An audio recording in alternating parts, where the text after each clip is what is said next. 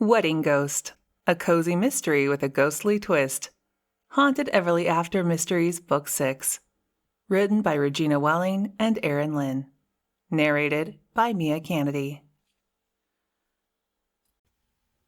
Chapter 1. Calm down. I think you're ready. The old wooden chair behind Patrea's desk creaked as she leaned back.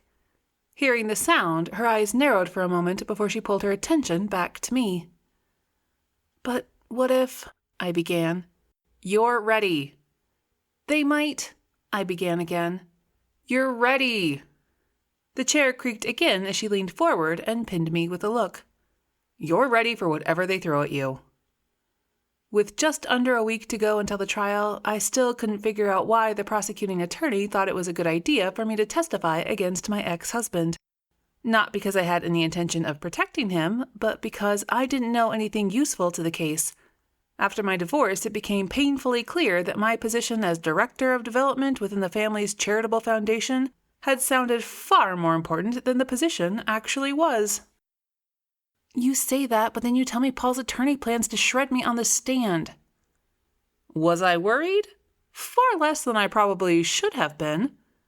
I don't even care, as long as this is the end of my dealings with the Hastings family. This is the end, right? Sighing because I'd asked the same question more than once, Patrea nodded. Honestly, Ev, this whole trial is a farce. If Paul gets more than a slap on the wrist, I'll be shocked. Not with Riva as a handy scapegoat. His attorney will play him off as an unwitting dupe. Colin Peterson specializes in turning his guilty clients into victims, and there are plenty of witnesses to what Riva did to Paul. Peterson won't have any trouble making it stick. Then why do they need me at all? It wasn't the first time I'd asked that, either. She sighed and deadpanned. Thurston made good on all the donation money Paul and Riva stole. Rumor is he even matched the funds out of his own pocket, so all the charities received double. That appeased the donors, and they've all decided to let bygones be bygones. It wasn't the first time she'd given me the same answer. But the DA is grasping at straws. And I'm a straw. Early on in the judicial process, it looked like the DA's office would drop the charges against Paul. Instead, they'd tacked on a few more. Peterson managed to get the conspiracy to commit murder, attempted murder, and accessory to murder charges thrown out. Call me small-minded and petty if you must. I won't argue the point. I'd have a hard time pulling that off because I still smile a little when I picture Paul naked and chained to a hotel room bed by the gutter-snipe tramp he'd dumped me for. I can't help myself. It's an excellent mental image. This was after he and Riva tried to set me up to take the fall for embezzling funds and set the FBI on me. It was also after she showed up at my house and tried to murder me, so you can see why I might be a little bitter. I thought they both deserved to spend some time behind bars, but that didn't mean I had any concrete proof to offer the court. The prosecuting attorney didn't seem to care about that particular detail. But you're ready, Patrea repeated. All you have to do is tell the truth. Now put it out of your head until Wednesday, and tell me what you think of these paint colors. She gestured toward a wall featuring several splotches of gray in an attempt to change the subject. A feat easier said than done, given how the trial date was something of a moving target. It had been moved up 6 months and then pushed forward by a week twice already. I just wanted the ordeal over with, but I dragged my attention back to the present and assessed the swaths of color. I'm leaning toward that one. It's called shadow gray. Patrea pointed to her choice. It has a slightly warmer tone than the cloud gray. She gestured to another one. This one is even warmer, but there's a pink undertone I'm not sure about. She'd just ordered me to tell the truth, so I did. They all look exactly the same to me, I said. You're no help to me at all. They're clearly not the same. Just to be certain, Patrea snatched a set of reading glasses from the corner of her desk, shoved them on, and stuck her face close to the wall. I failed to hold back a grin as I watched her head swivel back and forth between the 3 splashes of color. Shadow has more blue in it. I'd have to take her word on it. Which one will go best with that mahogany partner's desk in my back room? The one you've been drooling over ever since I showed you Catherine's stash? The former owner of my house liked to collect things. Lots and lots of things. No. What do you mean, no? I've been slowly clearing things from that back room for a year, and it still looks like a hoarder's paradise. I'm giving you the desk. Patrea shook her head. She'd let her hair grow longer over the past few months, so it swirled around her angular face in a soft, dark cloud. It's worth far too much for you to just give it away. Let me buy it from you. I will not. You can consider it a gift or as payment for dealing with my legal woes. I don't care which, but I'm having David and Drew drop it off as soon as you're done painting. I gave her a smile. Unless you want to keep using this folding table instead. I mean, it's only a little wobbly. Nothing a few matchbooks under the legs won't fix. She grinned. I feel like I should argue more, but I want the desk too much, so I'll just say thank you. Setting my legal troubles on the back burner, I turned my attention toward being a good friend. You're doing okay with everything? I ticked off the list of her most recent life changes. The move, the new job. It's a lot all at once, but you look happy. Visiting a place and living in it were not the same, and as much as I loved being back home in Moose Lick River, I'd had to make some adjustments, but at least I'd known what I was getting into before I decided to come back. Patrea was about to get a crash course in small-town living, complete with nosy neighbors who had more imagination than common sense and a serious case of wagging tongues. I am. She said with enough conviction I had to believe her. If you'd have asked me a year ago, I would have said I had everything I needed in life. I didn't know any better then, but now I do. And I have you to thank for it. You're like my fairy godmother. Cursed with pale skin to go along with my red hair, I blush a lot, even when there's nothing to blush about. It was nothing, I insisted. I barely got a chance to wave my wand at all, and I didn't even have to go looking for mice and pumpkins. No, Patrea laughed, only for Christmas trees. And the hunky men who sell them.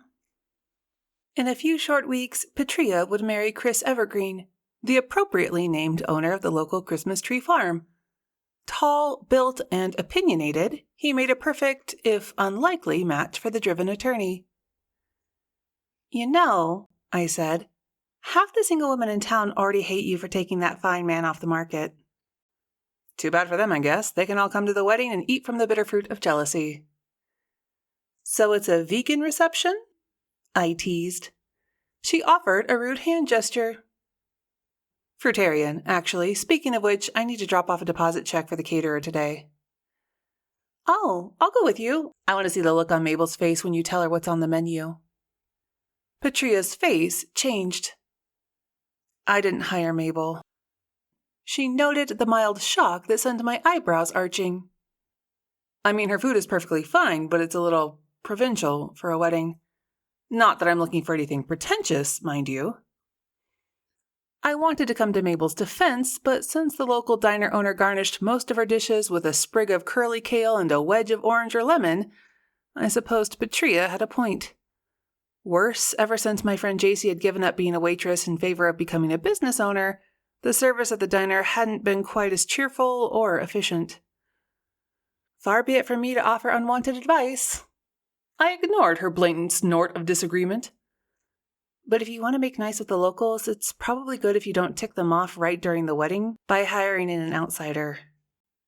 For your information, I did hire someone local. It just wasn't Mabel. You hired Summer Merrifield, I said, dismayed. I did. Why? Patrea slid off her glasses, used the corner of her blouse to polish one lens. What's wrong with Summer? Nothing, really. I set my own loyalties aside. As far as I know, she's a perfectly nice person, and I haven't heard anything negative about her cooking. But you've never tried her food? Sorry. I had to admit, I haven't. Summer only just opened up her little cafe this spring, and she keeps odd hours, so I keep forgetting to go. That's fair, Patrea said. From what she told me, she's running on an alternative business model aimed at providing customers a more personal touch. She basically only serves brunch at the cafe during the week, and she's set up for catering, but I'm a little hazy on the rest. We'll ask her about it, I said. Now I'm intrigued. Good, then you can give me an unbiased opinion since I've gone ahead and scheduled a tasting party with her for tomorrow for Friday Girls' Night. Surprised, I said, "What about Chris? Shouldn't the groom be the one to help decide on the menu?" She waved the question away. Please, Chris thought we should just let the town throw us a potluck supper. Can you just imagine? Paper plates, paper napkins, and plastic utensils. Not to mention a mostly mean beast menu, the go-to supper option for any town function. So he doesn't get to choose, I take it? I couldn't hold back a smile. No, he does not. I've given in on him wanting to invite practically the entire town on top of having his entire family coming in from all corners of the world. I went to the benefit dinner for the Morrisons, and I draw the line at my wedding reception turning into a fart-off. I clamped down on my tongue and banished the mental image evoked by her choice of words. I can see you've given this a lot of thought. Besides, Chris wouldn't care about the fussy details. He was more of a bottom-line kind of guy. Besides, Patrea echoed my thoughts. Chris doesn't care what we eat as long as we're married when the day ends. He says all he wants is me. She sounded surprised, but then, up until Chris swept her off her feet, Patrea hadn't been able to see herself as deserving of love or happiness. Not one of her more endearing traits, and one I was glad enough to see her growing away from. So, it's a date for tomorrow? You'll tell JC and Nina about the venue change? Sure. Maybe Paul Shark will get the case dropped by then and I can celebrate my good fortune with semi-pretentious food. I knew I probably jinxed myself, but I said it anyway. Chapter 2. Summer's place, Mary Eats, occupied the corner space of the old brick building that had housed Barron's Drug and Variety until a newer chain came in and knocked them out of business when I was still in grade school. Barron's had carried a little bit of everything behind the large oak and glass double doors set diagonally into the building's front corner. I couldn't walk past without being hit with fond memories of Grammy Dupree making a beeline for the glass case of hot nuts sitting at the end of the soda fountain counter. Cashews were her favorites, and I'd made them mine as well.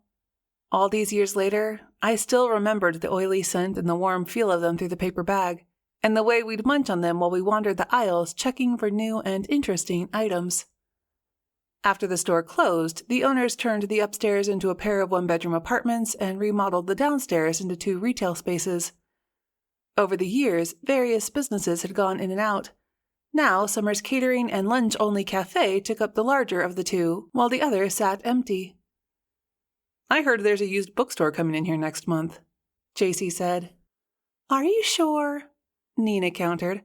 I heard it was supposed to be a yarn or fabric store, something crafty. Candles, maybe? No, I'm pretty sure it's books. Quit bickering. As instructed, Patrea rapped on the glass and waited. I want your honest opinions, she said. Don't hold back, okay? This is my wedding we're talking about, and I'm only doing this once, so it needs to be perfect. She peered through the wavy glass, looking for signs of summer. JC grinned.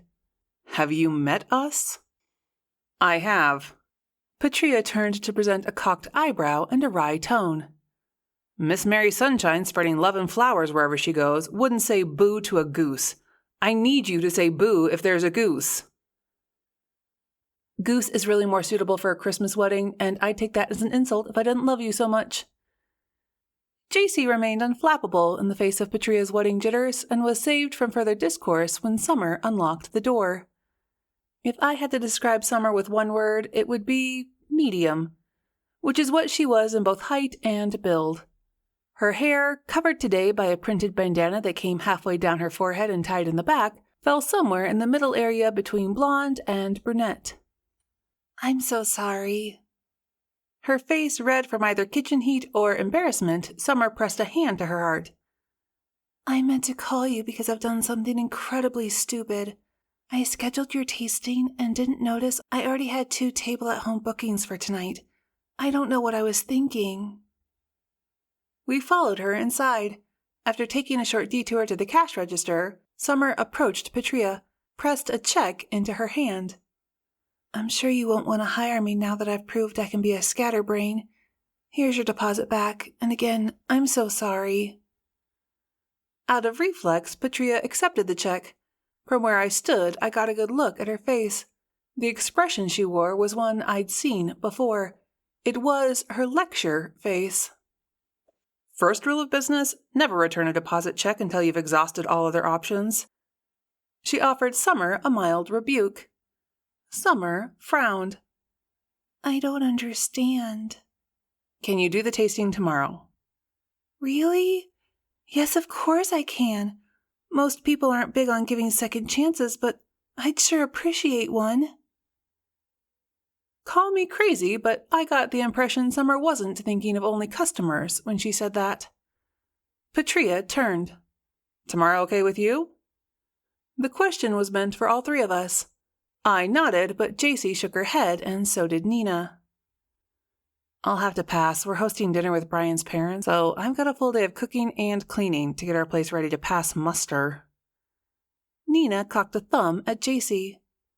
I'm in the same boat as her, except I don't have to do the cooking, so I'll be running the shop. Viola thinks the only thing I know how to make is black-eyed peas and collard greens. She grinned. I have decided not to disabuse her of that notion since it gets me out of inviting her over more often than once a month. Okay then, make it a tasting for two, and whatever it is I smell right now should definitely be on the menu. What is that? I sniffed the air.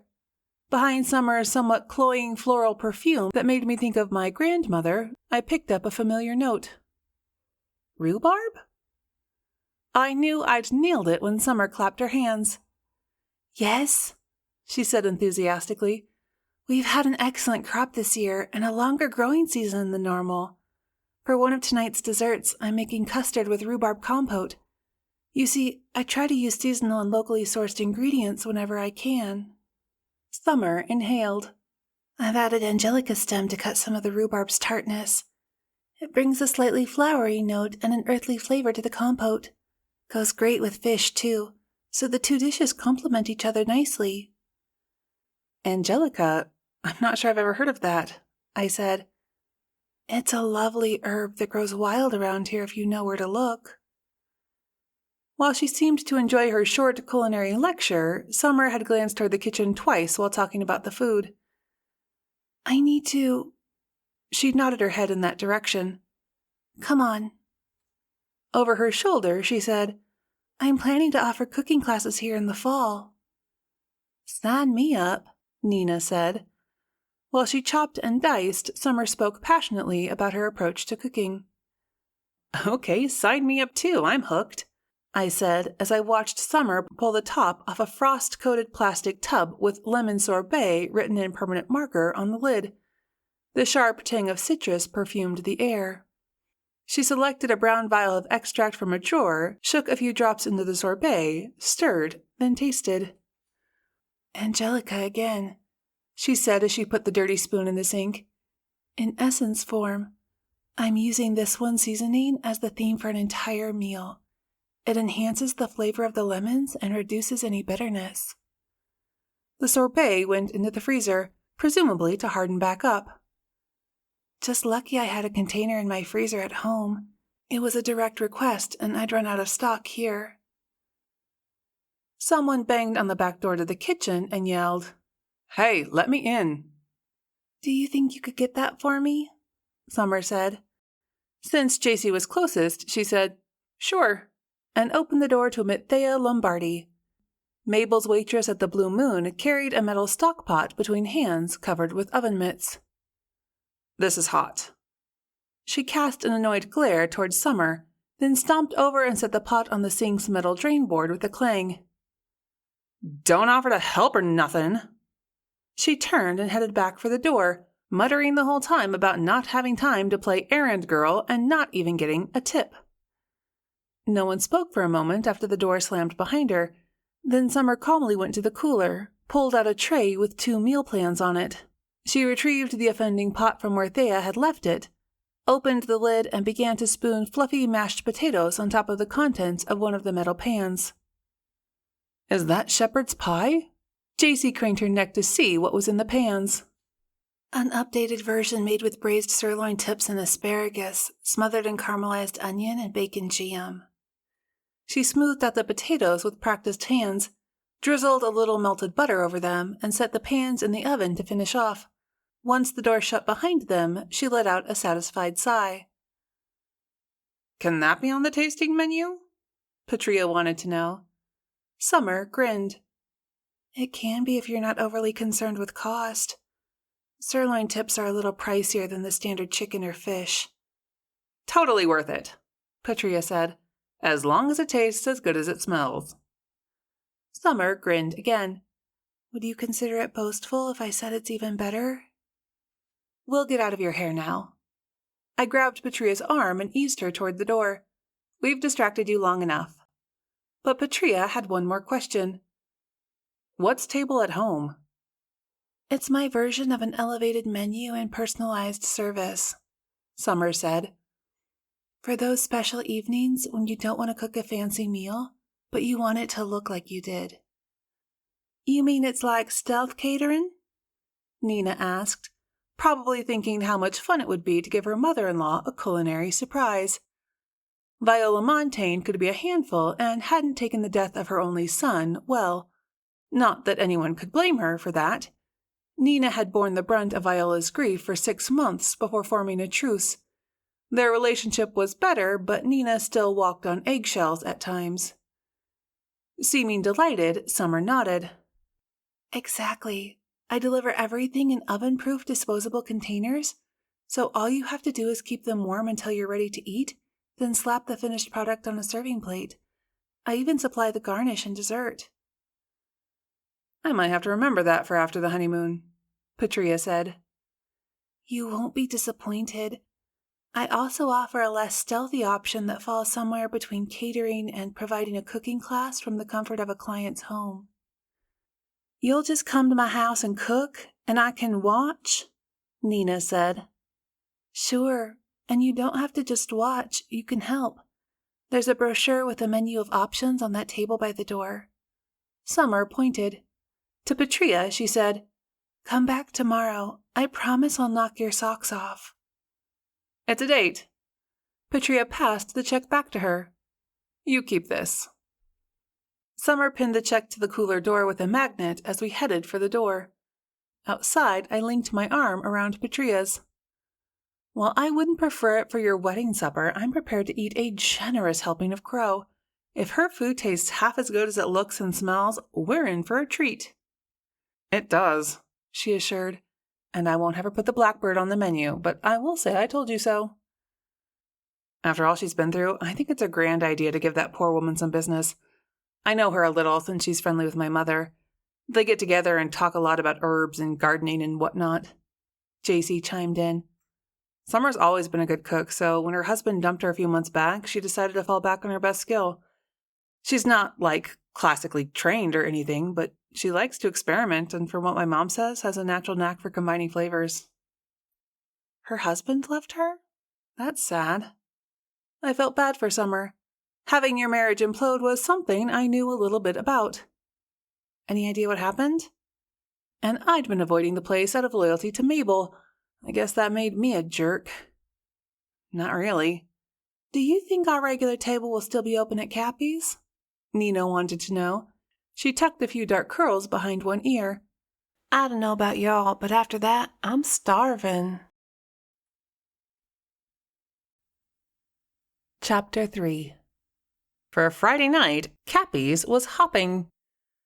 A trick of the landscape hid the sprawling length of the local barn grill so that from the front, Cappy's looked a whole lot smaller than it was. With live music, mostly country or rockabilly, the bar did a brisk business most every weekend. "Place is packed tonight," I said to Miranda Perkins when she arrived at not our regular table with a pitcher of draft and a bottle of passable red wine, our standard Friday night order. Too late by far, we'd ended up stuck at a table in the corner near a low stage where the band would swing into action around 9. Miranda's face looked flushed. "Midnight Highway's playing this week. They draw people in from out of town. Great for business, not so great for my feet." Knowing our preference, she dropped a basket with both rolls and mini bread loaves on the table, then pulled an ordering pad from her apron pocket. "If you know what you want, it's probably better to tell me now." She tilted her head to the left.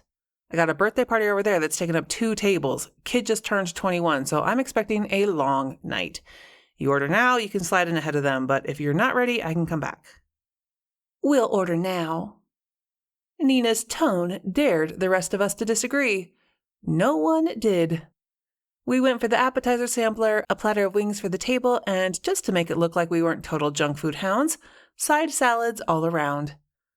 And darling, Nina said, my belly's trying to eat my backbone, so you just go ahead and tell Milo to send things out whenever they're ready, okay? The ordering done, she selected a mini honey wheat loaf, broke it in half, and slathered the fragrant bread with butter.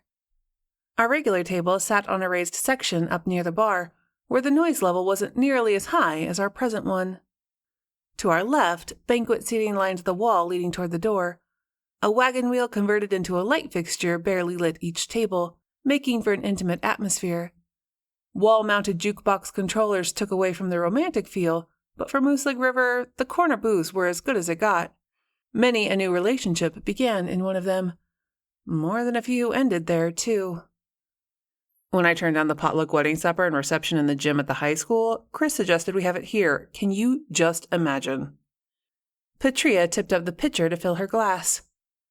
I had my reception here, JC said in a mild tone. No one seemed to mind. Her level look got her point across well enough to turn Patrea's face an embarrassed red. I'm sorry, that came out way snobbier than I meant it to sound. JC's eyebrow arched. Really? How snobby did you mean it to sound? I exchanged a glance with Nina. JC's temper burned the same way she drove. Hot, fast, and with a certain dramatic flair. She never stayed mad long, but it was ugly while it lasted. This would be Patrea's first experience with it, and I doubted she'd done herself any favors with her Merry Sunshine crack earlier. Frustrated, Patrea loosely curled her fingers, pressed the palm of her hand just above the outer corner of her eyebrows as if there might be a headache stirring there. Listen, my family will have certain expectations. JC's mouth opened, but Patrea cut her off. Which doesn't make them snobs, it just means they're used to such events being held in less rustic surroundings. And before you get all worked up, I turned down their offer to pay for the whole thing if we had it at the Ballantine. Patrea named the ritziest hotel within 100 miles. One with a gorgeous Art Deco-style ballroom where I'd put on several gala functions in the past. La-ti-da, JC deadpanned. I turned them down, Patrea said, because I want to get married here in Moose Lake River, where Chris has family, where we're going to make our life, where my friends forgive me when I'm too blunt, and where I finally feel like I've come home. You make it really difficult. JC let a tiny smile play across her lips, to stay mad at you. What have you got planned so far? Nina asked. We're having the whole thing at the farm. Patrea paused while Miranda delivered our salads, then doused hers with house dressing. I agreed to have the ceremony among the Christmas trees, but I drew the line at going all out with a seasonal theme. She speared a cherry tomato and waved it around as she talked. Christmas in July? I can see why you'd want to avoid that, JC said, all trace of her mild annoyance a thing of the past. Except the notion gave me an idea. I think there's a middle ground in there somewhere. Chris sells potted trees, right? I asked. Patrea nodded. Sure. Every year people grow more eco-conscious, which means the market for live trees is trending up. Chris decided he was leaving money on the table if he didn't at least try to meet the need. Look at her making all kinds of business sense. Have you ever thought about setting up the ceremony on the side lawn? There's plenty of room and a decent view besides. I'm picturing a variety of potted furs in elegant white pots arranged behind and around the altar. Then maybe use some smaller pots as a border around the setting to make everything feel more intimate. Okay, I see where you're going with this. JC selected a wing from the platter almost before it settled fully on the table. A white carpet running down the aisle between the 2 banks of rental chairs, the white kind to keep everything crisp and clean, fir trees in all the shades of green spearing out of elegant white pots covered in twinkle lights. It could work. It does sound nice, Patrea allowed. Pays tribute to the family business, but doesn't cross the line into territory that would make my folks feel uncomfortable. Have you decided on dress colors for the bridesmaids? Nearly choking on a hasty bite of lettuce, Nina's question came out somewhat garbled. Not red. Patrea's tone was as dry as the wine she'd switched to with her meal. On top of the obvious holiday connotations, I'd rather not send my mother into an early grave over a choice she'd deem vulgar. A second too late, Patrea glanced at Jacey to see the annoyance back on her face. Don't tell me your attendants wore red? Well, burgundy, because the brighter shades aren't flattering to Everly's skin tones, and unlike some brides, I wanted my entire wedding party to shine, Jacey said. I guess I should have just ordered fried choux for dinner since I'm spending so much time with my foot in my mouth, Patrea said. I didn't mean to hurt your feelings. I'm sorry. She reached over to lay her hand on Jacey's. I'm sure your wedding was tasteful and lovely. Reluctantly, Jacey smirked. Tasteful? No, not according to your standards, but it was loud and fun and everyone had a great time. Cerulean. Having sucked the last of the meat of a spicy chicken wing, Nina tossed the bones on the platter and the color choice into the mix. It's a pretty shade that will work for all of us. The blue tones will bring out Jacey's eyes, but it also has enough green to go perfectly with Everly's hair. And I look good in everything. Without waiting for confirmation, Nina selected another wing. That's the colors and the basics of the ceremony. Let's talk reception. Band or DJ? Her matter-of-fact tone triggered an arch look from Patrea, but the bride-to-be offered no contradiction. Was this the same Patrea who could tell the difference between three virtually identical colors of gray? It seemed it was, because she calmly let someone else choose her wedding colors. We could rent one of those big party tents with a dance floor. Despite my misgivings, Patrea seemed to be getting into the spirit of the planning. Decorate the inside with more potted trees to keep with the theme. String up scads of fairy lights, and I'd say we're good to go. Simple enough to keep Chris from feeling out of place, but elegant enough my mother won't have a conniption. Are you sure about that? A party tent on a Christmas tree farm is not the Ballantine, Jacey pointed out. Maybe she hadn't entirely let go of her pique. I'm sorry to butt in. I hadn't even noticed the couple at the next table, but apparently the woman had noticed us. But I've been eavesdropping, which is terribly rude, I know. I just couldn't help myself. You see, I'm getting married in the fall, and... Tall, with hair nearly the same color as mine, I recognized her only as a hairdresser in the salon where my mother got her hair done. Twisting in her seat, she reached for the bag hanging on the back of her chair, withdrew one of those thick organizer notebooks. After a word with whoever else was at her table, I couldn't see past Nina without shifting in my seat, she rose and came to stand over ours. I have my planning book with me. Without asking, she shoved platters and plates of our food aside to make space and flipped open the cover. I have everything organized and color-coded, see? This is my dress. For the life of me, I couldn't dredge up the woman's name, or maybe I'd never heard it. Not that much older than me, we'd have gone to school together if she'd been born and raised here. We hadn't, so I figured she was a newer transplant in town. I would have introduced myself and asked for her name, but the woman never stopped talking long enough for me to get a word in. She selected a tab, used it to flip the book open to the desired page, giving us a good, long look at the photo of the dress she'd chosen. Elegant and understated were not words I would use to describe it. Ugly wasn't the right word either, because someone took the time and effort to create the explosion of tulle and lace, and I wouldn't want to disparage the effort they put in. Fluffy, that was a good word to use. Or maybe ruffled was closer? Bell-like was another. Wide. It was a lot of dress. A whole lot. That's... Jacey's search for the right word made the woman smile. It is, she said. Isn't it? Looks like it belongs on a Barbie doll in a pretty pink box.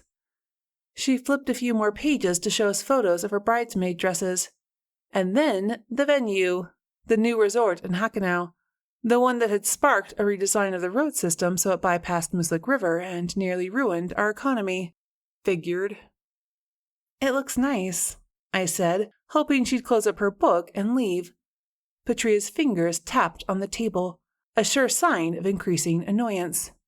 I'm sure you'll have a wonderful day. We're going with the gold leaf package because it's the best value. I'll get a full spa treatment on the morning of the wedding, plus the works at their in-house salon for the entire wedding party. Really, they take care of everything. All you have to do is pick out the dress and show up. If you like, I'll give you a referral. It's good for a 5% discount on all but the platinum package. Well, Patrea started to say something, but the table-hopping bride-to-be cut her off. If you refer 3 bookings, they'll upgrade you to the platinum package for free. What's-her-name pulled out a brochure, laid it alongside Patrea's plate, then closed up her planner. You really should take the tour at least. The facilities are top-notch. At that point, I think Patrea would have agreed to almost anything to get her to go away. I'll do that. We all watched the bride-to-be go back to her table, JC's eyes widening when she got a look at the man seated there. Summer's ex, JC mouthed. And so, of course, we all had to take a look. We were not discreet about it either, though he didn't notice our scrutiny as he was too wrapped up in his table mate. Still, we had to wait until they left before JC could give us the scoop. Okay, she said as soon as the coast was clear. I'm assuming by the blank looks, none of you get your hair done at Do or Die. That was Peggy Sullivan. I knew Jack Merrifield and Summer split up, but I had no idea he had taken up with Peggy.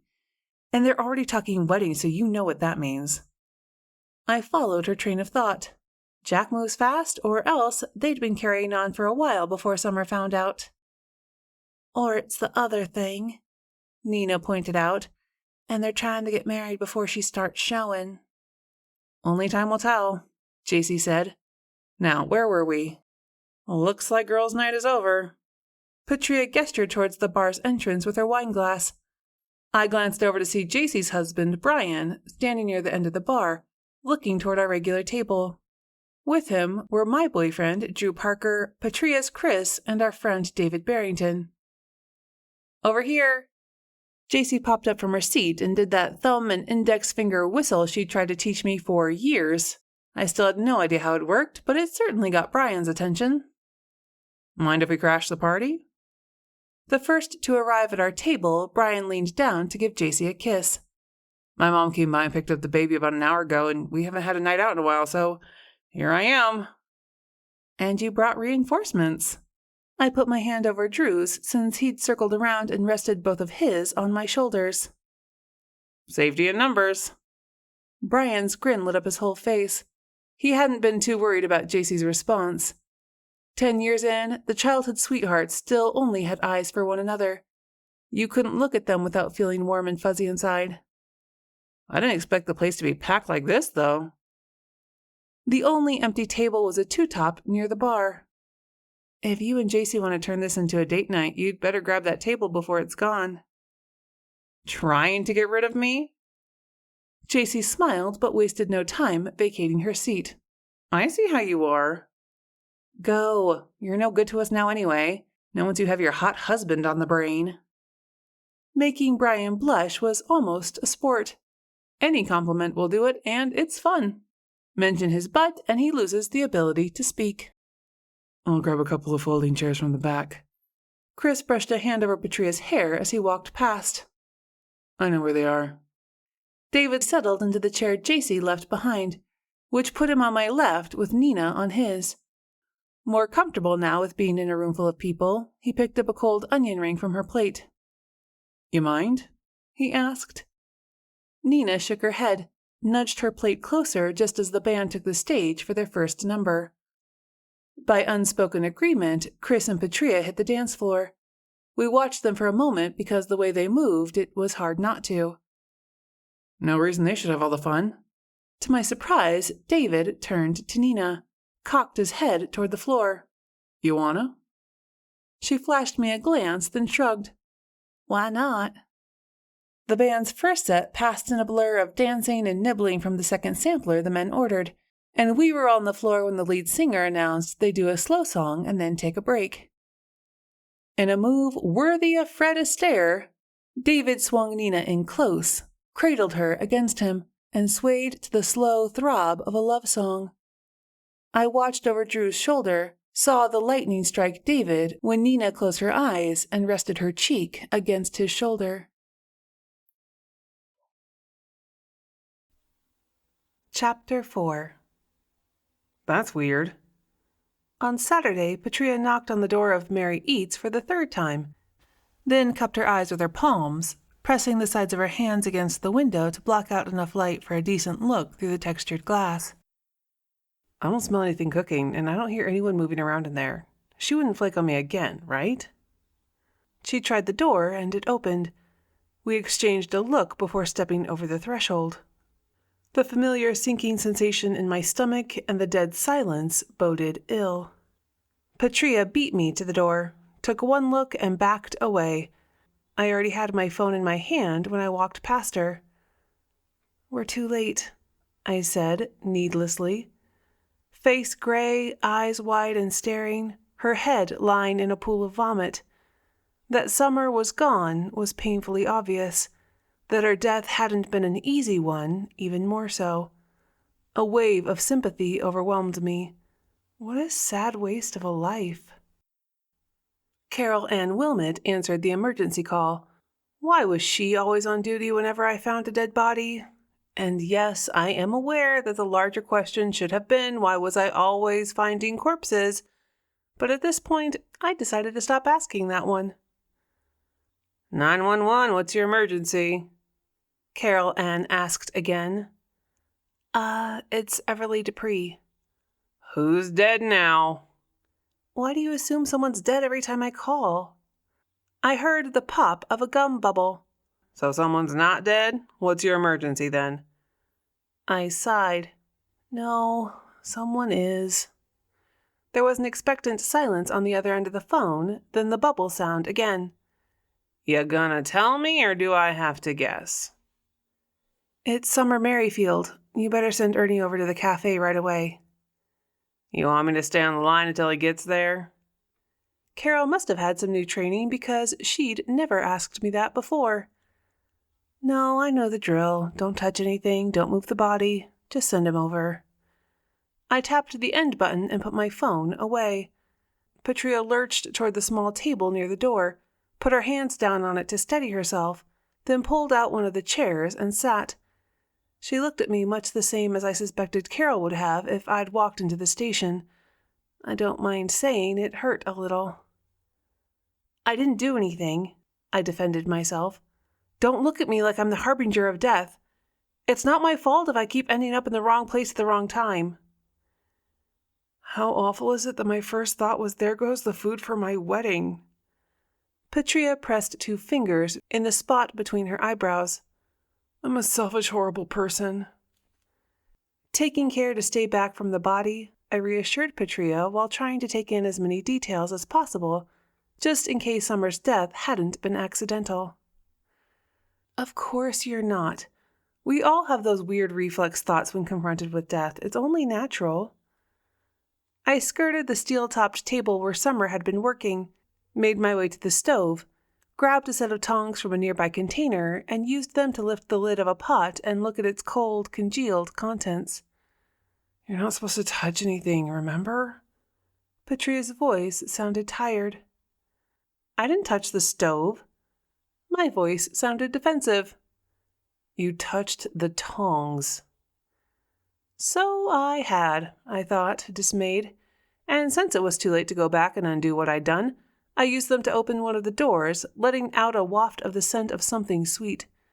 The smell came from a baking sheet containing a single layer of pale green stalks, sliced at an angle that made them look a bit like pasta, and coated in sugar that looked to have gone damp and sticky. The second oven held a pan of herb-studded chicken that looked about half-cooked. I nudged the door shut with my knee. Both ovens had been turned off before the food had time to finish cooking. I'll fess up when Ernie gets here, and you touch the chair and the table. I didn't tack on a "so there," but my tone did. I circled to the body looking for signs of foul play, but saw nothing obvious. Summer lay on her side, her body curved inward. I couldn't see or smell blood, but that could have been masked by the smell of vomit. Looks like Summer ate something that disagreed with her. With no telltale chill in the air, no chatty ghost hovering either, I assumed we hadn't disturbed an active crime scene and said as much to Patrea. I'll be the judge of that. Ernie hadn't made any noise as he entered the cafe, probably because we'd left the door open behind us. "What did you touch, Everly?" As succinctly as possible, I told Ernie what I'd done. As he knelt to examine Summer's body, I explained how we'd come to find her lying on the kitchen floor. Patrea pitched in to back me up. The story didn't take long to tell, and by the time it was done, the ambulance had pulled up out front. "That's it," I said. "I met the woman for the first time yesterday, and now she's gone. It's sad, really." I stepped back to let the medics bring in their equipment, recognizing the first man through the door. Vinny DeLuca was here in both his current positions. I suspected he'd been elected to be the county's coroner because he had at least some medical training and no one else wanted the job. Maybe if we lived in a larger area, the poor man could have given up his paramedic shifts and spent his days just wearing one hat. Or would that be one lab coat? I'd heard through the grapevine, in the form of Martha Tipton, that Vinny had applied to work for the state medical examiner in some capacity. According to Martha, Vinny had aspirations. She'd wrinkled her nose over the word that involved moving to Augusta. "Poison," he said after a quick examination. "Would be my first guess. Accidental, most likely. We'll have to send her to Augusta for an autopsy. The lab techs will run a tox screen to be certain." He stood and scanned the items across the tall, steel-topped table where Summer had been slicing and dicing ingredients. "It'll take time for the results to come back." "Any way you can get the ME to put a rush on it?" Ernie said. "I've got some pull, but probably not enough to move us to the front of the line for what's clearly death by misadventure. I'll do what I can, though." While he talked, Vinny picked up samples of the chopped vegetables, dropped them in small plastic bags, and set them aside. He did the same with the contents of a lidless plastic container that looked like the one we'd seen with the sorbet. Next, he went over to the stock pot, sniffed the contents, then took a small sample of that and another from the contents of the tray in the oven. Part of Vinny's job was to look at the evidence and decide the cause of death, but that pronouncement generally came after the autopsy. If Ernie suspected homicide, he could call the state police and a tech team to investigate the crime. Since he was on the spot, and because he leaned toward an accidental poisoning, it looked like Vinny had decided to take on the job all by himself.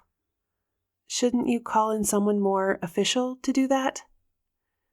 Ernie glared at me when I asked, but Vinny answered before Ernie had a chance to tell me to mind my business. "I'm this close." He held up his thumb and index finger with less than a half an inch between them. "To finishing my degree in forensics.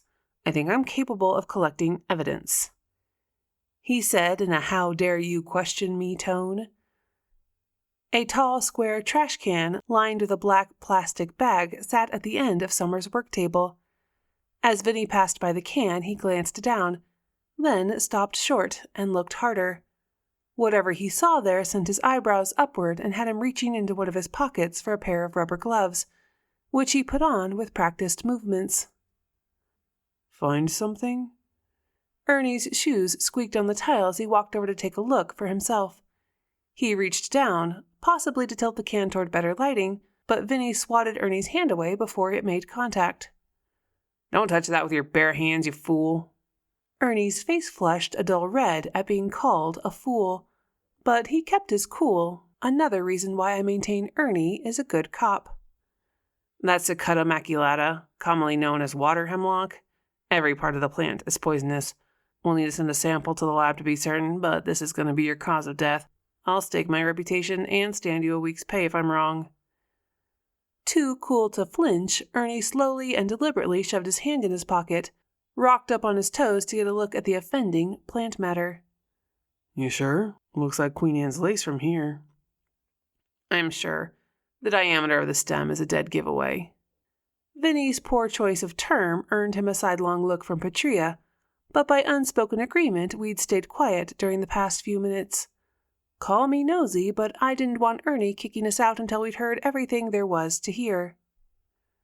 "Something like this happens every year or two in Maine. You get your amateur botanists who insist on foraging for mushrooms and other edibles, and they're never careful enough. Mistake destroying angel mushrooms for whitecaps or hemlock for angelica, and instead of a nicely seasoned meal, they're serving up a plate full of death." I heard Patrea second a breath at about the same time I realized that, had Summer not taste-tested her own dish, we'd have been tucking into that plateful of death right about now. All the blood drained out of my face, leaving it, I was sure, paler than it naturally was, which was saying something. Intense emotions washed over me. Fear, relief, sorrow, leaving a chill in their wake. I shivered. Beside me, Patrea did the same and clasped her hands together to stop them from shaking. It wasn't my first brush with death, but this time things were different. The danger hadn't come at me from the front of an all-out assault, but sneaked up from behind. This time, I didn't have any sort of adrenaline rush to carry me along, so the impact hit harder. I suppose she's better off this way. Ernie watched the paramedics put on extra protection before attending to the body.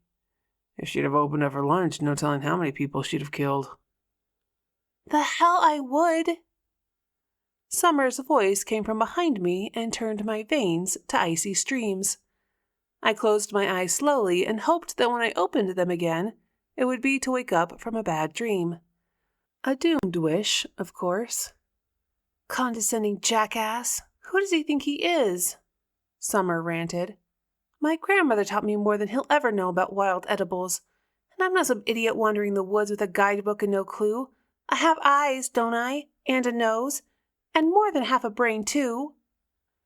With every syllable she uttered, Summer's ear-popping energy rose higher. I felt the prickle across the back of my neck, the buzzing in my throat, the tiny hairs standing up along my arms. Surrounded by people who clearly weren't able to sense the disturbance, though I did see a shudder run through Patrea's body and she had once mentioned feeling a presence in my house, I couldn't turn and tell Summer to shut up. I dearly wanted to, mind you, but not as much as I wanted to avoid giving Ernie one more reason to look at me funny, so I kept quiet and let her run down. I've been cooking with Angelica for years. I've never poisoned anyone before, and I certainly wouldn't be stupid enough to cut up hemlock with my bare hands. Do you see any gloves lying around here, genius? Summer waved her finger under the Emmy's nose. Do you? And look at my hands. Are there contact burns on them? No, there are not, and there would be if I were stupid enough to handle hemlock without protection. How did you get that job anyway? Vinny didn't even flinch when she put her face close to his. I did, though. Maybe other people can't feel anything, but being that close to a ghost isn't a pleasant experience for me. The nearest real-life experience I can compare it to is walking barefooted through ankle-deep muck. Touching a ghost is like that, only over my entire body, and the muck is icy cold besides. The thing that finally shut Summer up was the sound of the zipper closing on the body bag. Maybe she hadn't fully realized she was dead until then, but she quit talking right in the middle of a sentence and seemed to become more aware of her surroundings. I watched from the sidelines, hoping she wouldn't notice I could see her. Would I feel lousy if she didn't know there was someone in the living world who might help her find justice should there come the need? Probably, but I figured I could live with the guilt if it meant her not following me home and bugging me until I did. Moose Lick River is the kind of small town where people will follow an ambulance or fire truck out of morbid curiosity. Plus, Carol Ann Wilmot has a big mouth. Whether she called Summer's ex or some other looky-loo did, the result was the same because he picked that moment to show up and shove his way past the pair of deputies Ernie had called in to help. Summer? Jack Merrifield stumbled to a halt at the sight of the black body bag being loaded onto a gurney for transport. It can't be. Frantic, he searched the room for someone who might tell him what had happened. When his gaze fell on Patrea and me, he frowned, then latched onto Ernie as the best possible source of information. What happened? I heard... Tell me that's not Summer. He moved closer to the gurney, and I think he would have gone for the zipper if Ernie hadn't stepped in front of him. Don't. Given in a gentler tone than I'd have expected, the command still stopped Jack from following through on his quest for assurance that Summer was dead. Let Vinny take care of her now. I don't understand. Breathing heavy, Jack grabbed the front of Ernie's shirt. Tell me what happened. For an ex-husband, the man took distraught to a new level. Watching him melt down put my response to the situation into perspective, calmed my anxiety a notch or two. Patrea's too, I guessed when I caught her expression. And then I made my fatal mistake. I looked over at Summer to see what she might be thinking, and she caught me. Her eyes widened as she hovered nearby. "You can see me." Too late, I tried to let my gaze pass over her as if she weren't there, but it wasn't enough. "You can see me," she said again with such relief I couldn't help myself. I looked at her deliberately, nodded my head slowly, then tried to communicate using subtle expressions that we couldn't talk with everyone around. I wasn't looking forward to the moment when she got me alone because, in my experience, her presence could only mean one thing: murder. Chapter 5. Given Summer's ghostly presence at my elbow, I probably needed to let Ernie know her death hadn't been accidental. There was a chance, I supposed, but my experience with spirits proved otherwise. Besides, she'd given me an excellent way to start the conversation. However, I waited until we were standing outside, watching the ambulance pull away with flashing lights but no sirens. Having pulled himself together enough to drive, Jack followed behind. "Did you notice there weren't any red marks on her hands?" I think Ernie had forgotten we were there because his head swiveled around quickly when I spoke. Why are you still here? He said, proving my theory. I wasn't going to answer that. I remember Grammy Dupree going out to get rid of some hemlock growing near that little marshy spot down by her place. At that time, I'd found the get-up she'd worn amusing, particularly given the heat of the day. She suited up for it. Pants tucked into her socks, yellow rubber gloves up to her elbows, a bandana over her face, and a zip-up sweatshirt with the hood pulled so tight only her eyes showed. She said she wasn't taking any chances her bare skin would touch the plants because of the contact rash. So, I held up mine.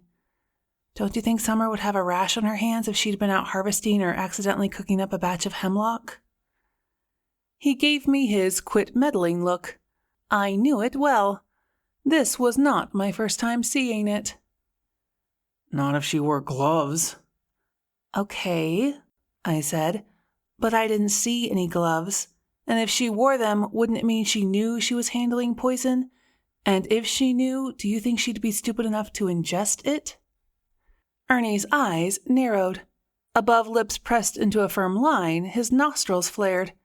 He gets that same look on his face almost every time we speak. I refuse to take it personally.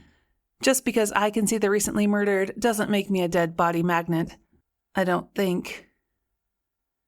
Maybe you have a point. I'll wait for the ME's ruling, but it can't hurt to ask a few questions. He pulled the door shut behind him and indicated with a head nod that we should be on our way. Not 10 steps toward the car, Patrea spoke. "I think you missed your calling." I realized she had hardly said a word during the whole ordeal, and now her tone was one I'd never heard her use before.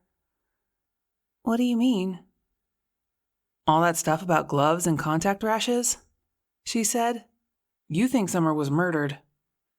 I slid into the passenger seat of Patrea's car and thought about my answer while she circled around to the other side and decided to keep it simple. "I do. And what's more, I found it interesting Ernie hadn't needed all that much convincing." Patrea fitted the key into the ignition, then sat there for a moment, her head turned toward me, her eyes searching my face for something, but I wasn't sure what. Finally, she said, "There's something you're not telling me." "I don't know what you're talking about." If I kept the conversation going in circles, maybe she'd let it go. She turned the key, glanced to see that the street was clear, then pulled out of the parking space. You do?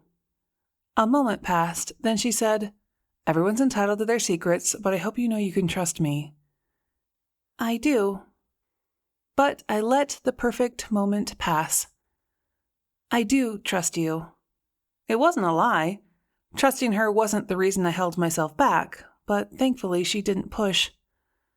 Someone murdered that poor woman, and if you hadn't been there, the whole thing would have been passed off as an accident. Oh, please. I could all but hear Summer's eyes rolling as she sat in the back seat. You didn't do anything except repeat everything I said to you. I know. I said it more for Summer's benefit than Patrea's. But for what it's worth, I think Ernie was already leaning that way. I know what people say about him sometimes, but he's a good man, and a decent cop, too. The worst thing I'd ever seen him do was let a pretty girl flirt her way out of a ticket once or twice. Maybe so.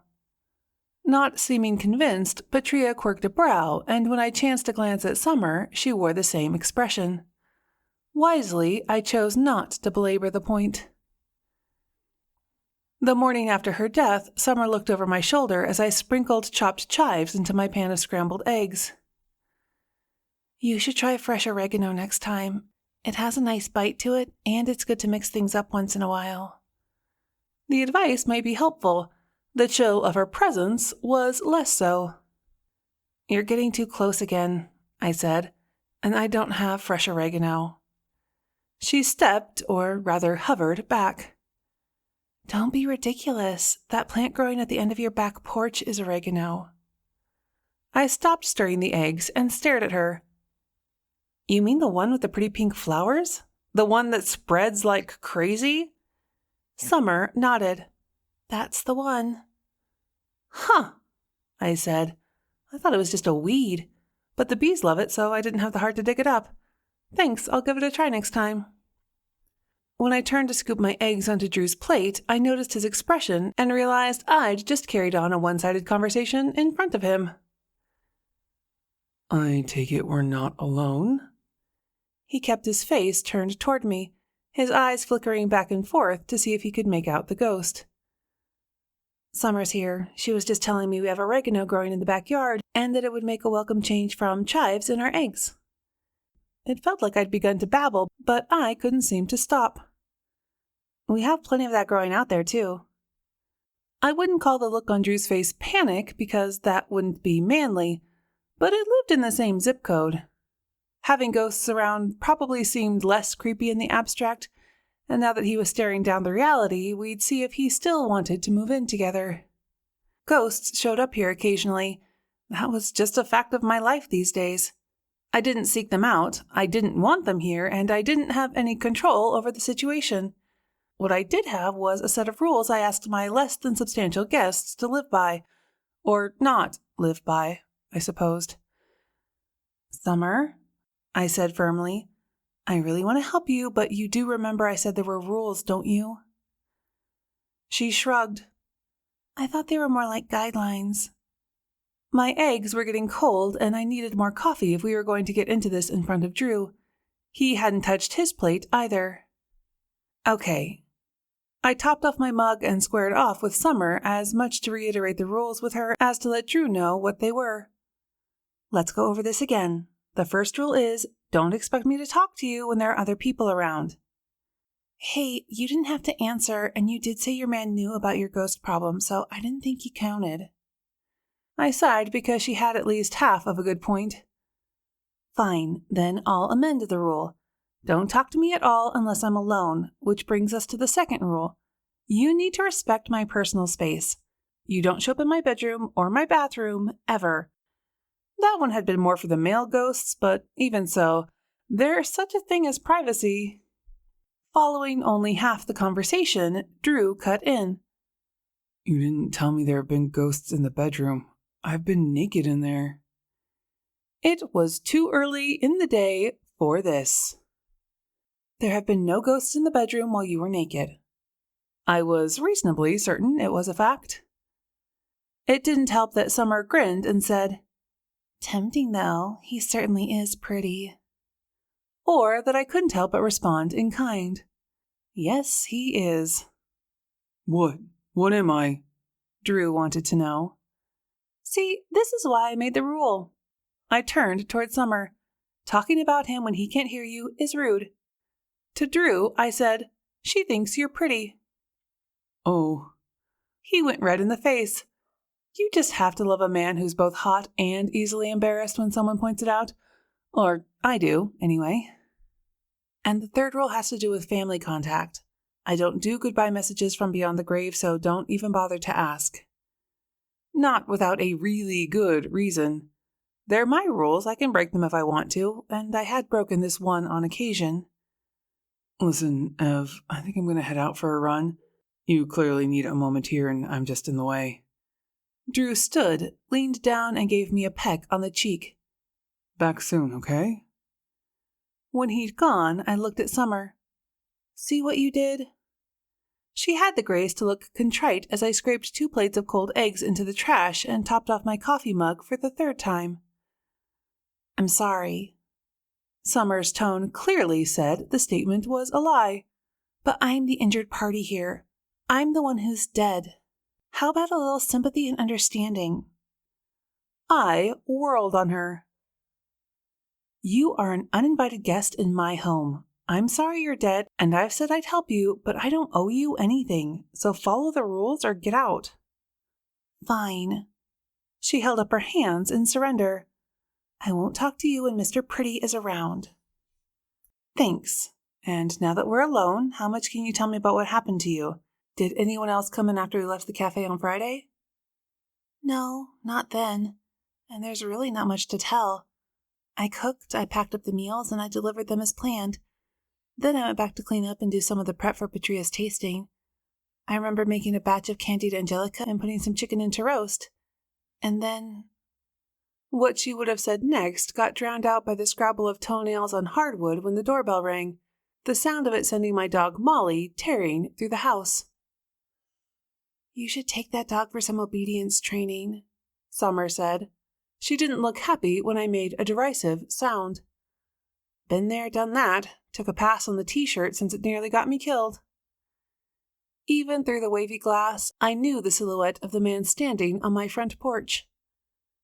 Summer, you need to go. Now, please. The ghost version of flouncing out of a room leaves a chill in the air and a somewhat ominous feeling behind, but it was preferable to her commentary on my cooking.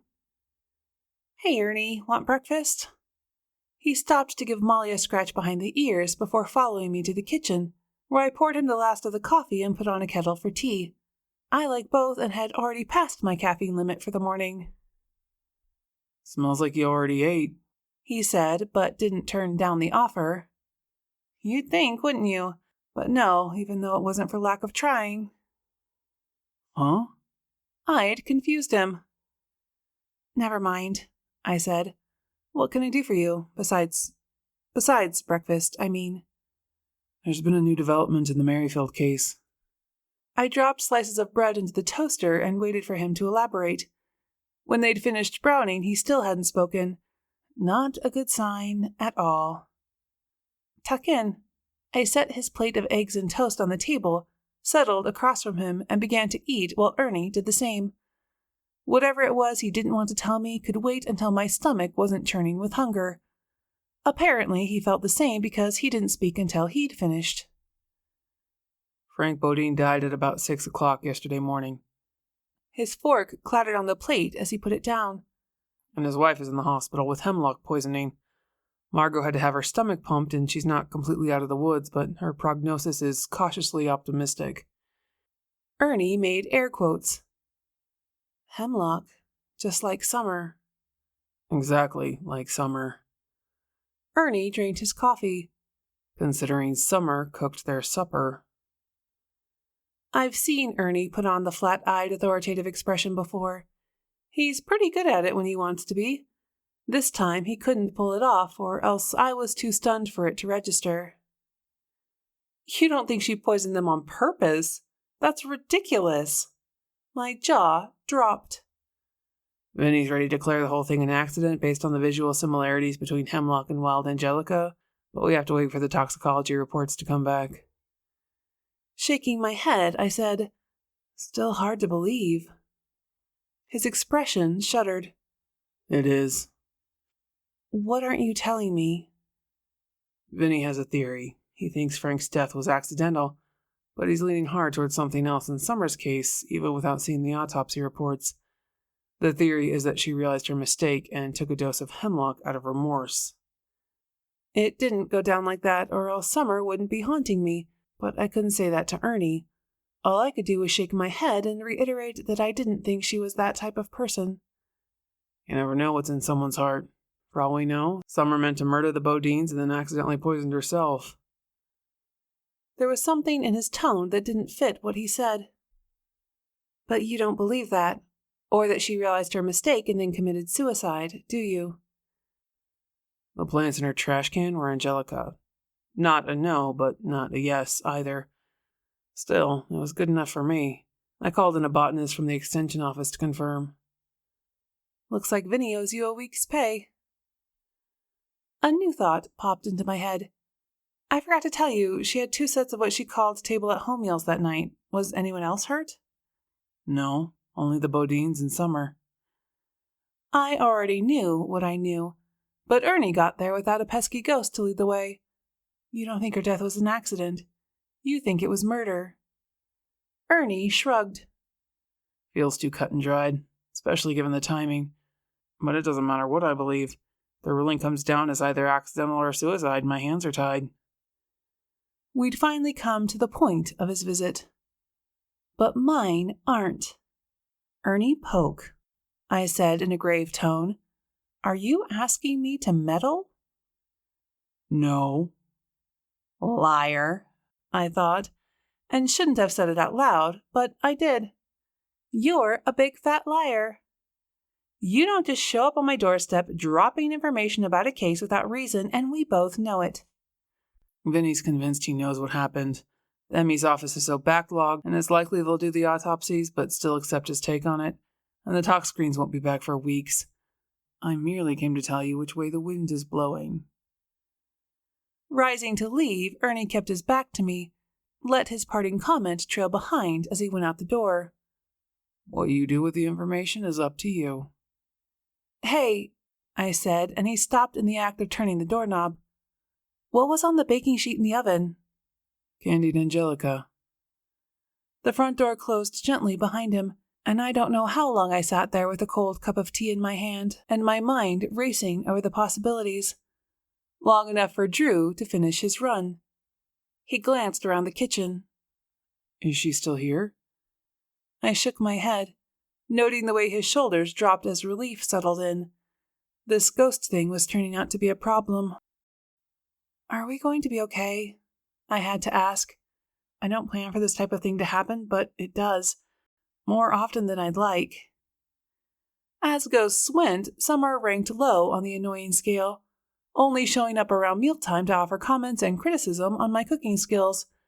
She hadn't been forthcoming with details about her death, totally normal in my experience, other than to insist she hadn't poisoned anyone. Little spooky. At least Drew was honest.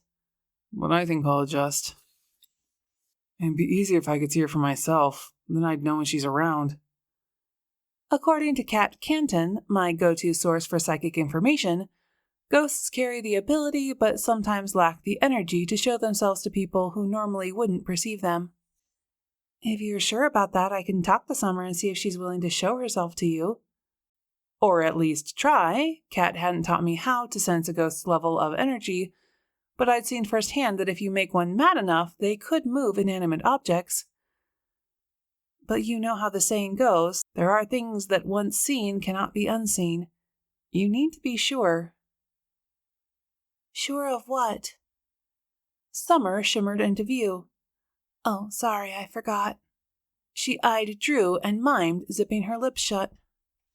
Drew didn't answer right away, so I figured I'd give him time to think about what he wanted. In the meantime, I thought Summer deserved to hear Ernie's news. Speaking of Summer, she's here now, and there's been a new development. I have sad news. One of her catering customers passed away, same cause of death.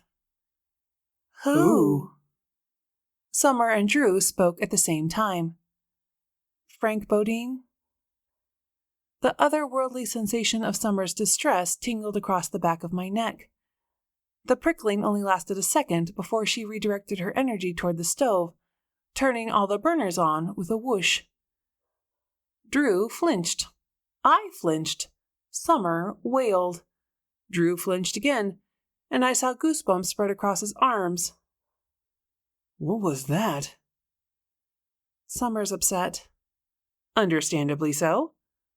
That's no excuse. Drew went into practical mode, which told me he wasn't entirely freaked out by Summer's display. She could have burned the house down if one of us wasn't here to keep an eye on things. Does this happen a lot? I thought you said there was nothing to worry about. The burners went back out. I'm sorry. Regret turned Summer's tone shrill. I didn't know I could do that. I'll leave and I won't come back. I didn't mean to cause trouble. Before I could stop her, she was gone. It's not safe. Drew had been talking, but I tuned him out. It's okay, she's gone. Like, for good? So she says. Chapter 6. Peanut wants his auntie. JC's text came in just after Drew left to teach his evening class. Meet me at the park? 10 minutes, I sent back. Hey, Malls, want to go for a walk? In my house, walk is a magic word that pushes my dog's wiggle button. Almost 70 pounds of chocolate lab shimmied into the room with her leash in her mouth. I'll take that as a yes. On my way past, I grabbed my roller bottle of Mama Wade's mosquito repellent out of my hiking bag because the bloodsuckers will be out looking for snacks this time of day. I didn't want to come home covered in itchy welts, and her blend of essential oils worked and smelled better than anything sold in stores. Even though we'd walked at a fair clip, JC beat us to the park and was pushing Wade's stroller down the paved path toward the picnic tables when Molly caught sight of her. Not wanting to be dragged off my feet, I let go of the leash and watched the big dog lope towards one of her favorite people. Hello, Molly. Faintly, JC's voice traveled across air laden with humidity. Even more faintly came the silver sound of Wade giggling as Molly's tail thwacked into the side of the stroller. Closer now, I saw his chubby fingers reaching for the tempting item that kept going just beyond his reach. With each swish, he altered his timing until he finally snagged a handful of fur. Feeling the tug on her anatomy, Molly turned, saw the baby, and rewarded him with a sloppy kiss that only made Wade giggle harder and bounce in his seat. Molly's really good with him, JC observed as I caught up and we settled side by side on the seat with our backs against the table. She turned the stroller so Wade could see the show, produced a tennis ball from the storage area under the seat, and gave it a toss, sending Molly into frantic motion that delighted the child. You said Peanut wanted his auntie, but what you really meant was Peanut wanted auntie's dog. What can I say? You and Molly are a package deal. I suppose we are. The dog had come to me a little over a year before, when her owner had become the second ghost whose murder I'd had to solve. We're family now. Speaking of, where's Brian tonight? Tractor-trailer hit that sharp curve on the Hanover Road at a bit over the limit. Took down 2 poles and a section of guardrail before he got control again. Anyone hurt? The driver was a bit shook up, but that's it. Brian's out with the crew getting the lines repaired so the folks on the other end can have their air conditioning turned back on. I expect he'll be out half the night. Didn't the town put up more signs out there? I'd heard Martha talking about it in the spring. JC nodded. Sure did. 4 warning signs in each direction aren't enough to stop the idiots from driving too fast. Maybe they thought 5 would be the charm. Doesn't seem to have worked out that way. Wade's giggles abruptly turned to annoyed noises. I'll get him, I said, and went to work unstrapping the baby from the stroller. When I lifted him out and held him up to say hello, he made growly noises, grabbed for my ears, and planted his mouth over my nose. Ow! I said as his forehead bumped mine. I think he's hungry. No, JC laughed. He's giving kisses. Going with it, I made smooching sounds that earned more baby giggles. After my marriage ended, I decided family life wasn't in the cards for me. Cuddling Wade, I could admit the decision had been ill-timed and hasty. I want one of these. I didn't even realize I'd spoken out loud until I saw JC's expression change. With Drew? She asked. I don't know. We haven't talked about kids. I mean, we've been talking about moving in together for a while now, but things keep getting in the way. What do you mean by things? First, I held back because of my ghost problem, but then I ended up telling him about Deli. He seemed fine at the time, but that was weeks ago, and we're still talking about the move in vague terms. It's a big step, Ev, and you haven't been together that long, so you need to be sure. We'd had the conversation before, and I knew she was only looking out for me, but it made me wonder. Don't you like Drew? If I remember, you're the one who practically pushed me at him. Of course I like him. I've known him since he wore nappies. And he's good people. The best. So are you, and I think you're great together. But it doesn't matter what I think. You need to feel the thing, or it doesn't count. So the question is, do you feel the thing? If you love me at all, you will stop saying, feel the thing. I'm trying to give this moment the gravity it deserves. Eyebrows waggling, JC grinned. Then I take it you have felt the thing. My face flamed. The thing has been felt, I said, smiling, but I'm not sure it's down to what I want anymore. I think he's changed his mind now that he's had a ringside seat to me carrying on a conversation with thin air. How does someone get used to that? JC waved her hand in a dismissive gesture. Pfft, I talk to myself all the time. Brian finds it charming. If you love someone, you accept their eccentricities. If you can't, then it's not love. I didn't think it was that simple, but I wished it were. JC and Brian were one of those couples that would stand. No matter what life threw at them, they would hold each other up and forge on. My parents were the same way. Once upon a time, I'd thought Paul and I would be the same. But then the blinders came off. This thing with Drew is new, and it happened fast, I said. Maybe too fast. Or, JC took the counterpoint. It was just the right time, and you needed the heartbreak with Paul to teach you what you wanted in a mate. A mate? As in soulmate? You know I don't believe in that kind of thing. Not anymore. Looking sad now, JC threw the ball for Molly twice before she answered. I watch these movies where, when the couple gets together in the end, one of them makes some grand speech about how the other one makes them happier than they ever thought they could be. And do you know what I think when I hear that? I shook my head. I think, what a self-centered idiot. And in real life, the relationship wouldn't last a year. She set the ball down, reached into the bag hanging off the stroller for a baby wipe, and cleaned dog slobber from her fingers. Impassioned speeches about happiness are fine and romantic, but the true test isn't in the grand gestures. It's in the little things that happen day to day. You can't make someone happy. They have to do that for themselves. But you can love them while they figure it out and be there when they need you. That's the secret. She took the now sleeping baby from me and settled him back in the stroller. If he can't handle your ghosts, he's not the right guy for you. If you can't find a way to help him deal, then you're not the right woman for him. Just try not to hurt each other too much while you figure it out. Sometimes JC forgets to put on the velvet glove when she pulls out her iron fist. Her next comment threw me totally off guard. Hey, isn't that Mrs. Tipton sneaking through the bushes over there?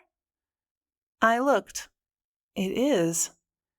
Given her tendency to dream up town events impossible to pull off without my help, you'd think I'd have the sense to leave Martha alone if I didn't want to be seen. I did not. Molly, stay. I'll be right back. Of course, Molly didn't stay, and since she's hard to miss when she gets excited, Martha saw me coming. Everly, what are you doing here? If you took Martha at face value, you'd expect a nice, grandmotherly lady who carried mince or butterscotch in her purse and always had tissues. You'd be wrong. Martha was the backbone of Moose Lake River and a shameless manipulator of people in her pursuit to make the town great again. I'm here with JC. We're just visiting. What are you doing here? Oh, I've been trying to get more exercise these days, so I thought I'd go for a walk in the park. I wasn't buying it. You have a twig in your hair, I observed in a dry tone as I picked it out and showed it to her. Martha puffed up like a chicken in a rainstorm. If you must know, I was assessing the damage to the war memorial. It's in a frightful state and needs repair. I'm planning to get an estimate, so I'll know how much money we need to raise to get it fixed. Translation? Get ready, I'm gearing up to plan another town event. The war memorial is on the other end of the park. I could see it from where we stood if I turned my head, and again, I wasn't buying her explanation, so I crossed my arms over my chest and gave her a stern look. For heaven's sake, I was at the memorial when I saw Carolyn Lombardi coming out of the House of Pizza, and I didn't want to argue with her again, so I... Martha waved a hand toward the bushes she dodged through to get into the park. Carolyn Lombardi is Thea's mother, right? Martha nodded. The woman is positively deluded. Worse than Bess Tate, and that's saying something. About what? I prodded. She had me curious. Land's sake, child, if anyone ought to know, it's you. My heart lurched. What had I done now? Or worse, what did Martha want me to do? Let's pretend I don't. Martha squinted up at me. Or maybe you're one of them. The twists and turns in Martha's logic centers defied geometry. One of who? Whom? She corrected. Considering she always said nuclear instead of nuclear, she probably shouldn't be correcting my grammar. I held back a derisive grunt. All right, then. Whom? Do you think Summer Merrifield murdered Frank Bodine in cold blood? Martha cocked her head to the side and waited for me to respond. I don't. Well, good. At least you're not an idiot. But there's plenty who are. People I'd have sworn were decent, God-fearing folk have set out to prove me wrong. Can you believe anyone would want to deny that poor girl a church funeral? On the best of days, Martha's brain went around like a pea in a whistle, so it took me a second to follow her thought process and come to the most logical conclusion. Summer? My face went hot with indignation as I caught up. Because they think she's a murderer? Doesn't that beat all? Martha squeaked. I'm livid. I might have to leave the church if they go through with this ridiculous travesty. I don't know what's wrong with people. Summer Merrifield almost single-handedly supplied the last 3 bake sales and wouldn't take a penny for the ingredients. And this is how they repay her generosity? By branding her a killer and deciding she's not good enough to go through the church doors feet first. That sounded unfair to me since there wasn't a shred of evidence that Summer had done anything wrong, and I said so. This will mean dire things for the whole town, you mark my words, she said. Dire things. On that note, I left Martha to make her way back to the pizza place to see if Carolyn had gone. What was that all about? It looked like Martha was in a tizzy. J.C. idly pushed the stroller back and forth with one hand to keep the baby sleeping while she sat with her feet in front of her, ankles crossed. Martha idles at tizzy. I flapped a hand. I guess Carolyn Lombardi has decided to brand Summer a murderer and is doing her best to talk the church people into denying Summer a proper funeral. Isn't that archaic? I was shocked that J.C. wasn't surprised.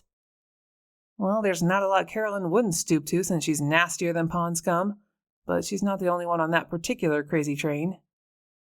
What do you mean? I shifted to face J.C. while she explained. We get a lot of locals in the shop, and Summer's a hot topic. She paused to frame her words kindly. People are saying just awful things about her. What kinds of things? I flinched when Summer's voice sounded loud right behind my left ear. I spun my head to see her sitting cross-legged on the picnic table, her face a mask of displeasure. I guessed her embargo of me only pertained to my house. Fine by me. My stern look registered with her about as well as my talk on the rules. Basically, not at all. She's here, isn't she? J.C. looked at the point where I'd focused, saw the empty table, then back at me. Her hand left the stroller and fluttered to her mouth. No, don't tell me. Okay, I won't. But tell me, she's here, right? Her breath whistled when J.C. sucked it in. A real live honest-to-goodness ghost is sitting right next to me. Any chance she'll calm down soon? Summer cocked a brow, crossed her arms, and waited. I shrugged. Give her a minute.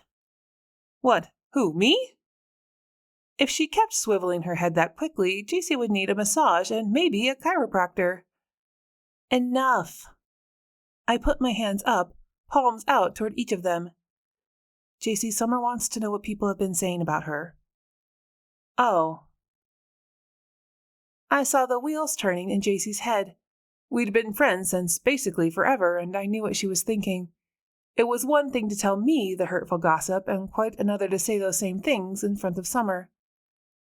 Well, she paused to find a way to frame it gently, and then JC focused on a spot just over Summer's left shoulder.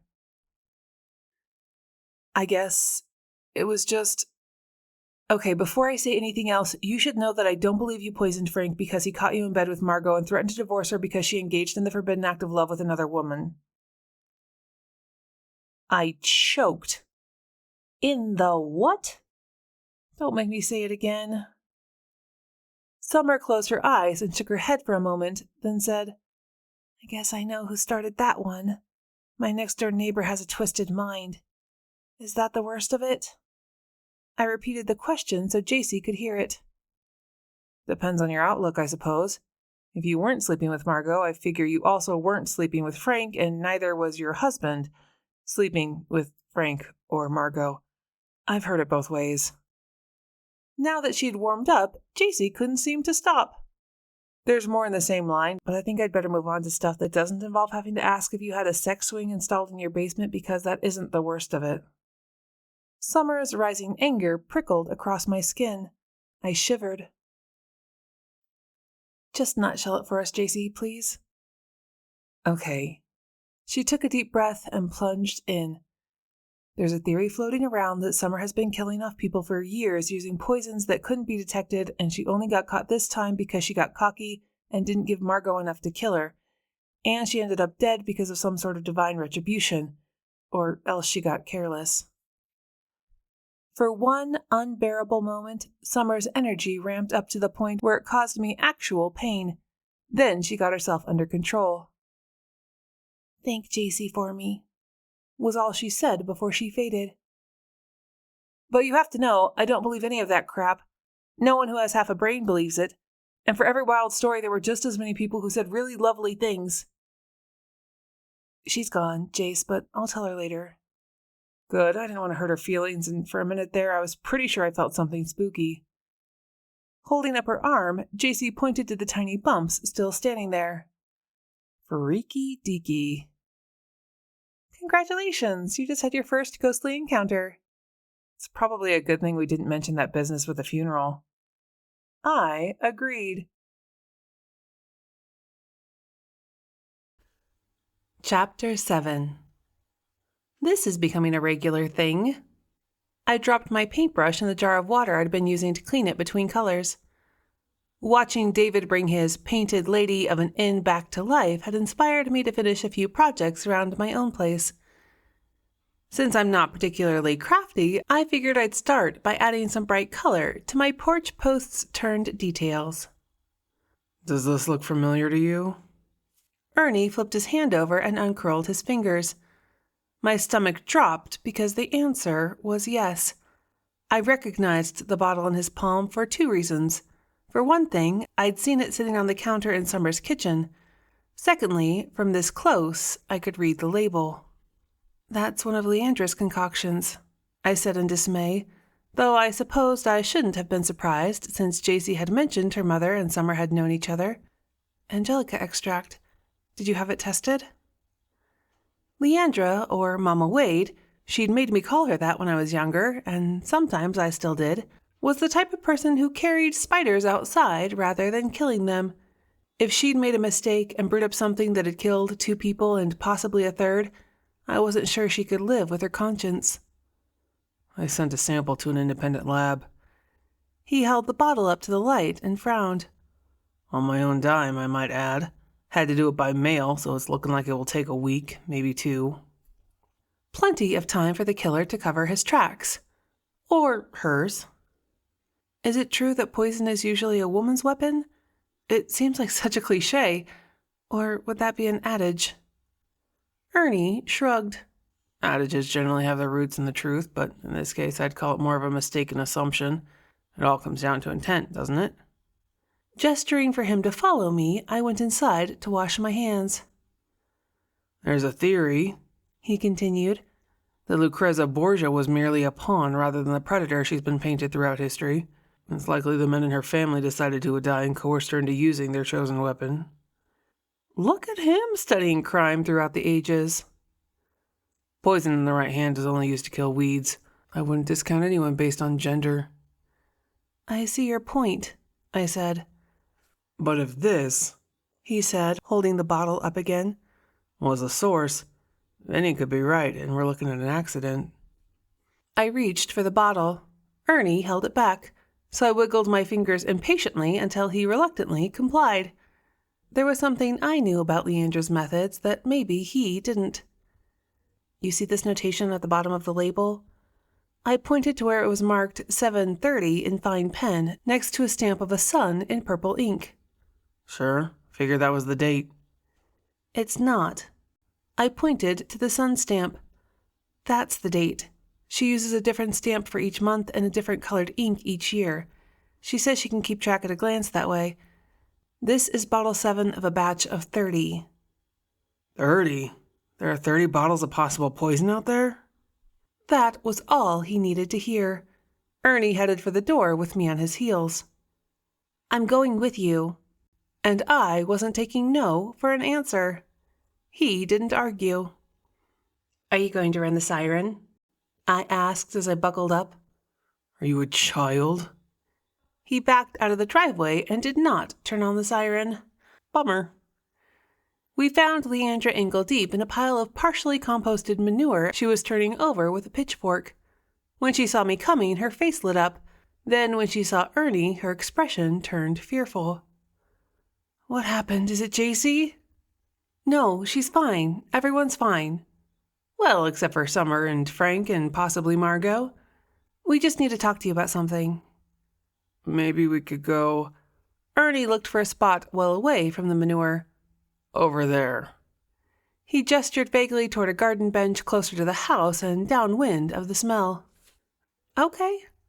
Now that she knew none of her family was in danger, Leandra smiled cheerfully beneath her straw hat. Once clear of the manure pile, she stepped out of the rainbow-patterned rubber boots she'd worn for the job and padded across the grass with bare feet. You sit right down and I'll bring some lemonade, and then we'll talk about whatever it is that brought you out here on this fine day. I suspected she needed a minute to settle herself, but I wouldn't say no to a cold drink, and her lemonade rated high among my all-time favorite beverages. She always added a bit of muddled mint that made the drink even more refreshing. No, it's... Ernie was too late to stop the mini tornado headed for her kitchen.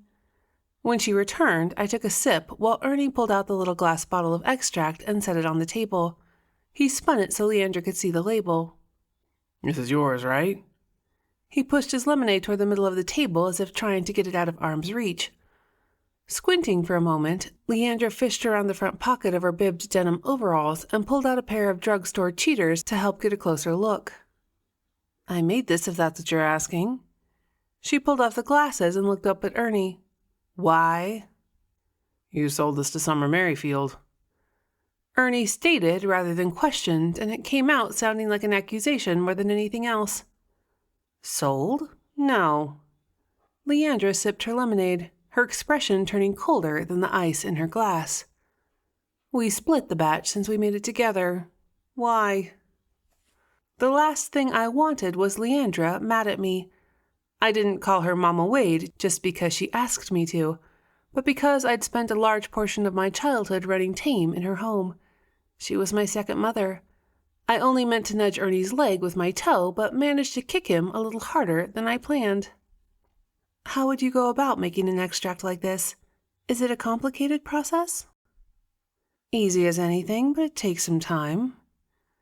Ernie got a sidelong glance, and I figured Leandra had a pretty good idea why we'd come asking questions, but she answered mine without hesitation. To make an extract, simply chop the leaves of whatever plant you're using, put them in a jar, and cover with grain alcohol. Let the mixture steep for a week or two, strain off the liquid, and add more leaves. Rinse and repeat once or even twice more, depending on how strong you want your extract. I got a final smile, which dropped off her face as she turned back to Ernie and said, And before you ask, neither one of us was dumb enough to put hemlock in with the Angelica. We did add some edible flower petals to enhance the floral notes and maybe another secret ingredient or two. I suppose you'll want the full list for your report." Ernie held up both hands in surrender. "Calm down, Mrs. Wade." You'd think the man would learn by now that telling a woman to calm down generally had about the same effect as tossing a match into dry tinder. To be fair, Leandra didn't shout or gesticulate wildly. She kept her fury contained, but you could see it in her short, jerky motions and in the fire in her eyes. One eyebrow quirked. Leandra's gaze never left Ernie's face, as she deliberately reached for the glass bottle still sitting in the middle of the table. Before either of us realized what she intended to do, she twisted off the cap, held the bottle aloft in a sort of salute, then tipped the contents into her mouth. A gulp and a swallow, and if there was poison in the mix, I'd just killed JC's mother. Talk about blood running cold. Mine turned to icy streams that I could feel slipping through every vein. Thus with a kiss. She blew a smooching sound as she quoted Shakespeare in Ernie's direction. "I die." "Leandra Wade!" His voice roared. "You damn fool, what were you thinking?" Now who needed to be told to calm down? I resisted the temptation and hoped she knew what she was doing. "Relax." Leandra leaned back on her chair. "I'm not going to die." Then she leaned forward again and shoved the bottle under Ernie's nose. "What do you smell?" He pulled back out of reflex, then breathed in. "Alcohol and flowers." Nodding, Leandra said, "Exactly. Angelica smells like flowers. Do you know what brewed hemlock smells like?" "I can't say as I do." "Musty mouse piss." My lemonade went down hard as the look on Ernie's face nearly made me choke. Summer would have known the difference. Now that the crisis moment was over, Ernie delved for more information. That's what makes him a better cop than most people give him credit for. He's always thinking. With an exaggerated eye roll, Leandra nodded. Of course she knew. If you're thinking she accidentally poisoned anyone, you might want to consider another line of work. Maybe take up a job that doesn't require you to think or puts people's lives in your hands. Feet splayed out under the table, Ernie settled back in his chair, but let the insult pass. Another point in his favor, being slow to take offense. If it makes you feel any better, I don't think Summer killed anyone, on purpose or otherwise. It surprised me that he was willing to put his opinion out there so boldly. As much as I loved JC's mother, I wouldn't tell her anything I didn't want half the town to know. Or maybe that was his intention. Let it leak how he didn't think Summer was behind the deaths and see what types of dust bunnies came creeping out from under the furniture. And yet here you are with your puffed up self. Leandra took off her hat, used it to fan her face. Throwing accusations around. I had to follow up. Ernie glanced at me, scowled when he saw my incredulous look. He did, too, think at least for a minute or two there were 30 bottles of poison floating around. I didn't tell him, though.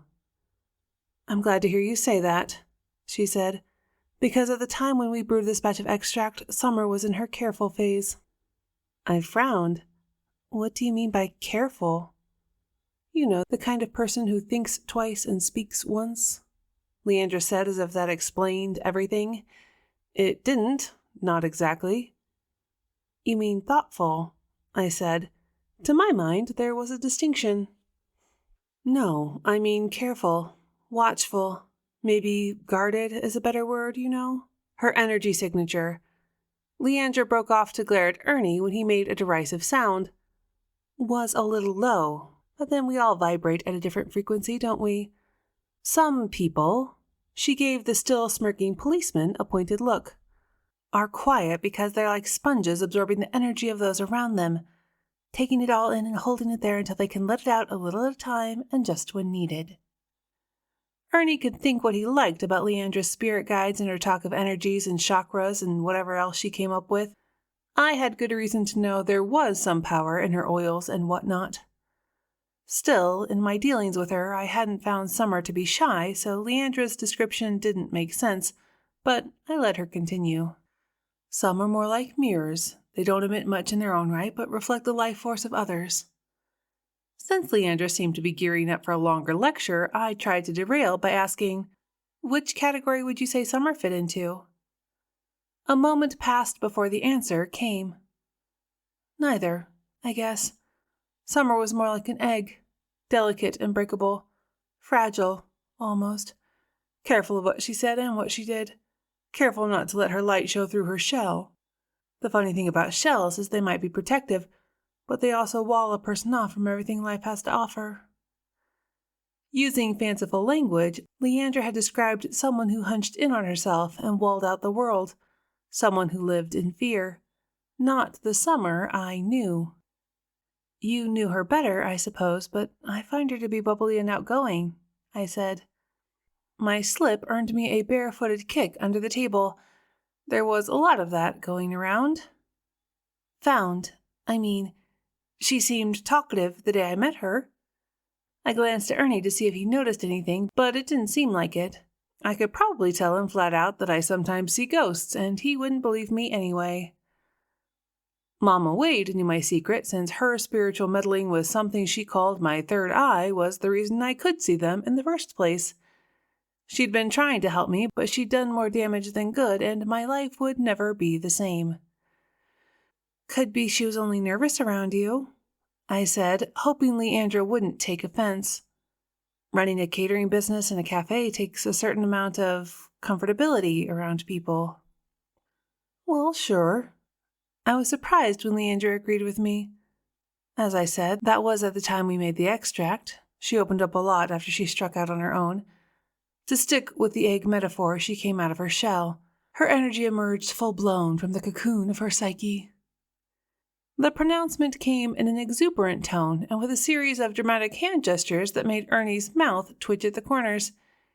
He covered his face with his hand for a moment to get control of his expression. If not for my years of practice around Mama Wade's theatrics, I might have needed to follow suit. But Leandra had me thinking. The way she described Summer set off warning bells in my head. You don't do fundraising for a charitable foundation without getting an education on recognizing a battered woman. I couldn't be sure without asking, but Leandra's description fit the bill perfectly. Jack Merrifield's distress at his former wife's death had seemed genuine at the time, but he could have been putting on a front. It happens. Drawing his face out of memory, I played the experience back and forth to see if there had been any clues and only came back to the present when a new thought hit me. What about Summer's family? Did she talk about her folks at all? A bird chirped in the silence that followed while Leandra gave the matter some thought. Barely. I think her father either died or left when Summer was young because she only ever mentioned her mother. I got the impression there was a rift between them, but that's it. We should probably, Ernie said, let Mrs. Wade get back to her gardening. What he meant was he'd hit his limit of woo-woo for the day. I rose to follow him out, but then he stopped and turned back. Do you think you could show me where you and Summer harvested the angelica?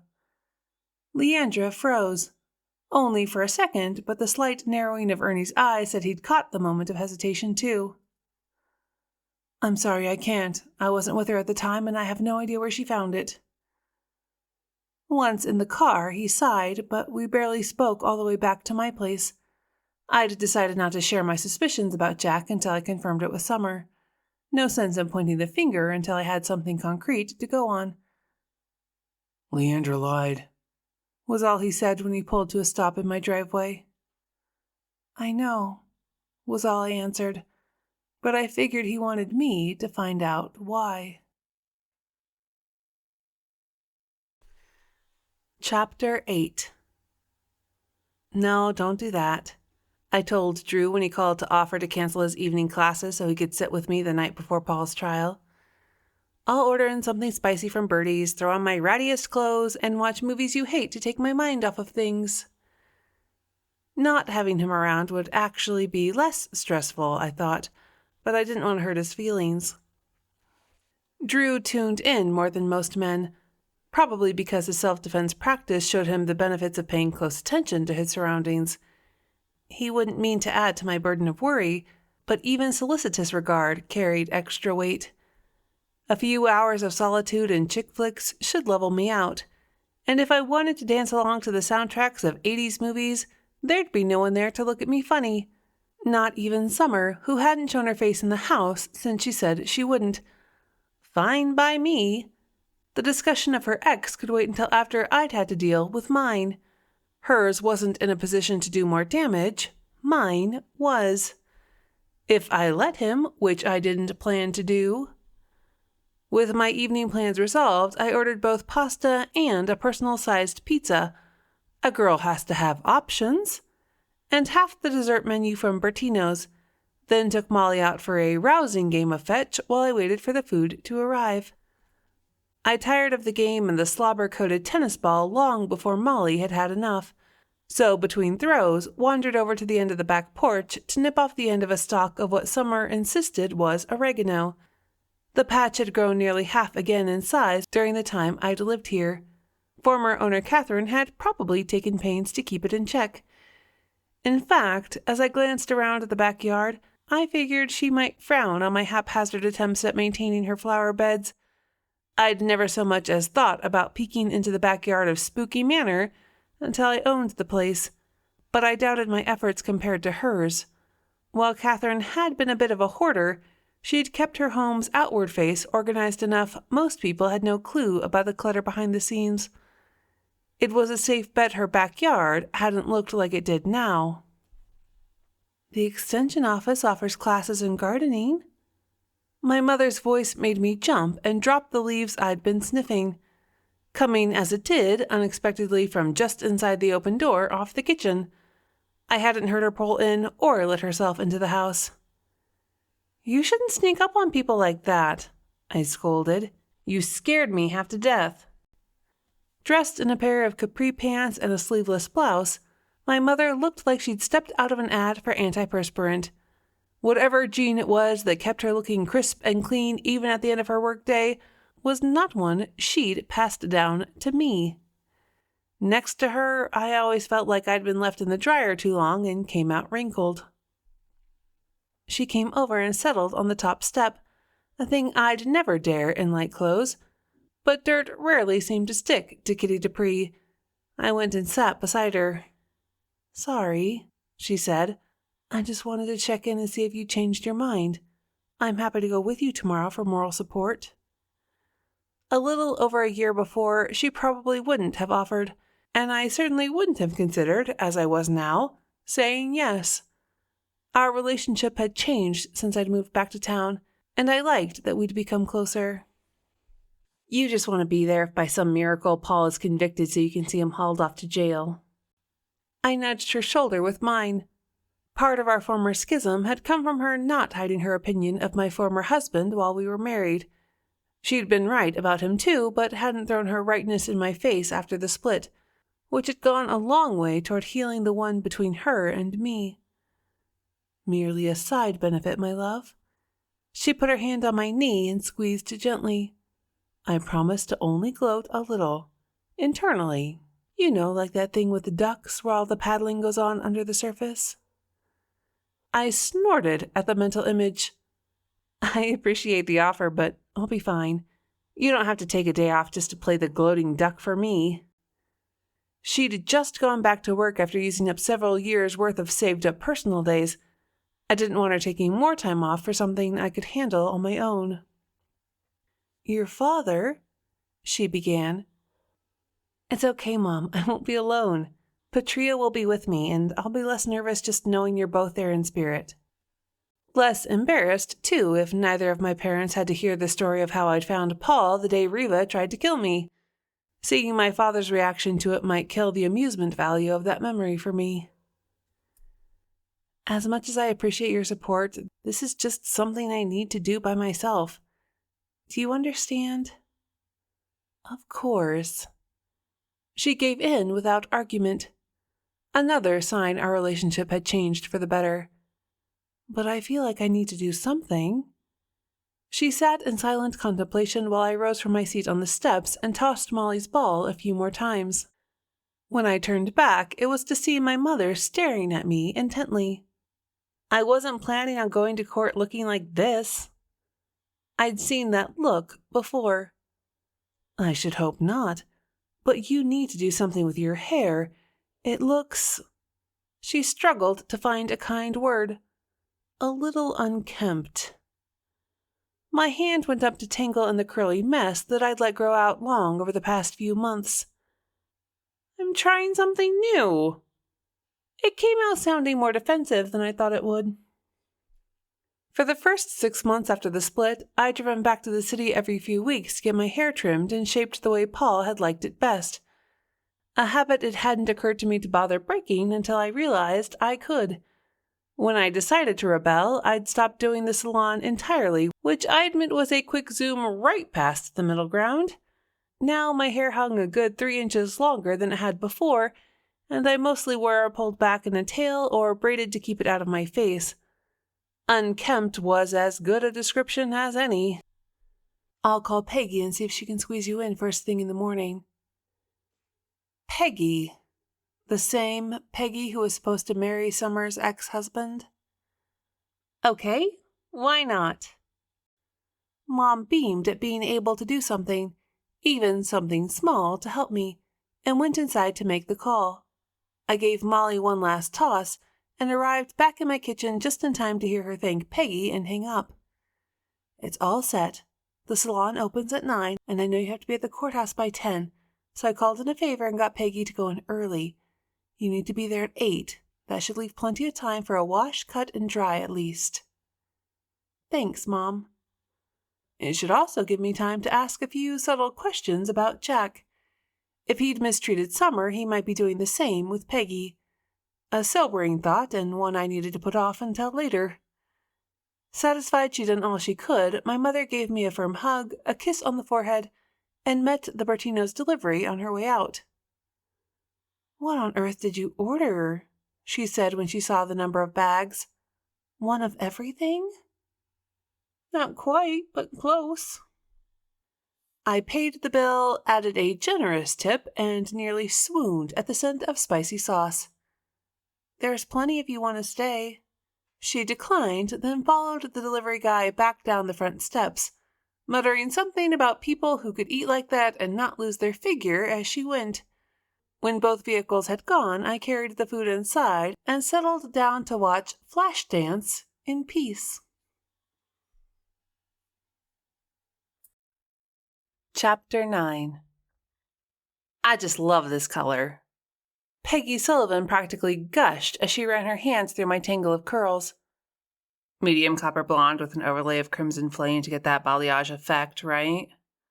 She winked at me in the mirror as if we shared some secret. What? That's your blend of shades, right? Or should I say our blend of shades? I have an eye for these things. An eye for dye, I guess you could say, and I'm never wrong. Peggy selected a steel comb that looked like she'd stolen it off a dog groomer and felt like a torture device as she dragged it through my hair. They did a first-rate job. I can't hardly see any new growth near the roots. It's my natural color. I winced when she hit a tangle and yanked hard. Sure, honey, I won't tell if you won't. Now what can I do for you? I hadn't been in her chair 5 minutes and she'd already managed to strike fear in me. I mean, I wanted to solve Summer's murder, but I wouldn't say it was worth letting Peggy take scissors to my hair. You know how to do a blowout, right? I'm fine with the length, I just want it to look sleek and polished. You could stand to lose an inch or 2, maybe 3, and it could do with some shaping, but you're the boss. Peggy got me all trussed up in a black plastic cape and guided me over to the shampoo sink. The water was a little warmer than I liked. Otherwise, she did a pretty good job of things. Good enough to lull me into thinking this might turn out okay, so long as I could get her talking on the topic of Summer's ex. I have to go to court today, and I confess I'm a little nervous because my ex-husband will be there. The steel comb felt marginally better now that the liberal amount of conditioner she'd used smoothed its path. Men. Peggy rolled her eyes. Am I right? She tugged harder on the comb. Seemed like Peggy didn't recognize me from gushing over her wedding plans at Cappy's. Also sounded like there might be trouble in paradise. I gave a little nod, which she took as encouragement. My fiancé decided to move back into the house he shared with his ex-wife. He didn't even bother to ask me what I thought of the idea. He's over there packing up her things right now, and I'm supposed to give notice today, whether I want to or not. I hate to have to tell my landlord. She's so nice, but I just know I'll lose my security deposit. And does he care? She answered her own question. No, he does not. If he did, he'd have told me his name was still on the mortgage at her place, too. These are things a wife should know about her husband, or husband-to-be, even. Tug, tug, ouch. Peggy was on a roll with the comb and with her rant. I'd wanted information, but I hadn't expected to have to pay for it in pain. They had an amicable divorce. Peggy's air quotes came off awkward and frankly a bit scary because she had the comb in one hand and had picked up her scissors with the other. I wasn't sure whether to commiserate with her or duck in case she got too close and lopped off an earlobe or something. What does that even mean? Do you know? I could honestly admit I did not. Peggy said, I'll tell you what he says it means. He says they're friends, or they were. She's dead and she still has her hooks in him. Can you imagine what it'd be like to have to move into a house full of things someone else picked out? As a matter of fact, I could. I could also see her point about not wanting to live with the memory of his ex jumping out at her from every corner. You can probably see the irony in the situation, given I had this actual ex jumping out at me from every corner. You're an idiot. This from the hairdresser at the next station as she arranged things the way she wanted them in preparation for her first client of the day. Everyone knows Jack Merrifield killed his wife so he wouldn't have to keep paying alimony. You should dump his ass before he does the same to you. I'm not an idiot, and I've felt what you know about things. He wasn't even paying her alimony. Peggy's voice took on a so-there tone. She wouldn't take money from him. Said she was doing things her way, and her pride was worth more than money. Internally, I applauded Summer for her take on things. Cindy, I caught a look at her name tag, curled her lip, rolled her eyes. It's always the husband. With short, angry motions that made me cringe, Peggy picked up a blow dryer and fitted a mini-fingered attachment to it. She flicked the switch and came at me with a heat-belching appliance. I cringed again.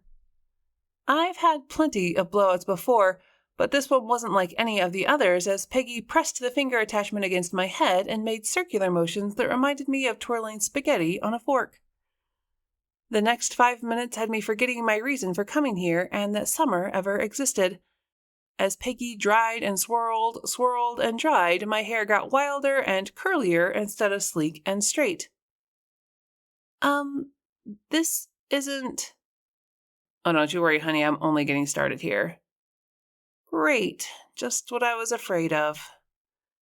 The dryer ran for 20 minutes before Peggy switched over to a curling iron. When she reached for it, she turned her arm just right, and I saw a blotchy red patch that ended in a straight line just above her wrist. That looks sore, I commented when she saw I'd noticed. Hazard of the job, Peggy said. I burn myself on these curling irons all the time. Seems like it just gets healed up a little, and there I go again. But don't worry, just because I'm a klutz doesn't mean I burn clients or that I can't do good hair. I'd have begged to differ if I thought it would do me any good. Instead, I watched helplessly as she sectioned my hair and attacked each strand with the curling iron. The appliance's heat smoothed out the curls, turning them into a shiny cascade of ringlets rather than a bunch of frizzy ripples. I had to admit, I looked good when she was done. Even if she'd given me the total opposite of the sleek, understated style I'd wanted, I'd planned to go to court looking serious and trustworthy, professional. Somehow the mane of curls turned my most matronly suit into something else. There you go, honey. Peggy tweaked a curl into place. You look like $1,000,000. I looked like sex on a stick, which was apparently the look Peggy had been going for. She leaned in and almost whispered in my ear, and that's how you make a man eat his heart out for being idiot enough to let a woman go. Okay, well, I hadn't thought of it quite that way. Peggy earned herself a tip. Chapter 10. What have you done to your hair? Patrea hissed when she met me on the steps of the courthouse. Moose Lake River blowout? Don't ask. With no time to go home and attempt damage control, I'd decided to embrace the style. Patrea did not want to get on board with the plan. You look like you should be dancing on a pole. Then she squinted at me. You're not experimenting with styles for the wedding, are you? Thanks, because that helps my nerves a lot, and no, this is a one-time thing. We went through the metal detectors and took our place in a bank of uncomfortable plastic seats outside the courtroom to wait until the bailiff called Paul's case. He was nowhere to be seen, and for that I thanked whatever angels watched over me. The feeling lasted right up until a familiar figure turned the corner. "Drew, what are you doing here?" He took in my new hairdo, quirked a brow at it. Great, I thought. Now he thinks I went out of my way to look good for Paul. I thought I'd rack up some supportive boyfriend points, Drew said. He settled on the static-inducing chair next to mine and gave me a quick kiss. Riley's taking my morning classes, so I'm available until noon. She told me to tell you to kick some serious testimonial butt. I smiled. I'll give it my best shot. At least his presence gave me something else to think about while we waited. Did I want him here? Why had he come? Did he think I looked like a pole dancer too? Should I ask him? That one had an easy answer. No. Definitely no. Nothing like trading one set of worries for another. Drew knew the story of how my marriage ended abruptly the day I'd come home to find my ex in bed with my former friend. He knew how that former friend had tried to frame me for fraud, how she'd killed Winston Durham and tried to frame me for that, too. Then she'd locked Paul up in a hotel room and come after me. That hadn't worked out so well for her. May she rot in jail forever. Reva McKinnon was a piece of work. I'd rather have faced her than my ex across a courtroom any day of the week and twice on Sunday. Even with him knowing all about my past, having Drew at the trial wouldn't help, I didn't think. The only thing that did was knowing this would be the last time Paul could do anything to screw with my new life. Once we walked through those doors, I was on my own. I wasn't a material witness or a party to the lawsuit, so my part should be painless. A simple recitation of the facts as I knew them. Because everything that had to do with Paul turned out to be that simple. Right. It felt like hours before the door opened, and we were directed to enter the courtroom. But my watch said it hadn't been 10 minutes. Already seated at the defense table, Paul turned when I walked in, his gaze sweeping over me as if he'd never seen me before, his jaw tightening when he saw Drew's hand on the small of my back. How dare he? My temper flared like someone tossed a lit match into a puddle of gasoline, hot and smoky. My chin went up a notch, and I stared him down until he looked away. Oddly, the heat of the moment burned the edges off my nerves, straightened my spine, and cleared my head. When we took our seats behind the prosecuting attorney, I ended up sitting between Drew and Patrea. On Patrea's other side sat the 2 FBI agents I'd met when I was the subject of the investigation. SSI Martine Koval offered me a brief nod, then turned her attention back toward the proceedings. All rise, the bailiff ordered and introduced the judge. I forgot his name almost as soon as I heard it. Maybe my nerves weren't entirely settled. The judge invited the prosecuting attorney to make her opening statements. She kept it short and to the point. Whether or not Paul had been the mastermind behind the scheme, she planned to convince the jury he had committed several counts of embezzlement and fraud. Then Colin Peterson, defense attorney, rose and painted a rather unflattering picture of a man led around by his, well, you get the idea. They're playing the idiot card, Patrea whispered in my ear. I'd like to think I'm not bitter, but I totally am because the first thought that popped into my head was they were playing with a stacked deck in Paul's case. The snort I held back turned into a wince when the defense attorney began to enumerate all the ways Paul and his family had helped the less fortunate, had provided a boon to the community. Then he went on to say Paul had been a victim, even going so far as to mention how his marriage had ended because of Reva and her conniving ways. With malice and aforethought, Reva McKinnon set her sights on Paul Hastings. She had only one intention in mind: to perpetrate a con game that would eventually cost him everything, including a happy marriage to the love of his life, his social standing, his place in the family company, and even his freedom.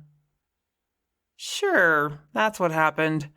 Reva twitched her little finger. What did you think I was going to say? And Paul had no choice but to fling off his clothes and climb into bed with her. Takes two to tango, pal. I bit my tongue and wished I actually did have something to help the prosecutor make her case.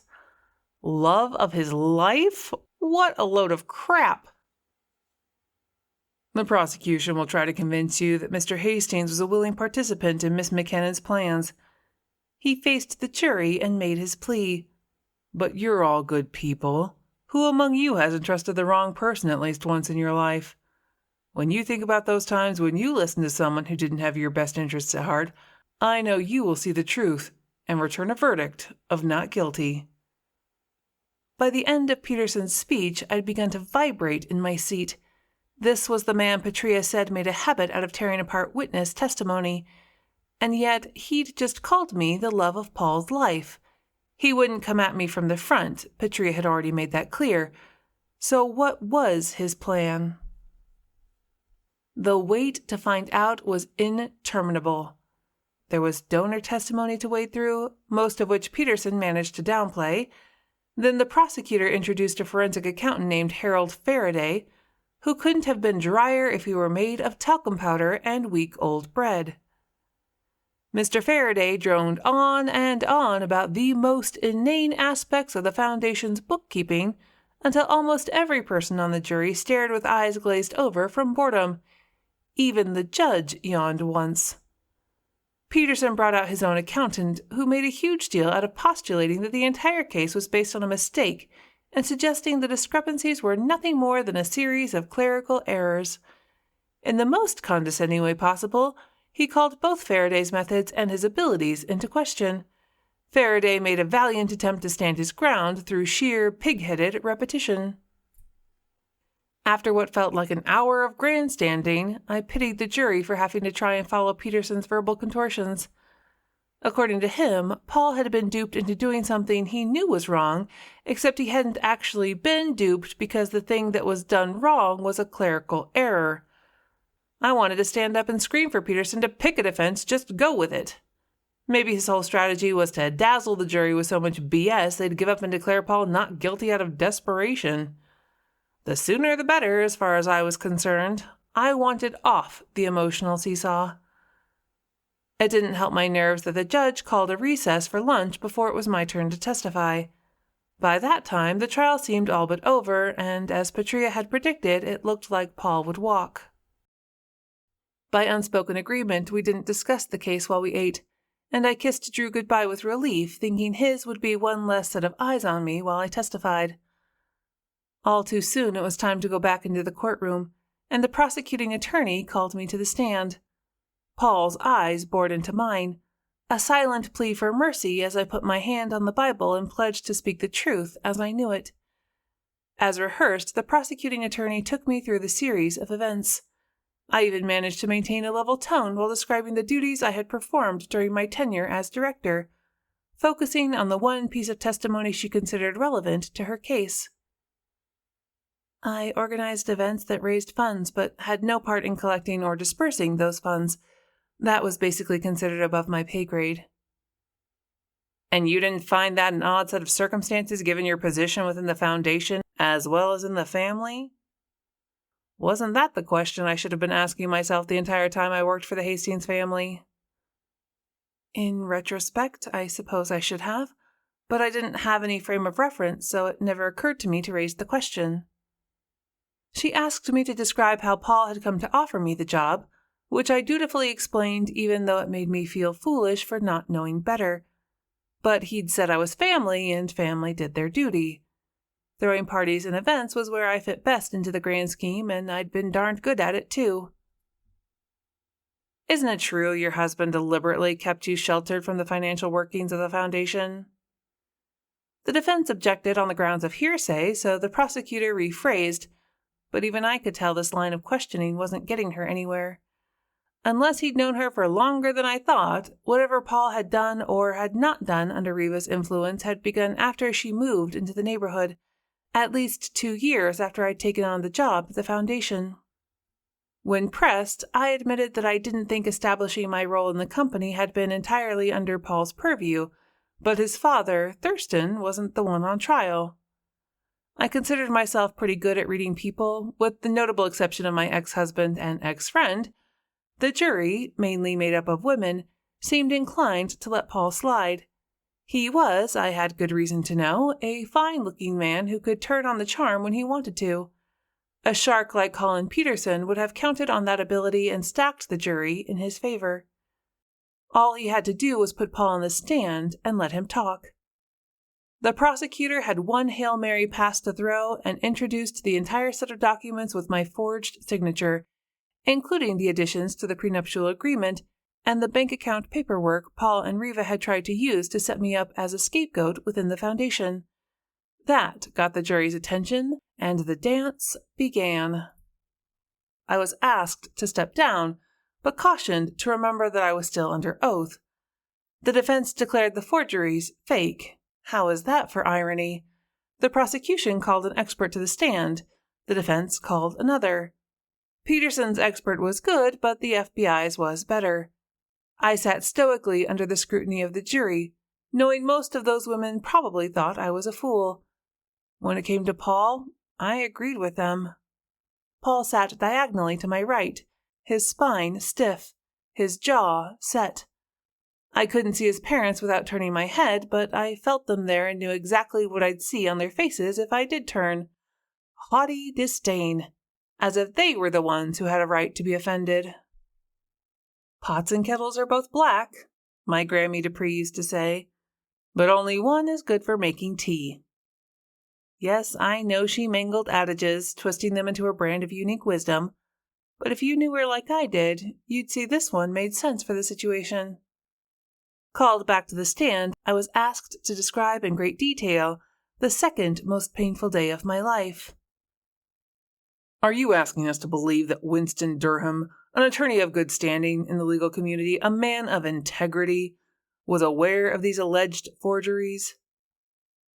Peterson injected pure disbelief into his tone. I indulged in a brief mental image of slapping his smarmy face. It's a shame Mr. Durham isn't here to defend himself against such a base and vile accusation. Then maybe he shouldn't have thrown in with Reva McKinnon. With that, I was excused from the stand. I'm a redhead, which comes with a reputation for a fiery temper. Don't ask me why. I didn't make up the rules, and I can fire up with the best of them. When my fury burns, the fire is hot and fast and gone in a flare. It's when I turn cold with it that you have to watch out. Paul hadn't learned that one thing about me during our marriage, but now was as good a time as any. When I finally did turn and level a look toward Thurston and Tippy Hastings, my face felt hard as a porcelain mask. For a second, anyway, then it softened in surprise. Only Tippy looked my way, her forehead wrinkled, her eyes full of sorrow. "I'm sorry," she mouthed at me, and I nearly fell out of my seat. Was it too little, too late? Absolutely. Did it take a bit of the fight out of me? Yeah, it did. But not all, and not nearly enough to soften me toward the entire family. But I felt bolstered in learning she had a conscience. We'd never been mother and daughter to each other during my marriage to her son, but I'd thought we were friends. Then I'd thought we were enemies. Maybe we were neither, but it didn't matter anymore. Lost in those types of thoughts, I missed it when the defense asked for a continuance, and the judge called a recess until Friday. Patrea had to drag me out of my seat when the judge exited to his chambers. "Don't say anything, don't look at Paul, just walk out with your head held high." She spoke low enough only I could hear her. It sounded like a good idea to me, and so I did. Despite my fears and misgivings, the trial hadn't been that bad. You were right. I was ready. Told you so.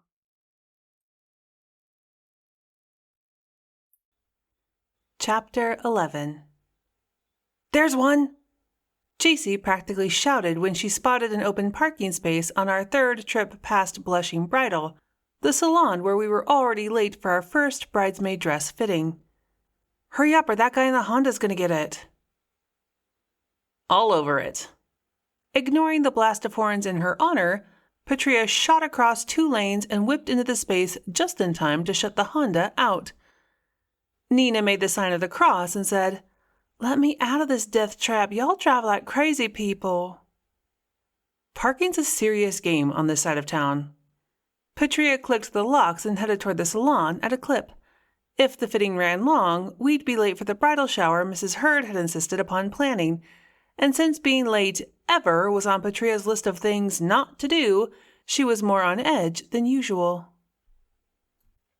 Check out this display. JC stopped in front of the window for a better look. Framed between a pair of ivory lace curtains, a single, armless, headless dress form turned away from the window to display the nipped-in waist and exquisite draping of an otherwise simple gown. Behind the dress, a dressing table with a tall mirror angled to show the front.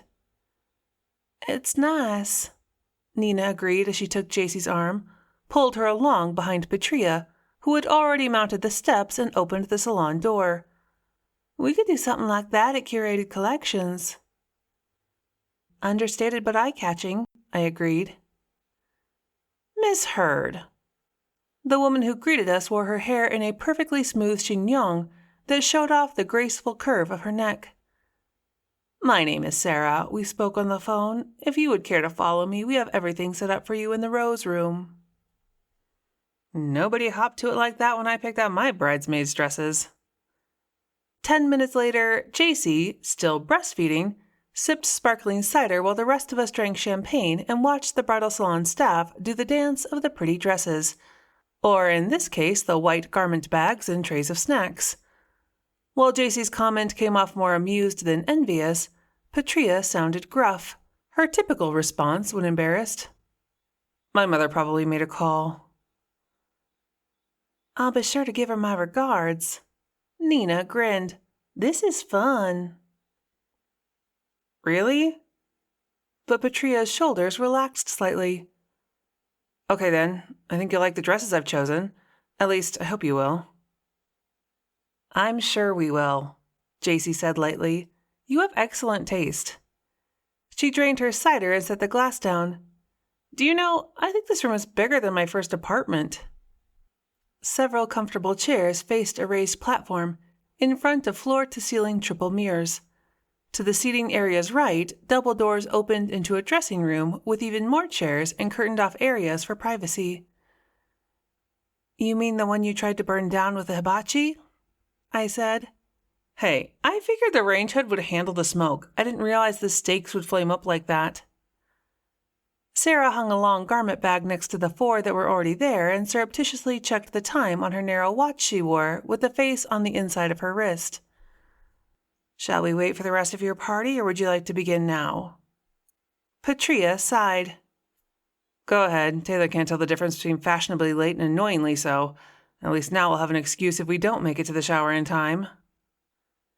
"Taylor's your cousin, right?" I asked. "The one who works in finance?" "The same," Patrea confirmed. You'd think someone who spends all day staring at numbers would be better about watching the ones on the clock, but she's always been a bit of a flake. "I'm sure you meant that in the nicest way possible." A voice piped up from behind us in the direction of the entrance. "It's a good thing you're my favorite cousin, Patrea." The owner of the voice, presumably Taylor herself, deadpanned. I noted the family resemblance in dry humor rather than physical appearance because Taylor was Patrea's opposite in every way. "It's about time," Patrea chided wryly, but embraced her cousin with a grin. "Ready?" Sarah asked. At Patrea's nod, Sarah disappeared behind the mirrors and reappeared a moment later, pushing a dress form on wheels. "Ooh." Nina's sigh summed up my own reaction perfectly. Reminiscent of the 1920s and the color of the ocean on a clear morning, the dress featured beaded detail and a scalloped hemline that would fall flatteringly just below the knee. The sight brought a sting of tears I quickly wiped away before turning to my friend. Jacy beat me to the punch, flinging her arms around the bride and nearly spilling Patrea's glass of champagne. "That dress is everything," she practically shouted. Patrea rolled her eyes. "You didn't think I'd put you in something truly hideous, did you?" "You wouldn't be the first bride to get a kick out of humiliating her friends in an effort to ensure she's the best-dressed woman in the room," Taylor mused. "You ought to have seen the monstrosity my friend Cindy made me wear to her wedding. Lime green is not a color that fabric ought to be made out of, particularly in satin and tulle." "That just makes for ugly photos if you ask me," Patrea said, untangling herself from Jacy's grasp. "Now let's get this show on the road." We each chose a curtained cubicle and shimmied into our dresses. Patrea had little need to try on her own. I knew for a fact she'd been in for at least 3 fittings since she bought the dress, even though it had fit her nearly perfectly right off the rack. Though beautiful, the bridesmaids' dresses were a different story. The only one of us who managed to fill out her bodice was Jacy, who shimmied her girls and crowed, "Guess it's a good thing I still have my mom boobs." In less than an hour after being helped out of the dress to keep from ruining the tailor's marks, I already missed the feel of it on my body and almost hated putting back on the perfectly acceptable outfit I'd chosen to wear to the shower. We arrived in front of Patrea's parents' house 2 minutes before we were scheduled to do so, thanks in large part to more erratic driving. White-knuckled and clutching the chicken handle, Nina shot me a fearful glance. Personally, I felt that if we ran a contest, Jacy would take the prize for the bigger menace behind the wheel, but I decided to keep that opinion to myself. The house looked exactly how I remembered, though I'd only seen it in passing. 2 stories of classic red brick, white columns, and green shrubbery commanded several acres of sprawling, maple tree-dotted lawn. Focusing on the view of the lake in the distance, I could pretend my ex-husband's family didn't live nearby. "Is that a tennis court out back?" Jacy squeaked with excitement. "And what's that other building over there? Is that an indoor pool?" "If it is a pool, can I throw her in it if she doesn't shut up?" Nina gets cranky when she's afraid for her life. Patrea bypassed the cavalcade of sleek sedans painted in neutral tones lining the circular driveway and parked facing the exit. "In case we need to make a speedy getaway," she said with a half-serious grin while the rest of us retrieved our gifts from the trunk. "Don't gush over every little thing," Nina warned Jacy as we stepped into a nicely appointed foyer. Several polished tables graced the tile floors. On each rested a vase or bowl of artfully arranged flowers, mostly white and non-fragrant, of course, so as not to overwhelm the senses, or compete with whatever spectacular and appropriate hors d'oeuvres were sure to be served later. A uniformed maid took our gifts before directing us into a large sunroom, positioned at the back of the house, unnecessarily because this was Patrea's childhood home and she knew exactly where to find the party, where a half-dozen round tables were all set for tea. "I have to gush a little." Jacy ignored Nina's impatient sigh. "I feel like I've stepped into the pages of a magazine." Spotting Patrea in the doorway, a horde of twittering socialites descended upon her, each demanding to see the ring while kissing the air around her head. A woman who looked absolutely nothing like Patrea, except for they had the same eyes, introduced herself while her daughter was cheerfully engulfed. "I'm Dina Hurd. It's a pleasure to meet you. Patrea speaks very highly of her new friends." She greeted us warmly. "Pleased to meet you," Jacy said. "I have an aunt named Deanna. Everyone calls her Dottie. You have a lovely home." She subsided when Nina jabbed her with an elbow. "Thank you for having us." I recognized Deanna from charity functions since she ran in the same circles as Tippy Hastings, but we'd never been formally introduced. "We think very highly of Patrea as well." For the next hour, Nina, Jacy, and I watched Patrea get passed around from table to table, answering the same questions over and over.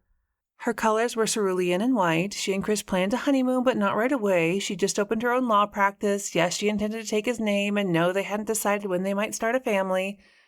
By the time poor Patrea managed to make her way to our table, it was time to open the gifts. I haven't had a bite to eat yet, and she's serving those crab puffs I love. Patrea sighed and looked hopefully in the direction of my plate. Here, I said, removing my napkin to reveal a hidden stash. I saved you some.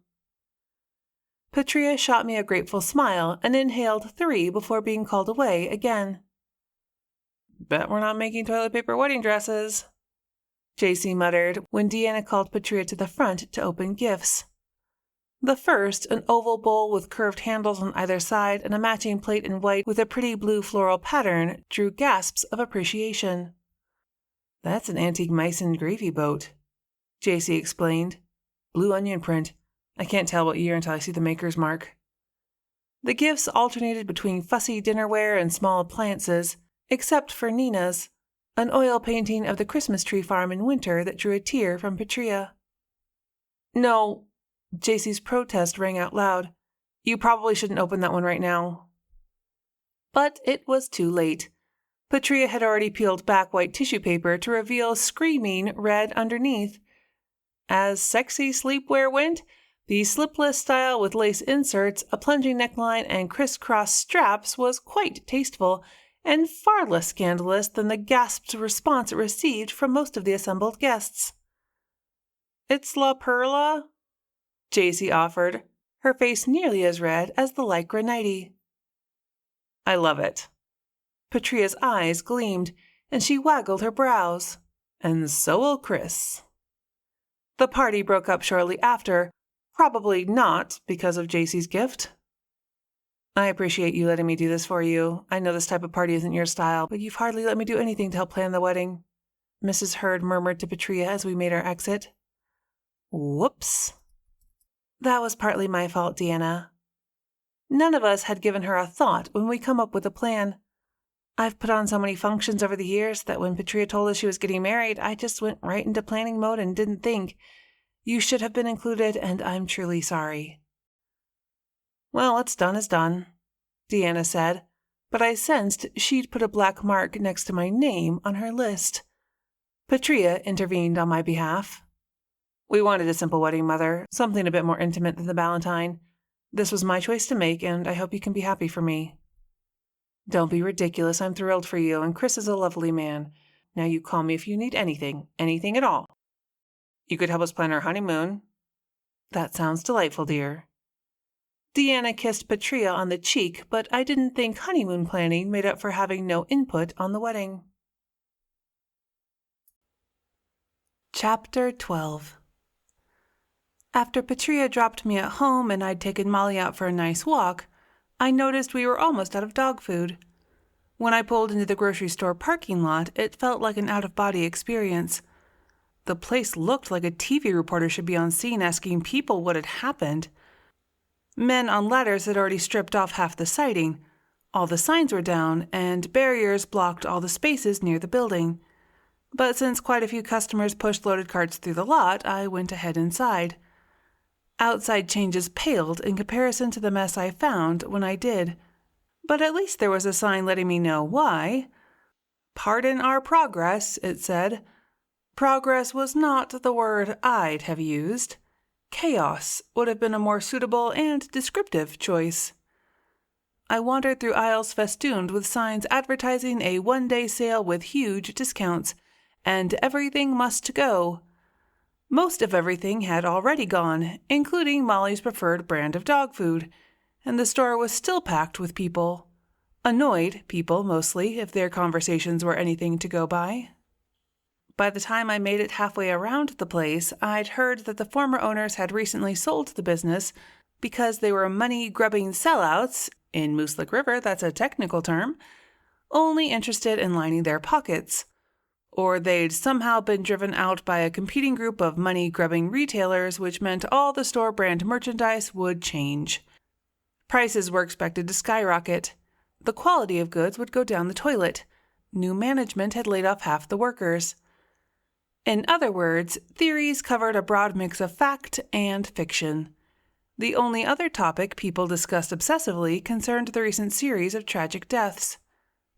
I heard they had to cut half of Margot Bodine's stomach out, and now they're waiting for a donor because she needs a transplant.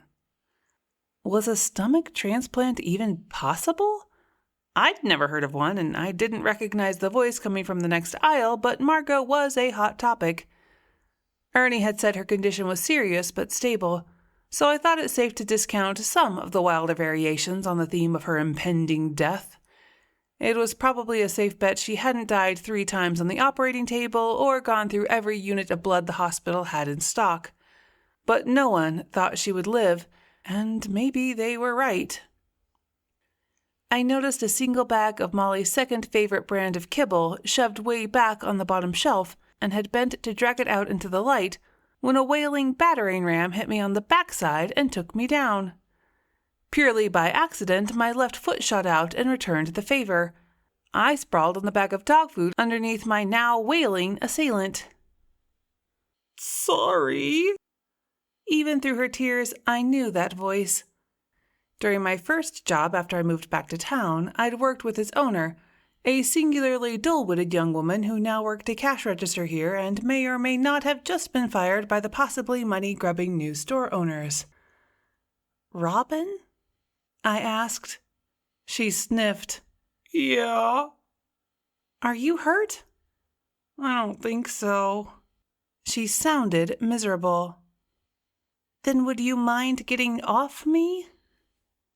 She did, but not with any grace or consideration. In fact, she'd placed a hand on the small of my back to push herself up. Ow! I said and dragged my sore body off the kibble and onto my hands and knees. "I'm okay, thanks for asking." Robin didn't speak sarcasm. "Oh, Everly, it's so awful," she squealed, but didn't offer to help me up. I managed just fine on my own, but barely made it to fully standing before she launched into my arms and nearly took us down again.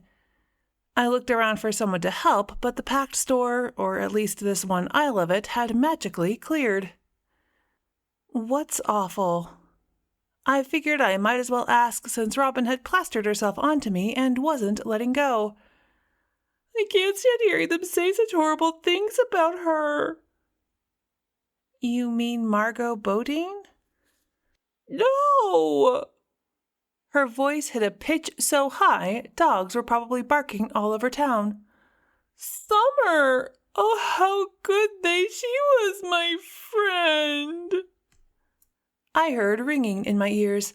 My ribs hurt where she landed on them, and those weren't even the worst things that had happened to me all day. I wasn't getting the romaine I'd come here to buy or the dog food. I realized when I looked down, and the bag was gone.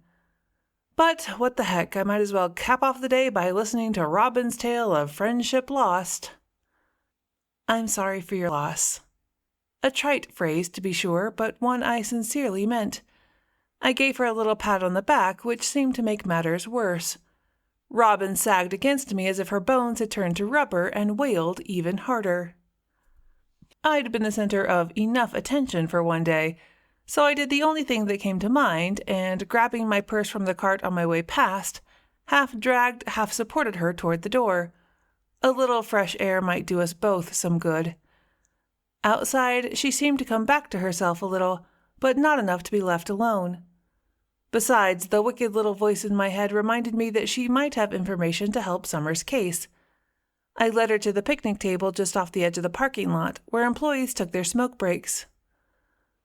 "Why don't you tell me about Summer? I think it will help you feel better." "I still feel her, you know?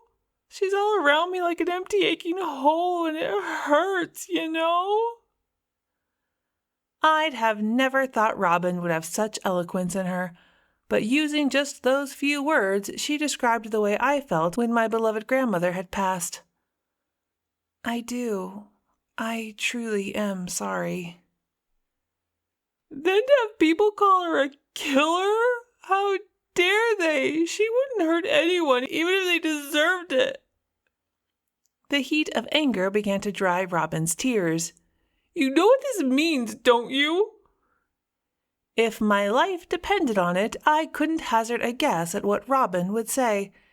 It's not nice, but based on my history with her, I always pictured the inside of her head to be like a hamster's bed, basically a pile of fluff that moved a little every so often. If Summer didn't put poison in the food, then someone else did, and that means someone killed her too. Like, on purpose. While she talked, Robin dragged a long, red-tipped fingernail across the top of the table, making a cringeworthy scraping sound. Do you have any idea who might want her dead? I might as well have been talking to the wind. It's the only thing that makes sense, Robin said. Especially after what she'd been through.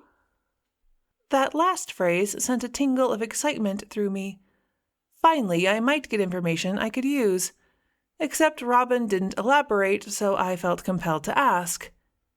You mean her divorce? Well, sure, that was one thing. Was it bitter? Did she talk to you about her ex? What was the other thing?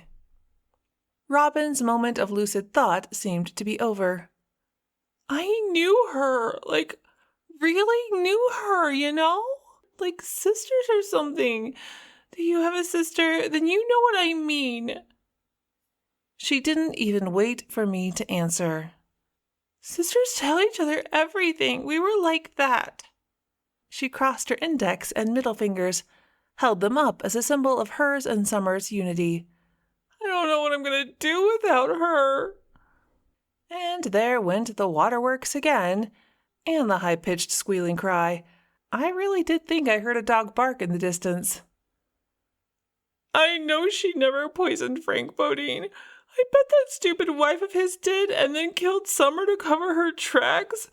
Or it could have been that horrid Mabel over at the diner. She's big and mean, and she wouldn't hire me when I needed a job. I think she's exactly the type to carry a grudge. What about Summer's ex-husband, or maybe his new girlfriend?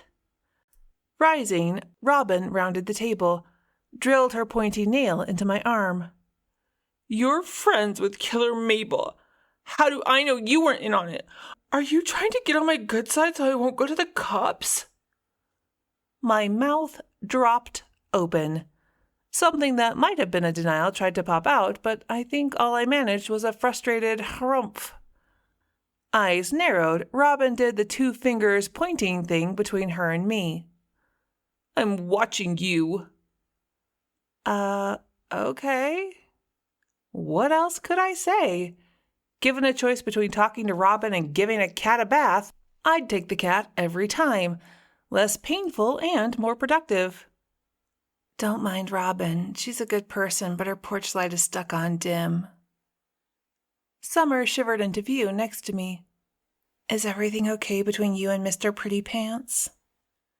I so wanted to call Drew that when I saw him next. We're fine. I hoped I wasn't lying. I probably should have told you about the way your emotions work when you don't exercise control. I know you weren't trying to hurt anyone.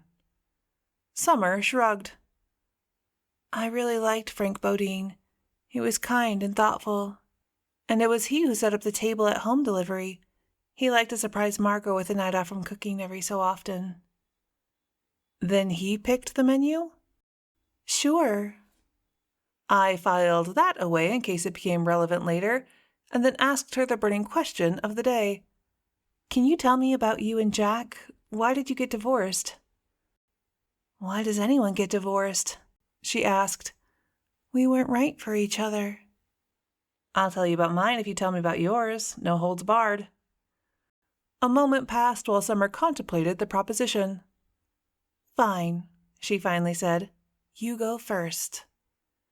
As succinctly as I could, I laid out my tale of woe. She let me get it all out without interrupting, and I thought maybe it was the first time anyone had done that for me. I didn't realize how much control I'd given Paul because it happened over time and because it was a subtle thing, and all of his reasoning sounded, well, reasonable. I looked at her then. You're a good listener. Now it's your turn. I guess our stories aren't that much different, Summer mused, if you don't count the money, the cheating, or the legal scandal. What does that leave? Like I said, we realized we weren't right for each other, so we divorced. Amicably, and we remained friendly. That's all there was to it. I'd have bet my pinky toe it wasn't. But if Summer didn't want to talk about it, I didn't see what I could do to make her. You can tell me the truth. I only want to help you. I am. There's no scandal. So you see, Jack didn't have any reason to murder me if that's what you're thinking. You need to look somewhere else because it wasn't Jack. With that, I had to be satisfied because a blink later, she was gone. Chapter 13. The last wooden crate filled with old milk bottles banged hard against my thighs as I tugged it toward the back door of Curated Collections. Ugh, I muttered to no one. That'll leave a mark. Too bad the loan of David's truck hadn't come with the man himself. He'd have been able to carry 2 crates to my one. Then again, if I hadn't had this chore to finish, he'd have talked me into helping him do something equally as sweat-inducing at the old inn he'd been renovating all summer. That the last of them? Nina held the back door open for me. We finally hit a lull and I was just coming to help. A likely story, I said, now that I've already done all the heavy lifting. Nina looked fresh as a daisy, but then she'd been inside the air-conditioned shop waiting on customers the entire time I spent unloading the truck. You've been busy today. The bottles rattled when I put the crate on the pile. I rested my fist against my lower back and bowed backward, trying to stretch the crick out of my spine. I drove by earlier on my way to show the apartment on Maple Street, and there were people outside waiting for you to open. Days like today, I wish we had a revolving door. Nina wasn't complaining, though. Big news, she said. Someone wants to commission me to do a mural on their barn wall. They're willing to pay a crazy amount of money. I'd have hugged her if rivulets of sweat hadn't been chasing each other down my back. That's incredible! Congratulations! Don't get too excited, Nina said over her shoulder as I followed her toward the front of the shop. I haven't said yes. Yet, JC chimed in. But she's gonna. Of course she is, I agreed. Nina rounded on us, and it was then that I saw the worry on her face. It's a wonderful opportunity, I'm not denying that. But do y'all have any idea how much work goes into something like a mural? I've never painted anything on that scale before. She began to tick off possible problems. I have no idea how long it would take, or what to charge, and who's going to mind the shop while I'm off beautifying some barn halfway between here and Mackinac? JC linked her arm with Nina's and practically dragged her partner toward a cluster of chairs for sale near the front window. Sit and take a breath, she ordered, then went to the door and flipped the sign to closed for lunch. I mean it, you're beginning to hyperventilate. I sure could use a drink. As much for Nina's benefit as my own, I went to the mini fridge they kept in the office and grabbed both the sweet tea Nina preferred and the lemonade JC and I liked best. Even with the air conditioners running, beads of water condensed on the outside of all 3 glasses as I carried them back to where Nina looked calmer already. She guzzled half the glass of tea in one go. Thanks, I needed that. Now, as far as your mural goes, if you want the job, you take it. I settled next to her, put my hand on her arm in a show of support. You know I'm always happy to pitch in here, and so will Leandra. She always loves the chance to sit and gossip with the customers. Plus, she's not bad at talking people into buying those extra little things she thinks they might like. Our attempts to alleviate Nina's worries appeared to have the opposite effect. Then there's the mechanics of it all. I'd need ladders and bigger brushes. Where am I going to get ladders? Hudson hired out anything that required climbing. He didn't like heights. Or, I remembered some of the work David had been doing on the exterior of the inn. And I know he'll be finished with it as soon as he gets the copper roof panels installed in the cupola. He had to have them custom made, and it took a week longer than he expected, but they came in yesterday, so he'll get them up soon enough. Gesturing toward Nina with her glass of lemonade, JC said, The way you 2 were sparking the other night, I bet he'd loan you the staging and offer to hold your brushes while you paint. JC hadn't meant the comment as a double entendre, but it still made Nina blush. I have no idea what y'all are talking about. A conspiratorial grin spread over my face, and I leaned over to look past Nina and exchange same with JC. So it wasn't just me who saw them. Oh, no. JC shook her head, a twinkle lighting in her eyes. There was definite sparkage going on. The man looked like he'd been hit by lightning when you walked off that dance floor. A little over a month past the first anniversary of her husband's murder, Nina still hadn't put herself back on the market, and I didn't think she should until she was ready. But I also didn't want her to be lonely or to say no to the possibility simply because she'd formed the habit of being alone. I studied her face for signs of dismay or pain, but saw hints of neither. "So long," Nina said, "as we don't make a spectacle of ourselves. I guess I can live with that." Does that mean what I think it means? JC got up to flip the closed sign to open, but held off until Nina answered. "It means it felt nice to be held by a man." I found myself in an awkward position between two friends who were just beginning to think about dating. Both had ghosts in their past. In Nina's case, I mean that literally, since her husband had been the first to haunt me. I didn't want to see either of them get hurt, even if I thought it was time both of them moved on. "Any man?" I asked, or David in particular. To her credit, Nina thought carefully before she answered, and that alone was enough to set my mind at ease. "David, definitely David. There's something about him that touches me." JC opened her mouth to, I'm sure, make an inappropriate comment about David touching Nina, but shut it again when the shop door opened.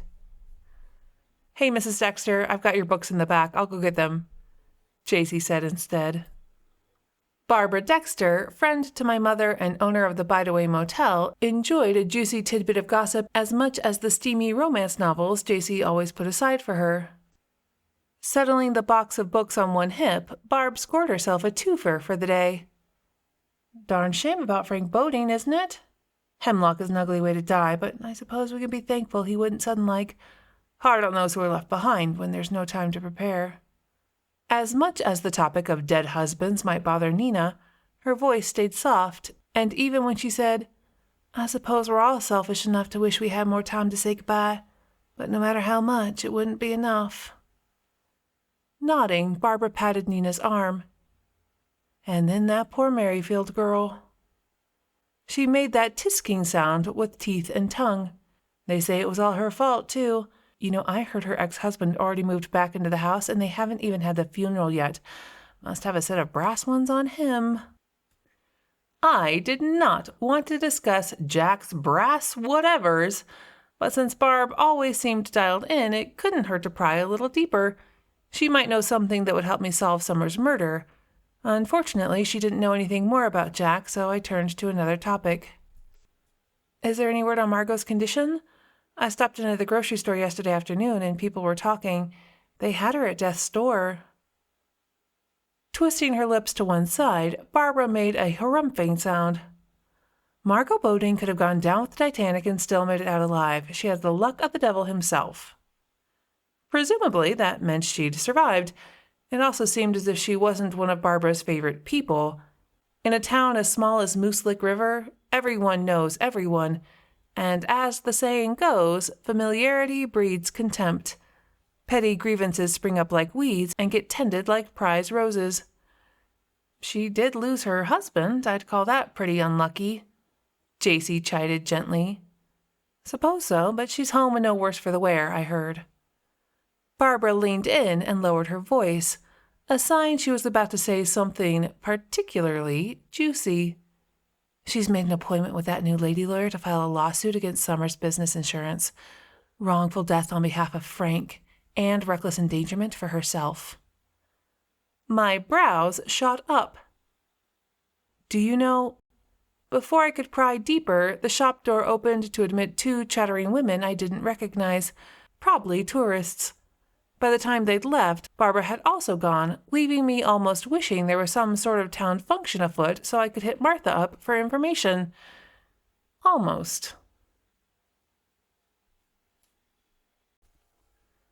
Chapter 14. Where are you?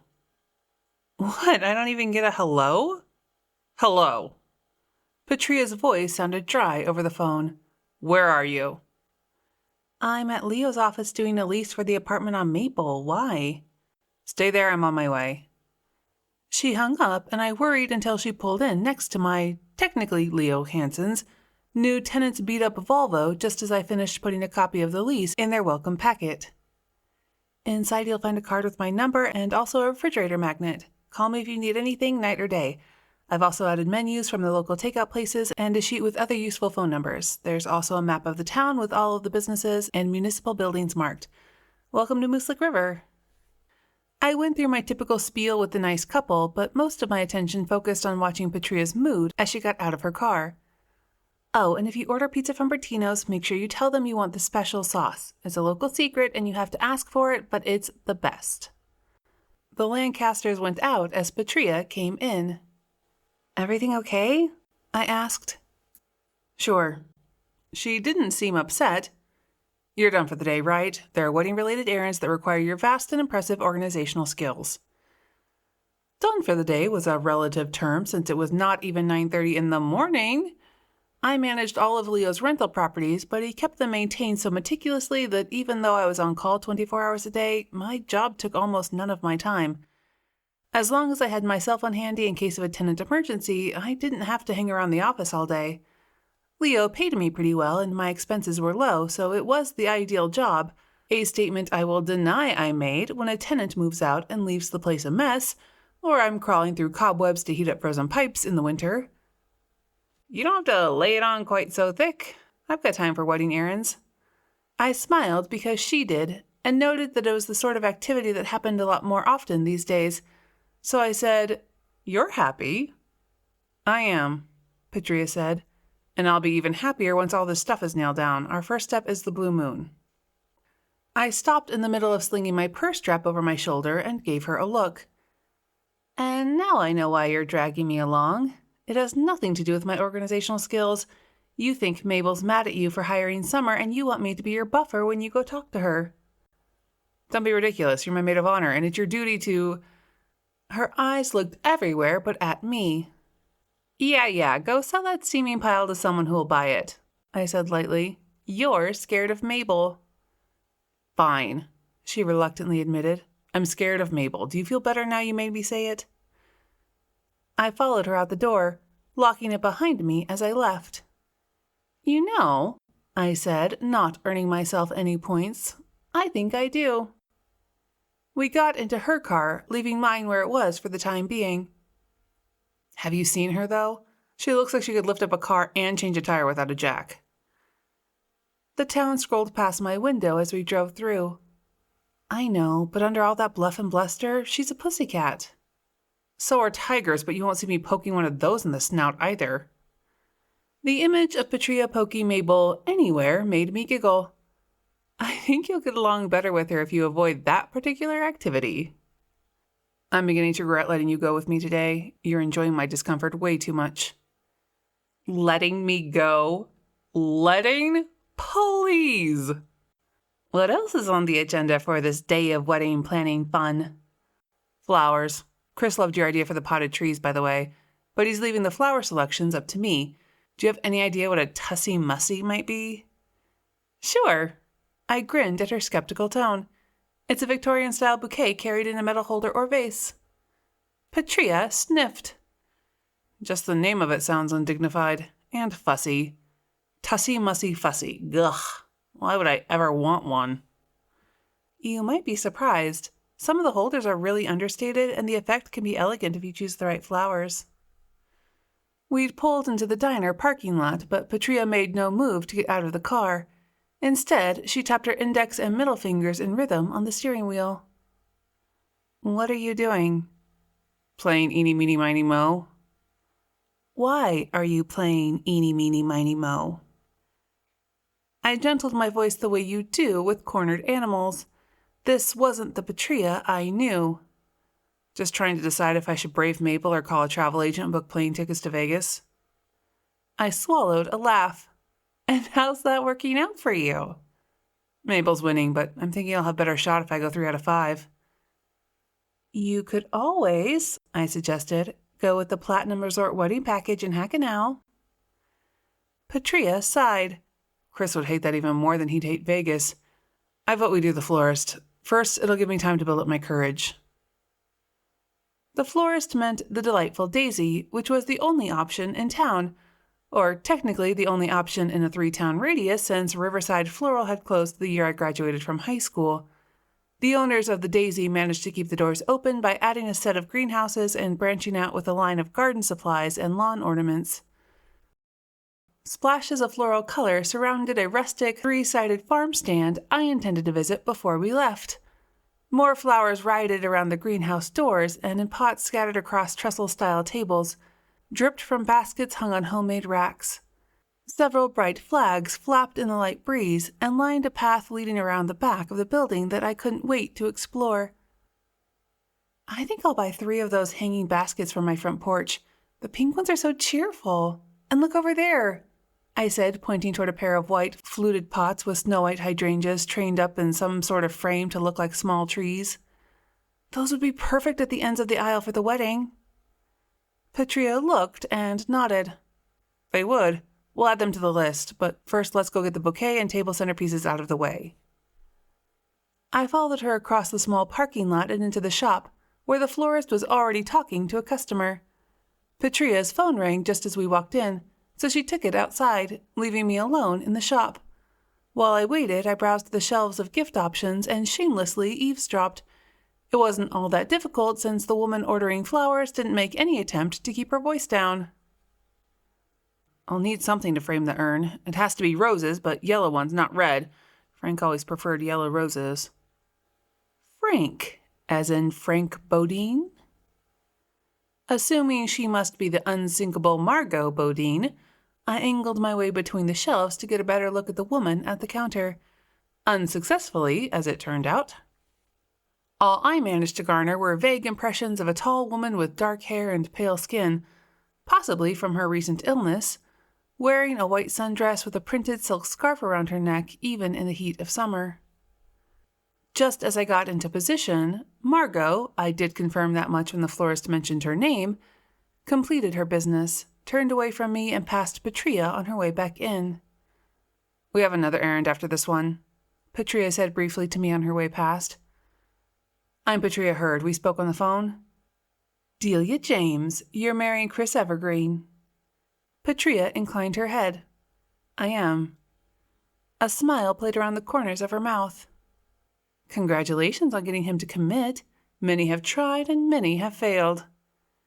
If not for her good-natured grin, I'd have found Delia's comment a bit off-putting. Still, she seemed to know her flowers, and we spent the next little while browsing through notebooks with photos of her past work. You're very talented, I said, eliciting a smile in return. What I am, said Delia, is lucky. Flowers are my passion. Not everyone gets paid for doing what feels like play. Her words gave me pause. I'd been working for Leo for a year, and it was a good job, a convenient job most of the time, but it wasn't my passion by any stretch.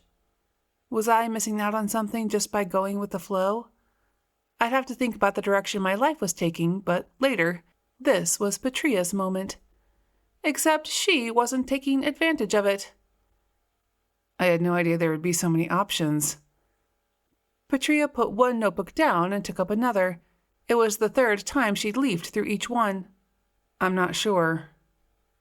Delia's smile had gone slightly wooden. We'd been there longer, I thought, than she expected, and Patrea wasn't any closer to a decision than when she started. Do you have a picture of the dress? Maybe if I could see it, I could give you some constructive advice. Looking chagrined, Patrea admitted, I don't. Well, maybe you could describe the dress. It's sort of a cream color, and it's long. Patrea was out of her depth, so I stepped in. It's a 20s-inspired hand-beaded ivory sheath with capped sleeves and a stylized bodice, nipped in waist flared at the knees with a short train. Veil? Delia asked. I shook my head. Would ruin the lines of the dress. I've got just the thing. Wait here. Delia disappeared into the back room and returned moments later carrying a horn-shaped vase made of blue glass and metal fluted in geometric lines. This just came in yesterday with some other samples, and I think it would make the perfect Tussie-Mussy holder for that dress. She might hate the word, but Patrea's eyes lit up, and when Delia passed her the vase, she cradled it in her hands. This will be perfect with white petunias to mimic the shape and contrast against the glass. Is there any way you can get it in... What was it again? She looked at me. Cerulean, I supplied. Delia consulted her catalog and confirmed the shade as an option. From there, the centerpieces fell into place as the same company supplied multiple types of vases in the same color that would look fantastic, filled with petunias and some spiky greens. Delia set up the dates for delivery and totaled the bill, adding the 2 hydrangea arrangements we'd seen outside. Patrea opted to pay in full rather than just give a deposit. Was that Margot Bodine who was here earlier? Once our business was done, I fished for information. It was, Delia confirmed as she selected several delicate blue flowers with long stalks spearing up from buckets in the cooler behind the counter. Such a shame about Frank. I'll miss his smile. Did you know him well? Several moments passed in silence while Delia leaned down to find a pair of snips. He came in every week to buy flowers for his wife. The snips went snicker-snack as she took off several inches from the bottom of each stem. When she had them at the length she wanted, she went back to the cooler for a selection of yellow roses. I've been doing this a few years now, and I can count on one hand the men who do that type of thing. It takes a level of devotion, but Frank was a romantic. It's an honor to make the floral arrangements for his funeral. And Margot? No idea. Today was the first day I ever met the woman. Finished with the yellow rose stems, Delia gathered both colors into one bundle and dropped them into a smaller water-filled container. She wasn't what I expected, though. I'd have liked to learn why, but Patrea announced it was time to leave, and Delia seemed relieved. I assumed she had a lot of work to do with 2 funerals. Are you doing the flowers for Summer Merrifield's funeral as well? At the mention of Summer's name, Delia's face set into disapproving lines. I'm not. But she didn't elaborate. Back in the car, I wondered out loud, do you think she didn't want to do Summer's flowers, or maybe she wasn't asked? I don't know, Patrea said, turning the key in the ignition. But you can probably talk to her ex about it if you want to be nosy. That's what that call was about. He's our next stop. Really? Why?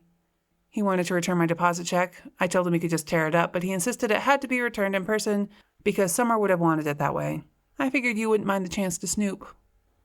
You figured right. Something's off with this whole accidental poisoning scenario, but I don't have enough information to pin down what it is. Chapter 15. Do you want me to handle this so you can keep your distance? Professionally, I mean. I asked on the way over to talk to Jack Merrifield. Patrea took her eyes off the road long enough for her tires to come dangerously close to the yellow line. What professional distance? Aren't you suing Summers' estate on behalf of Margot Bodine? I knew as soon as the words passed my lips, I'd been bamboozled by Barbara Dexter. Never mind, I should have known better. Well, I should think so. Even if she had come and asked me if I thought she had a case, I wouldn't feel right taking her on as a client. But you think she has a case? A moment passed before Patrea let out a gusty sigh.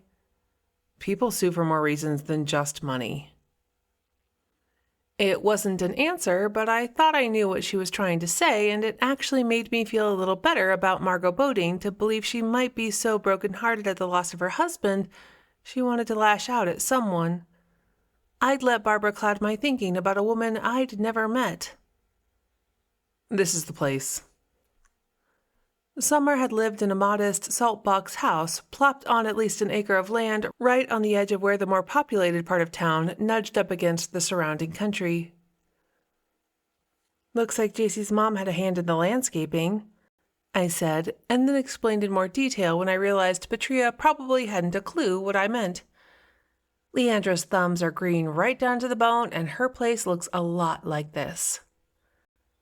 Walkways of paving stones set into close-cropped grass made pretty patterns as they wound around and through various types of planting beds. Some raised mounds of soil, some held by timber frames, some with arched half-hoops marching along them. Beans climbed a set of strings attached to one side of a long pergola, while thumb-sized cucumbers dipped beneath chicken wire frames tilted against the other side. Flower petals, lush herbs, and freshly turned earth loaned their scents to the air that hummed with the sound of bees busy at their work of gathering and spreading pollen from one flower to the next. Tiny nozzles sprouted from a network of black tubing, spraying or dripping water to soak into thirsty roots. "It looks like an oasis of peace," Patrea whispered, since the beauty seemed to call for that level of reverence. I couldn't disagree with her, and you can brand me fanciful, but I also felt a sadness there, as if the garden mourned its keeper. The door opened before we mounted the front steps. "Thank you for coming." Jack Merrifield swayed gently on his feet as he stood in the doorway. The skin around them was red and puffy, but his eyes looked clear enough that I amended my first impression of him. He wasn't drunk, but he didn't look well. "Of course," Patrea said. "And I'm sorry to bother you during this sad time. It really would have been fine if you'd simply torn up the check. Or I could have called the bank to stop payment if that would have set your mind at ease." "No, it's better this way. This is one of the last things I can do for Summer. Now, if you just wait here, I'll be right back." "We're sorry for your loss, Mr. Merrifield, and we don't want to intrude, but would it be okay if we came in for a moment?" I spoke up. "I hate to ask, but I was hoping I could use your bathroom. We've been out all day running errands, you see." Anything to get my foot, and the rest of me, in the door. For a moment, I thought he was leaning toward saying no, but then Jack stepped back and gestured for us to come inside. I wished Summer would show up to give me the guided tour, but she didn't, and I supposed I didn't blame her for that. It probably wouldn't have been easy for her if she'd been the victim of spousal abuse. "It's right down the hall." Jack gestured. "Second door on the left." I didn't need to go, but since I was there, I made use of the facilities and then washed up in the small sink. Without so much as a shred of remorse, I swung open the medicine cabinet door. I don't know what I expected to find, but it seemed like the thing to do. Fully half the contents were bottles carrying Mama Wade's label, from cramp relief to wart remover. Somehow I doubted Jack's fiancé had stocked these shelves. Peggy struck me as the type to go for brand names, most likely brands recommended in the pages of women's magazines, not home-brewed remedies. Wouldn't she have cleared out Summer's things to make room for her own? Something seemed off. "Summer," I hissed. "Can you hear me?" No answer. Nothing looked out of place, but how would I know for sure? Jack could have added the hemlock to any one of these bottles at any time and then waited for Summer to die the next time she had cramps or a headache. He didn't live here anymore, so no one would ever suspect him. The perfect alibi. Long moments passed while a series of what-ifs played through my head. What if, for instance, Summer had called Jack, or vice versa? Maybe they argued over something to do with the divorce, or the house, or whatever. Maybe she told him she was headed out to deliver Frank and Margot their meal at home, or whatever it was, but she had a headache. He could have urged her to stop at home and use the remedy he'd poisoned. According to what I'd read on the internet, death from hemlock poisoning could take several hours, depending on the amount ingested. I pictured Summer rushing in, grabbing the brown bottle and downing a dose. She probably hadn't eaten anything other than taste-testing her dishes, so she wouldn't be surprised when she began to feel a little queasy. She'd have held her stomach as she walked out the door, but ignored the symptoms because she had a job to do. She could have told her ex her plan to stop in town and do some prep for Patrea's tasting the next day. All Jack had to do was show up at the cafe and wait to make sure she was down for the count, and then, well, what about Frank? Or what if he'd put the poison in the bottle of extract she'd kept at home? Maybe she'd run out of something at the cafe, zipped home for the one she had in her pantry, and gone back to season the dish with death. In a third option, Jack showed up at the cafe with a poison-spiked beverage, then offered to help Summer with her delivery. He could have slipped the poison into the Bodine's food to cover his tracks. Any one of those could play. Patrea could be alone in the room with the killer right this minute. I left the bathroom and hurried back to watch over her. "Can I call someone for you?" I heard Patrea ask as I walked back down the hall. She sounded flustered. "No, there's no one." Jack's voice sounded husky. What had happened while I was in the bathroom? I hadn't been gone 5 minutes. I stepped into the living room to see Patrea standing next to Jack as he sat on a chair upholstered in a pretty striped fabric, his head in his hands, his shoulders shaking. When she saw me, Patrea widened her eyes and shook her head as if to say she didn't know what had happened to bring him to tears. "Is everything okay?" I asked. "Nothing will ever be okay again," Jack wailed. "Summer is gone, and now I'll never get the chance to make things right with her."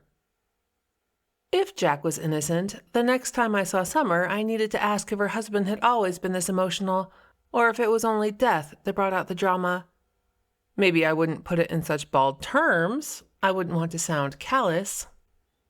"Let me get you something to drink." Patrea abandoned me and headed to the kitchen, where I heard her opening cabinet doors, then the clinking of one glass against another. Meanwhile, Jack sat in pretty much the same position as he'd been since I'd came into the room. Seeing him rubbing his temples gave me an awful idea. "Do you have a headache? Let me get you something for that. Is it okay if I look in your medicine cabinet?" I watched him to gauge his reaction, and he never so much as flinched.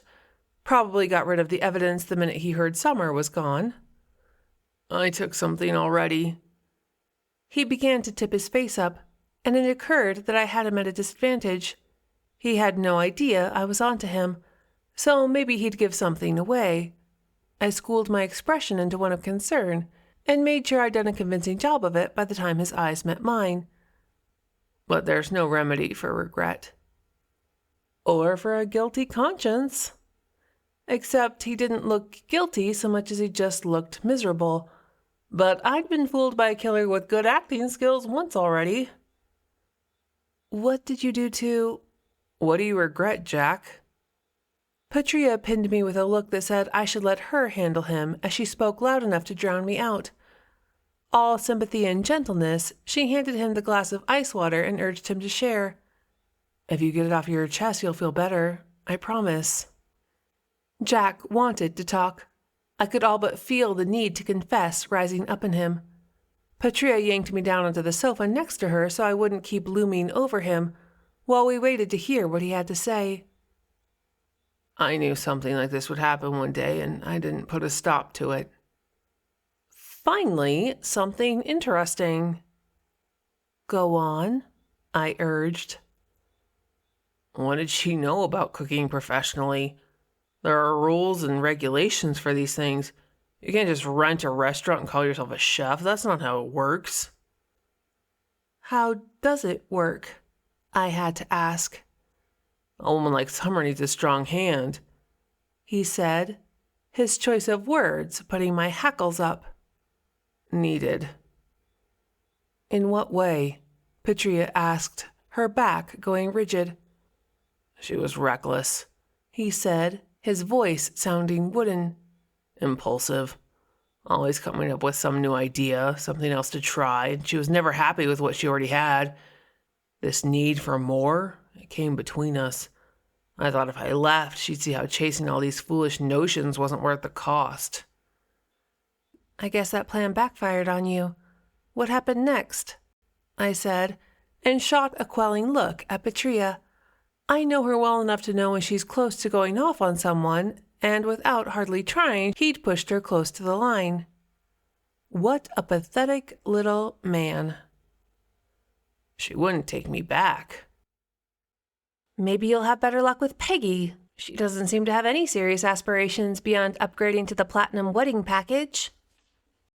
I couldn't help it. I snapped at him. Better than slapping him. Not as satisfying. "Thank you for coming. I think I'd like to be alone now. I need to learn how to live without the person who always helps me through traumatic situations." But I stopped when Patrea jabbed her elbow into my side and fell into a sullen silence while she offered our condolences, then followed her out to the car. "What did you do that for?" I demanded. "I still think he knows something." "If he keeps talking, one of us might have needed bail money. Just leave it alone and be thankful Summer got away from him and at least had a small taste of the life she wanted." I guessed she was right. Chapter 16. When we walked into the blue moon, tension hung like smoke in the air. A muted hush replaced the usual buzz of conversation. Every eye in the place followed the same track from plate to corner booth, where Ernie Polk and diner owner Mabel glared at each other across brightly colored formica. JC crooked a finger at us from the booth in the far corner, and we wove through tables as quietly as we could to join her. "What's going on?" I whispered, because the situation seemed to demand it. "Ernie and Mabel are in a fight," she hissed unhelpfully and moved over so I could sit facing the scene of interest, which left an annoyed Patrea to take the spot facing away. Trying to look casual about it, she slid all the way in and spun to rest her back against the wall so she could see what was happening. "I can see that well enough. What about?" "Summer Merrifield." "What'll it be?" Thea Lombardi's voice sounded foghorn loud against the unnatural quiet. "Pastrami on wheat, with Swiss, extra tomatoes, and both mustard and mayo. And a side of onion rings." As usual, Thea quirked an eyebrow and let her gaze track down toward my hips in silent rebuke. Like she was anyone to talk given the size of her caboose. "Tuna melt with fries and an iced tea." Patrea chose. "2 iced teas," I added. "And make those onion rings a large with extra sauce," JC chimed in. Meanwhile, Mabel crossed her arms over her chest and did her level best to stare a hole through Ernie's forehead while he mirrored her posture and expression. Built like a linebacker, I'd put my money on Mabel if an actual fight broke out. All across the diner, people poked at their food and nursed cold cups of coffee for as long as possible. No one wanted to miss the action. Not that the current staring contest constituted action, exactly, but Mabel was known for her temper. Anyone who knew her well also found her to be a generous person who championed underdogs, but you had to get past the prickly exterior to see the mushy heart inside. The silent war dragged uncomfortably on, to the point where I began to feel as if I should do or say something. The way most of the patrons had begun to fidget made me think I wasn't the only one feeling like I stood on the edge of a volcano that was bound to erupt. The only person in the place who seemed unaware of the rising tension was Thea.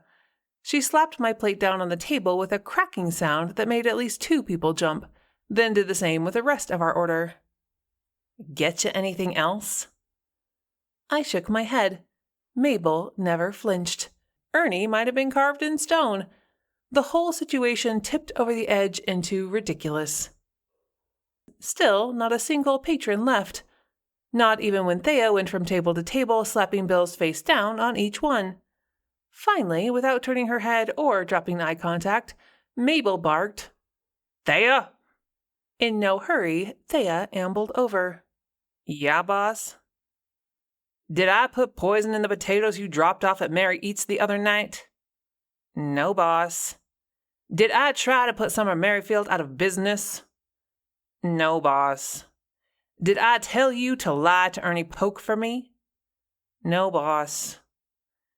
Mabel rose from her seat, picked up the check Thea had placed next to Ernie's plate, crumpled it in her hand, and tossed it into his coffee.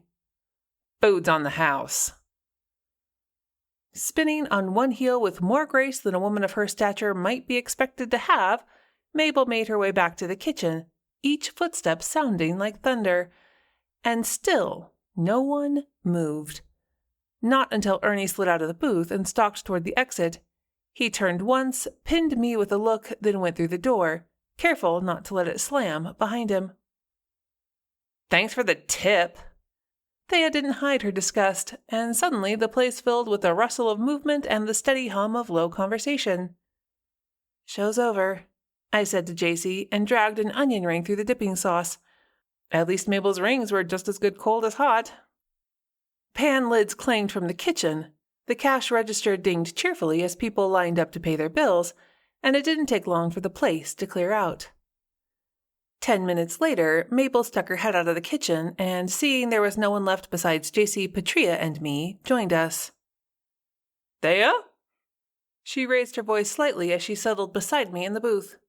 Plate of 4 pieces of apple pie, then go on your break. We watched Thea do exactly that. Plate up the pie, but not deliver it to the table. She collected a pack of cigarettes from somewhere under the counter and left without a backward glance. I got up to retrieve the pie. That woman is dumber than a bucket of horse manure. Mabel might have been saying the sky was blue for all the emphasis she used, but her movements were sharp when she sliced her fork through the crust and succulent apple slices drenched in cinnamon-scented filling. Our napkin holder was empty, so I went behind the counter for a few extras, and J.C., being who she was, got up, grabbed a can of whipped cream from the cooler, came back, and shot a liberal cloud of white on top of Mabel's pie. "You want?" She gestured the can toward mine, but I shook my head. I didn't kill Summer Merrifield. Mabel used the same amount of inflection as she had when pronouncing Thea an idiot. It was a statement of fact, not a defense or attempt to convince. "Of course you didn't." J.C.'s hand slid across the table to give Mabel's a gentle squeeze. "I can't begin to understand what Ernie was thinking." He was thinking Mabel might have wanted to do away with her competition. If I didn't know better, I might have thought the same, and I said as much, earning myself a hot look from J.C., but a nod from Mabel. "There's a certain amount of logic to the theory." I waved my fork to emphasize the point. Professional jealousy's as good a motive as any other. Not that I think you poisoned anyone. I ate another bite of pie. You're more of a hands-on kind of person. You do your killing up close and personal. It isn't easy to chew pie with foot in your mouth. That sounded... I tried to backtrack, but Mabel only let out a chortle. "Damn, Skippy," she said, but the mood had lightened. Mabel added more whipped cream to the half slice of pie she had left. "I didn't kill Summer." "We know." J.C. echoed my thoughts on the subject as she followed suit with a can of cream, again offering it to me when she was done. Again, I declined. I'm a purist when it comes to apple pie. Good apple pie, and this was good pie. Didn't need anything else to detract from the flavor. Chocolate pie is another story. You can disagree with me all you like. I respect everyone's pie choices equally. The slam of the back door signaled the end of Thea's smoke break. J.C. watched her half-hearted attempt at cleaning tables for only a few moments before rolling her eyes, getting up, and grabbing the dirty rag out of the other woman's hand. "You're doing it all wrong." It was a day for drama. Thea snatched the rag back. "Don't tell me what to do. You don't work here anymore." Work being the operative word in that sentence. J.C. made another grab for the rag. Thea held on, and the resulting tussle ended with each of them holding half a torn piece of material. "Shouldn't you do something?" I asked Mabel, who shook her head and then picked up the dropped thread of our earlier conversation. "I'm not as dumb as I look," she said. "Vinny DeLuca was in here last night handing out a lecture on the evils of foraging for wild edibles. That's how he put it, wild edibles." I nodded because I'd heard of the wind-up to that particular talk already. "But I knew Summer pretty well, and I'd lay dollars to donuts she'd never made a mistake like that." "She's right."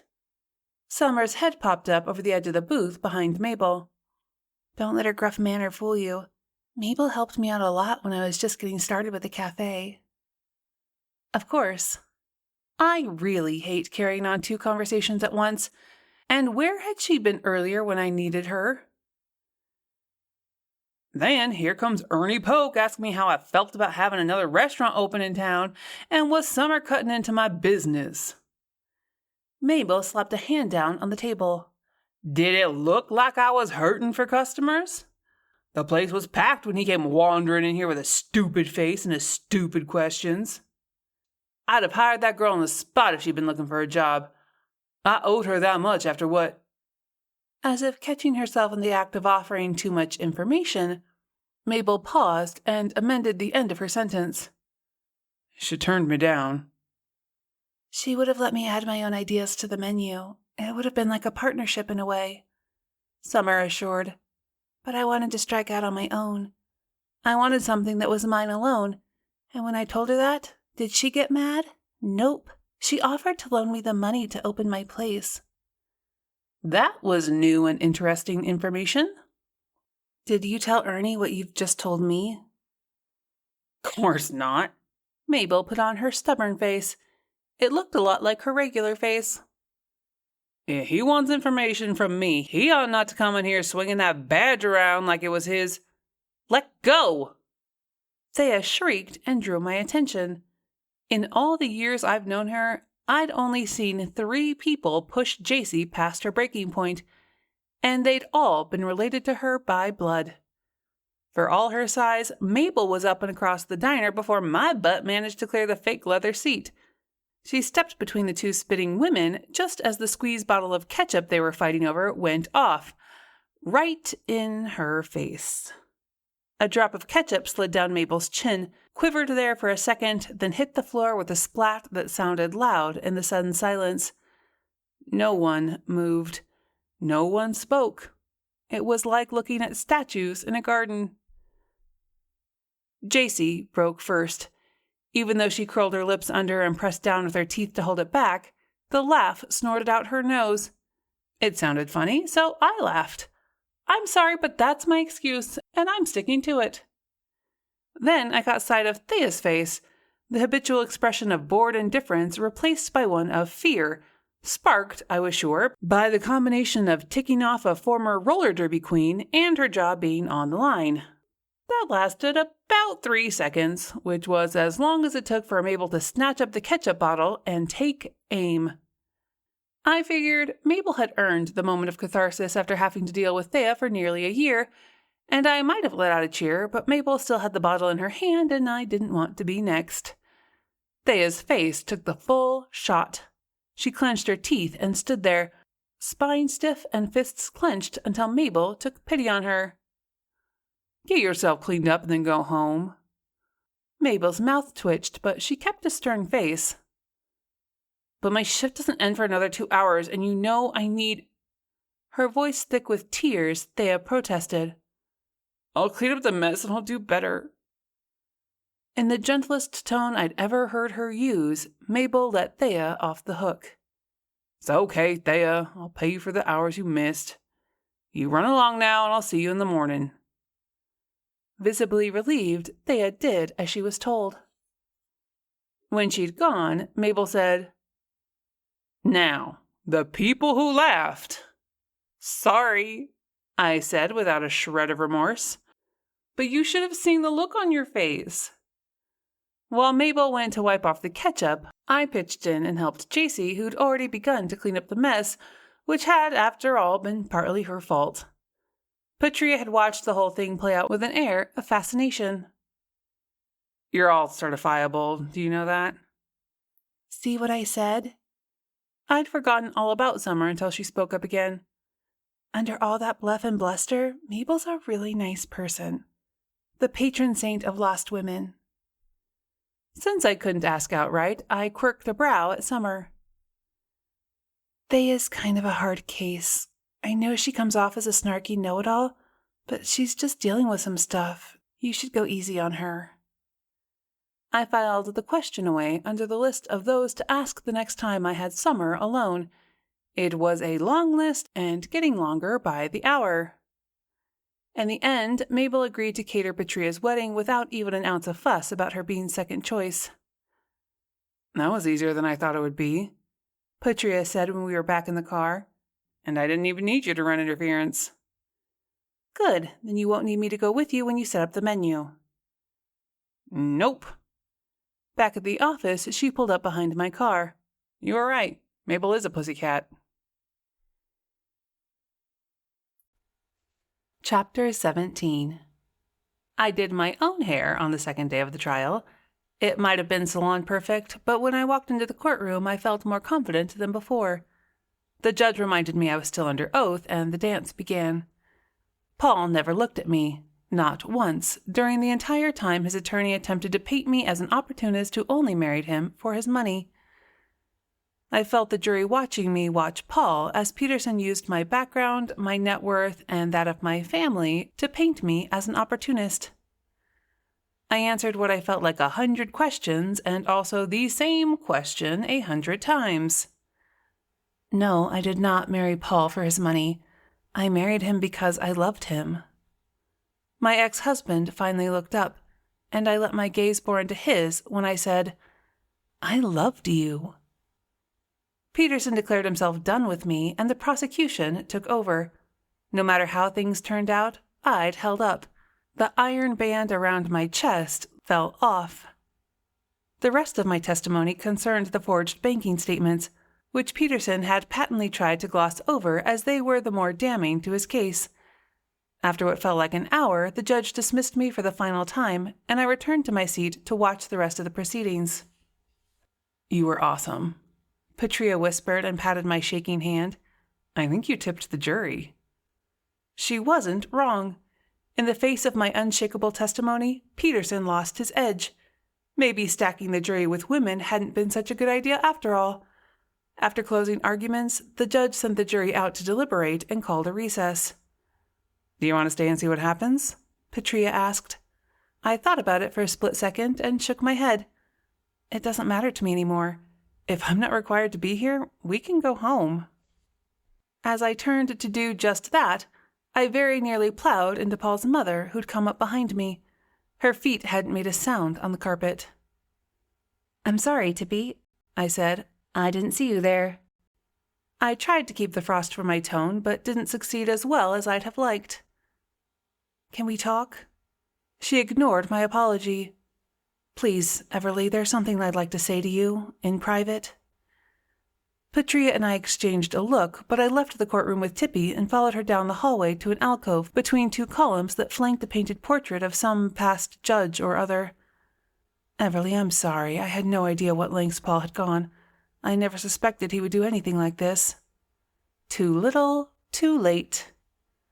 "But you had no problem believing what he told you when we split. Let me guess, you thought I was a gold digger, right?" She had the grace to turn her eyes down. To think I'd once found her grace and demeanor worthy of emulating was another blow to my ego. Worse, I'd compared my mother to her. I was the worst daughter in the history of daughters. "You have every right to be angry, I see that now, and I wanted you to have this. Consider it an apology or token of our thanks for everything you did for the foundation." Tippy pressed an envelope into my hand, gave me one more look. "If it helps, I really do think Paul had genuine feelings for you." Heat prickled over my face. "Well, you should have taught him not to treat people like dirt, or else not to think with what's in his pants." That last crack might have been a bit much because Tippy's mouth dropped open and then closed with a snap. "I am sorry," she said in a remote wooden tone, then walked away. After she'd gone, I stuffed the envelope in my purse and took a minute to decide how I felt about what had happened. Bewildered was the best word that came to mind. "What was that all about?"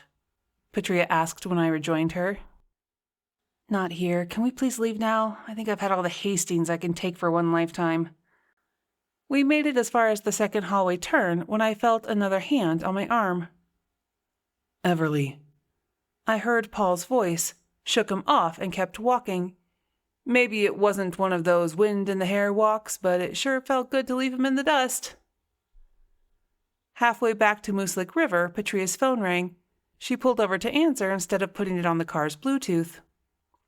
"Heard," she said in the clipped tone she used for professional calls. There was a moment of silence before she thanked her caller and hung up, so it startled me half to death when she let out a whoop. The jury came back in record time and with a conviction. He got 3 years. Stunned, I slumped in my seat and tried to decide if it was reasonable to feel guilty because I didn't feel guilty over feeling vindicated. Hey, I never said I wasn't a bag of weird. Feelings are complicated. He'll get time served and probably more taken off for good behavior, so I'll be surprised if he does more than 6 months. And it will be a low-security facility, which I'm betting Peterson got dialed down to house arrest, but even so, he'll do time. He should have been up for accessory to murder, but for once his daddy couldn't buy him a free pass. I think I muttered something. Then Patrea said, "You didn't tell me what Madeline wanted." "Oh, I forgot. She wanted to apologize. I think for the way she treated me more than the way Paul did. She gave me something." I fished around in my purse and pulled out the envelope. Patrea had pulled back out onto the road after she'd hung up her phone. Now she pulled back over. "Open it. I don't even care if it's personal. I'm dying to know, and you'd have told me anyway, so just dispense with the dance of propriety and show me." She was right on all counts, so I slid my finger under the flap. She probably named a star for me or something. Patrea snorted. "You give her too much credit for imagination. It's more likely she donated to the ballet in your name." But we were both wrong. I saw when I pulled out the check Tippy had written from her private account. There was a handwritten note from her, but I didn't get a chance to read it before Patrea caught a good look at the check. Holy crap, that's a lot of zeros. At least she waited until after the trial, so she didn't intend it as a bribe. I'm not cashing it, so it doesn't matter what she wants to call it. Slow fire burned in my blood as I crammed the check and unread note back into the envelope and threw it in my purse. This just goes to show they never knew me at all. Before pulling back out onto the road, Patrea said, "What it shows is the way they judge everyone by their own values. It's human nature, so maybe in this one instance you could overlook the insult?" "I guess." We were passing the little store I'd stopped at on my way back to town the day my life changed for the better. "Hey, stop here and I'll buy you lunch." "Here? Really?" But Patrea pulled in anyway. Trust me, it's mostly sandwiches, but they make their own bread and it's fabulous. Plus, it would be a bookend moment for me to mark the end of this chapter of my life. Bookend, bookmark, I know they're not the same thing. Cut me a break. Chapter 18. The day after the trial ended, I learned Patrea had been holding back on things to do with the wedding when a text hit my inbox. One of the cousins called to say he trained his dog to carry the rings down the aisle. Your cousin or his? What difference does it make? Just curious. His. I'm saying no.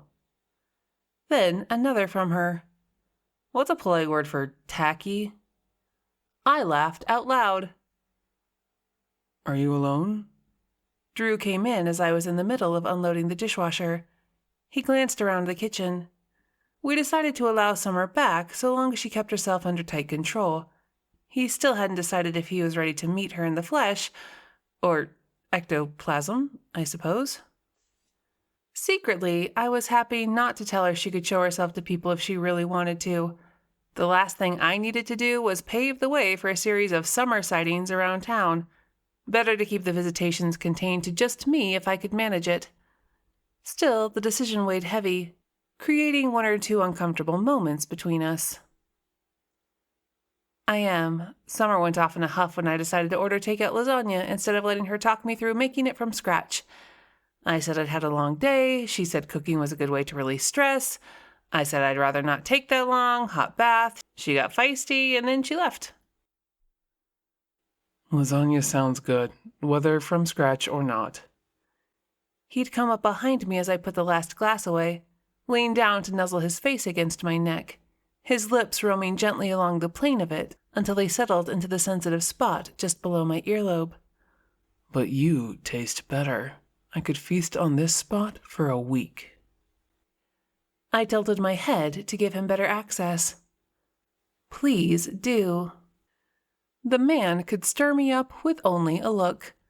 When he used his mouth and hands on me, I turned to liquid heat. Somewhere, way in the back of my head, I heard JC saying if Drew couldn't accept my ghosts, he wasn't the man for me. This was the moment where I needed to decide what I wanted from him. He wasn't Paul, and I wasn't the same Everly I'd been even a year ago. That Everly wouldn't have pushed for what she wanted because she hadn't been tested enough to know her limits or her strengths. I didn't want to be her anymore. As much as I didn't want to, I pulled back from him and tried to get control of my breathing. Drew, we need to talk. The dreaded phrase no one ever wants to hear. He let me go and tried to make a joke of things. Is it the wet towels on the bathroom floor? If it was, would you stop putting them there? I'd try. I can't promise I'd remember every time. We settled across from each other at the kitchen table. But if it's a deal breaker, I'll give it a shot. I'll remember you said that. If things didn't end right here, anyway. But you know this isn't about your deplorable bathroom habits. I fiddled with my hair, which is something I do when I get nervous. There's no ghostly equivalent of hanging a tie on the doorknob. They come and they go whenever they want, and they hardly ever follow the rules. It was an encouraging sign when he reached for my hands and held them across the table. Maybe the hair fidgeting bothered him, or maybe he wanted to give comfort in an awkward moment, because that was the type of man he was. The type with a solid core of unwavering decency that only made me love him more. I expect you'll feel like you're living with invisible toddlers half the time, I said matter-of-factly, and it won't be easy. I'm not used to translating from ghost to living, so if I forget, you'll have to remind me. Also, you should meet my friend Kat. She's the medium who talked me through several freakouts, and she could answer your questions better than I can.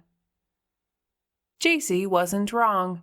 If Drew couldn't accept my ghosts, he wasn't the man for me. But if I couldn't figure out how to make the process easier for him, then I didn't deserve him anyway.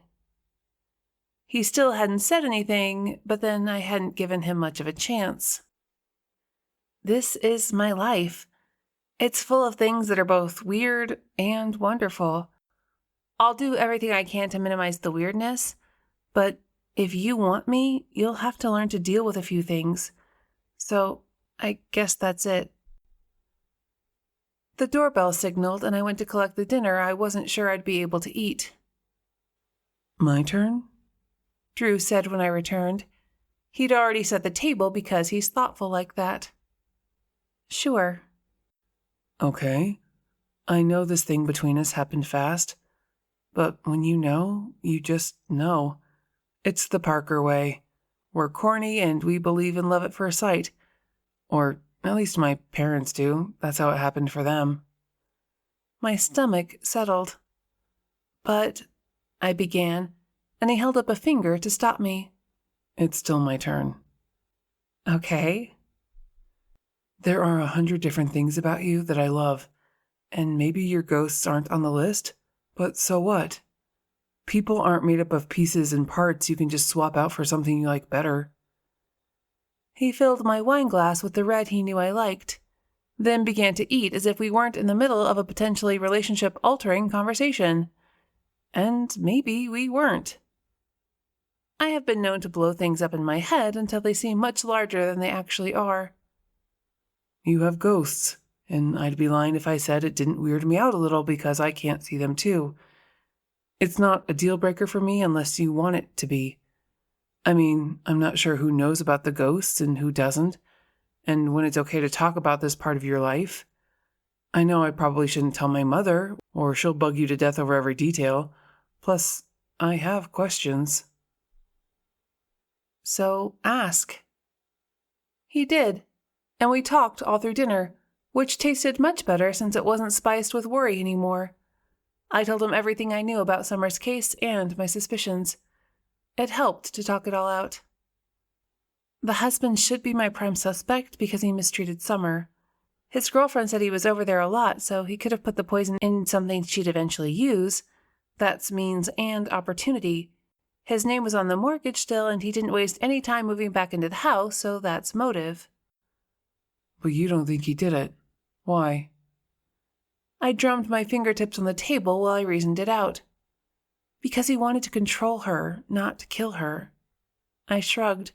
That's my gut feeling on it, anyway. Molly padded into the kitchen, sat by the back door, and looked at me expectantly.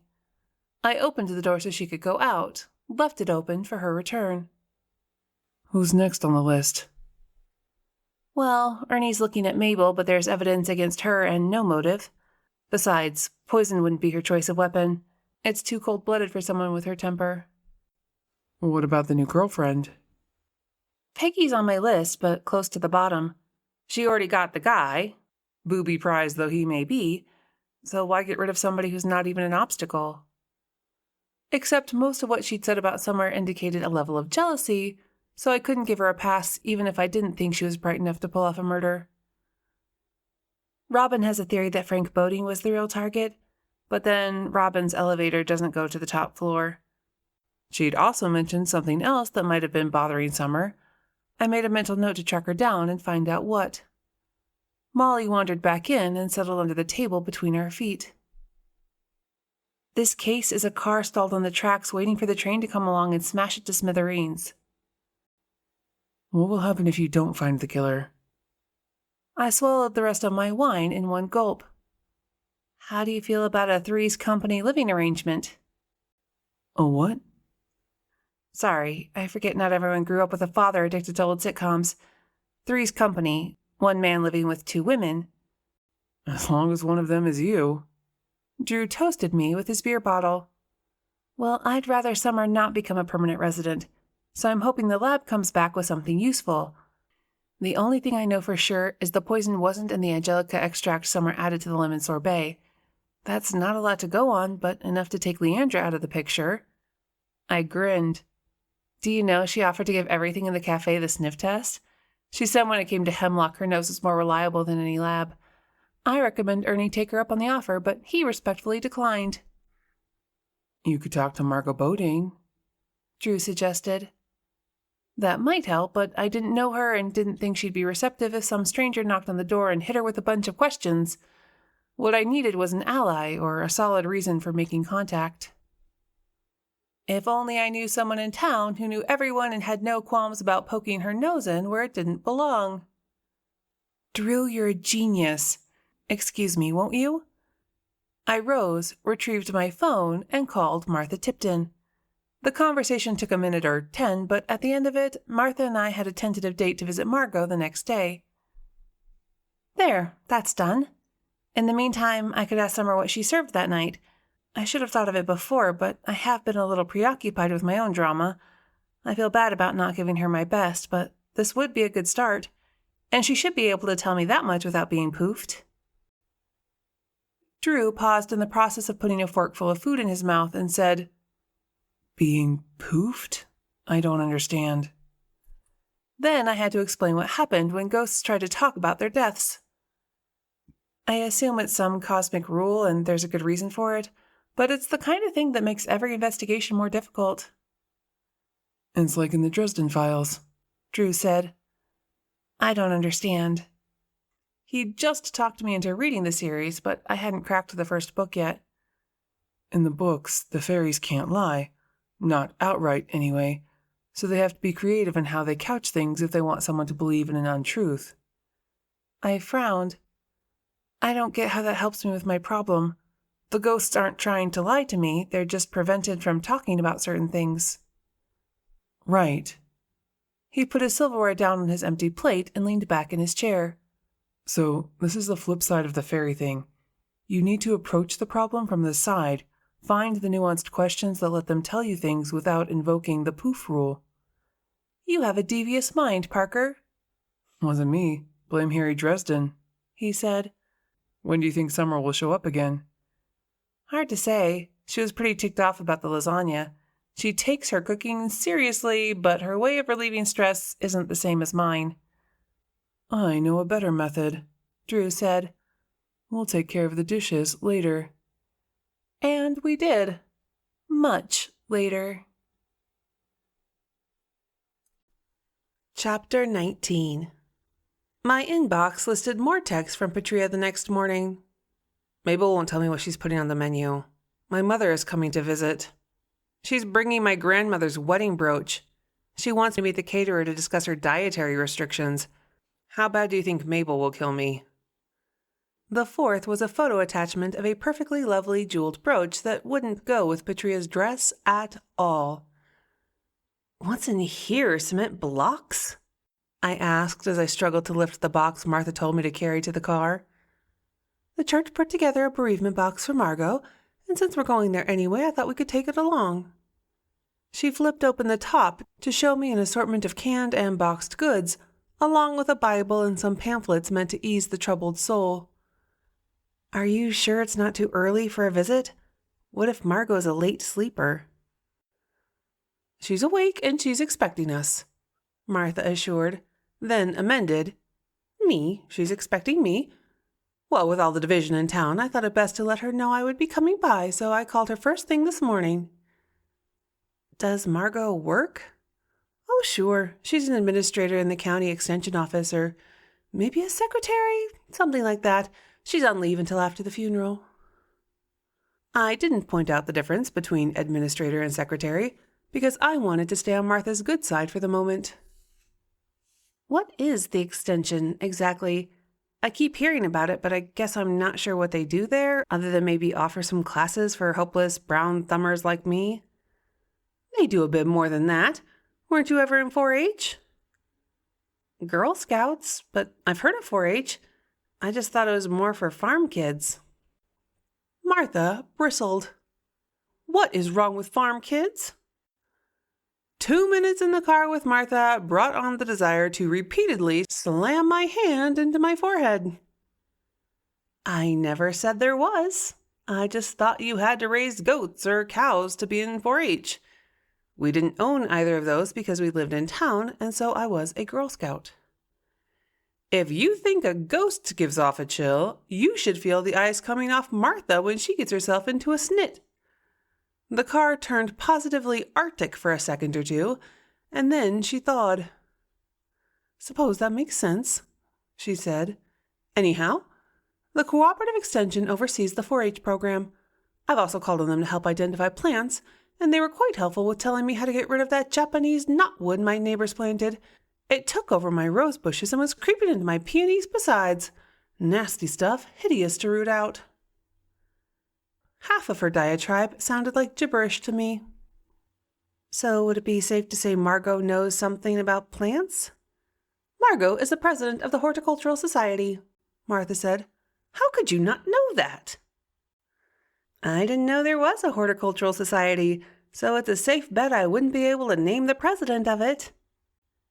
Getting snippy with Martha never made things easier, so I gentled my tone. "Do you think, with her special knowledge and all, Margot might have realized she and her husband had ingested poison?" I knew, to stick with the current conversational theme, the best way to plant seeds of curiosity in Martha's head. "Oh!" Martha's hand went up to cover her heart, but her eyes sparkled with interest. "I never thought of that. How awful for her.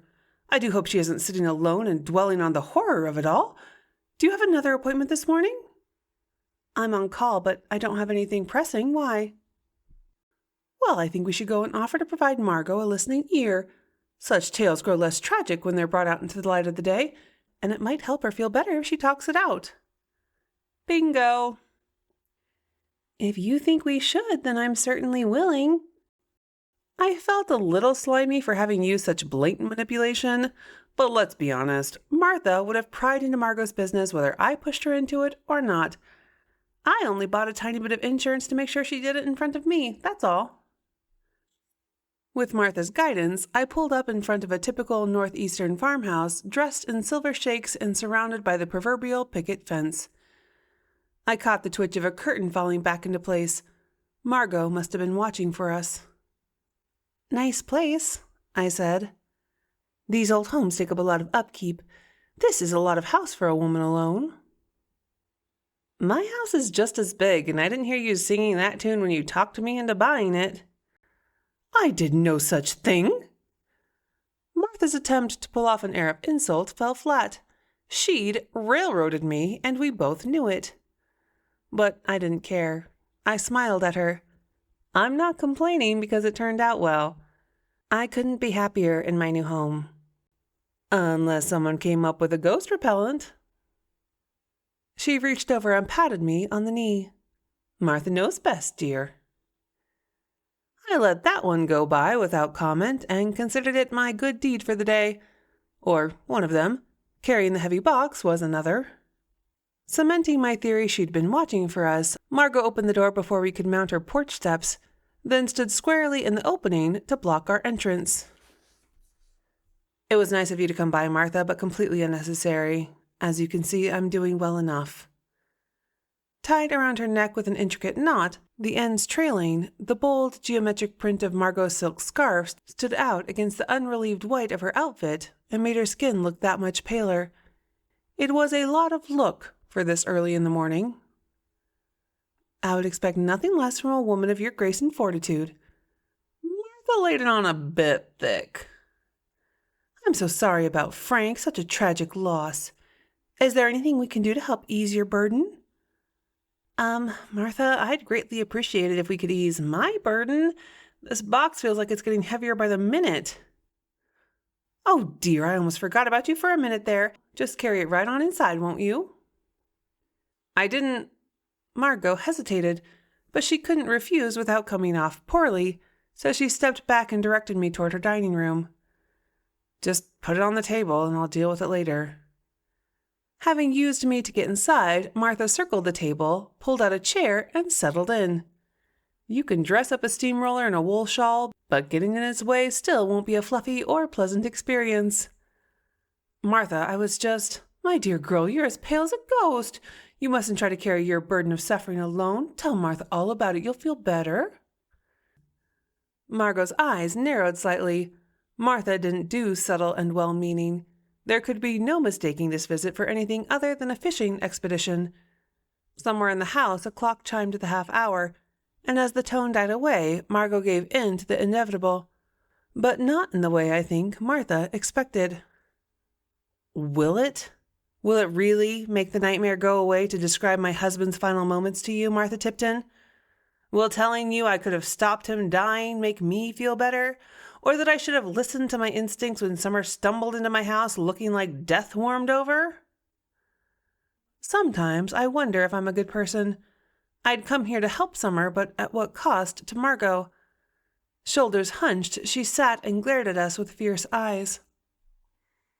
"My husband is dead, and I'll have to live with my part in it for the rest of my life. Is that what you wanted to hear? Because talking about it doesn't change anything for me. I hope it makes you feel better. Now, if you don't mind, I'd like to be alone." On my way out, I laid my hand on Margot's stiff, unyielding shoulder. "I am sorry, Margot, truly." Subdued, Martha said nothing and kept saying nothing until I stopped in her driveway to drop her off. "You really should have respected Margot's privacy. I can't believe I let you talk me into going over there and bothering her like that." "I guess I had that one coming." Chapter 20. After half a morning spent with Martha, I needed comfort food. To be honest, I needed booze and chocolate, but I'm not much of a day drinker, so I opted for a late breakfast at the Blue Moon. I arrived at the beginning of the pre-lunch lull. If not for the rattle of dishes in the kitchen, you'd have thought the place was empty. "Nope," Mabel barked from the kitchen when she looked up from whatever she was doing and saw me. What did I do? I couldn't remember doing anything that would annoy her to the point she wouldn't serve me. "You can't still be mad about the ketchup." "I meant." She rolled her eyes and shook her head. "I'm not letting you order off the menu. I've got something I want you to try." "Okay." I craned my head to see if I could get a look at what smelled so good. "I'm game. What is it?" "Hold your horses and you'll see." "Where's Thea today?" "Meeting at the school about her kid. She'll be back before the lunch rush." A minute or two later, Mabel set 2 plates in front of me, used a white cloth to clean a barely visible drop of something off the rim of one of them. This was not diner food, or at least not the diner food Mabel usually served. "Short ribs braised in red wine with roasted seasonal vegetables." She pointed to the first plate. "And this is chicken française and haricot vert sautéed with bacon and slivered almonds." There was not a piece of curly kale anywhere in sight. "This looks amazing. I didn't know you could cook like this." I used the side of my fork to cut through succulent beef cooked to perfection, took a bite, closed my eyes, and sighed. It tastes better than it looks. Is this for Patrea's wedding? Of course. You didn't think I'd serve meatloaf and sweet potato pie at a wedding, did you? I'll add a salad and 1 or 2 bread options. Because I didn't picture Patrea's family as being buffet people, I went with dishes that'll work well as a family-style meal at each table. She'd seasoned the roasted vegetables, potatoes, carrots, and parsnips, with fresh and dried herbs that enhanced the flavors rather than competed with them. I couldn't wait to dig into the chicken, and I didn't care that Mabel stood with arms crossed over her chest and watched me eat. The food was so good, I wouldn't have cared if I were the prime exhibit in a people aquarium. What's in this chicken? It's coated with herbs and breadcrumbs, then topped with a lemon caper sauce. Eating the chicken was almost a religious experience. Where did you learn to cook food worthy of a 5-star restaurant? And why are you torturing Patrea by not telling her what you're planning to cook? After rounding the counter, Mabel sat next to me and answered the last question first. Figured she deserved it for making assumptions. I earned a bachelor's from the CIA during my derby days. Got a job at Le Cirque and worked my way up from commis chef to chef de partie before moving back home to open this place. So, her roller derby past wasn't just a rumor. I had no idea. But why? I trailed off because I couldn't think of a way to frame the question that wouldn't come off as a disparaging opinion of the diner. Customer expectations and simple economics. Moose Lick River folk expect your basic diner fare, so that's what I've tried to give them. Comfort food made from scratch with a little of my own flair. I don't get to cook like this very often. Well, you should. Elevated diner fare is a big thing these days, and if you served these ribs even as a daily special once a week, I guarantee you'd have a hit on your hands. I haven't even finished them and I'm already craving more. It wasn't every day a person could make Mabel blush. I'd only ever heard of it happening once before when Leo Hansen made a spectacle of himself by declaring his love for her in song. And Mabel, I said, you need to put Patrea out of her misery. Call her in and let her see what you can do. She's got enough going on without needless panic over fantastic food. Party pooper, Mabel judged, but I figured she'd do as I asked. Summer would have done a bang-up job. I feel bad, you know. Since you brought up the subject of Summer, I remember you said something about owing her for some reason, but I didn't get a chance to ask what it was. As if someone cut the string holding her upright, Mabel's shoulders slumped. She put her elbows on the table and dropped her head in her hands. I killed her. It came out muffled, but that's what I thought I heard her say. You did what? You heard me. I killed Summer. Or I might as well have. Shock hit me like a bucket of cold water thrown in my face. Explain yourself, and it had better be good. She used to come by some nights when her husband worked late or early in the morning to help me do prep work. I knew he kept a tight fist, so I'd slip her a few books. And we'd talk while we worked. About recipes and cooking mostly. You didn't have to do more than look at her to tell her she was lonely. Leandra said much the same. What sounded like a fleet of motorcycles cruised past the diner, making too much noise for us to speak. When the rumble died away, Mabel picked up her story. Anyway, this one morning, I had rhubarb pies going, and Summer asked if I'd ever tried adding Angelica to them. She said she had an old recipe book that used to belong to her grandmother, one of those Rebecca cookbooks, and it called for adding a pinch of Angelica to the pie to cut the tartness. It didn't take a crystal ball to see where this was going. And it just so happened you knew where it grew wild, so you showed her where to look, and now you feel like her death is somehow your fault? That's about the long and short of it, Mabel said. Tell her she's an idiot. For once, I didn't jump when Summer popped up on the other side of the counter. If there was a perfect moment for her to show up, this was it. I'd never hugged Mabel before. Most people wouldn't dare. And if I'd have thought about it for longer than a split second, I might have changed my mind. but the poor woman felt miserable, and I wanted to comfort her. "I'm sorry you lost your friend." And then I sort of broke my rule about messages from beyond the grave. "But you're an idiot if you think you had anything to do with her death. It was tragic and way too early and just overall a crying shame. But it was not your fault. And if she were here right now, I know she'd be saying the same thing." Take that, Harry Dresden, and your fairy ways of talking around a thing.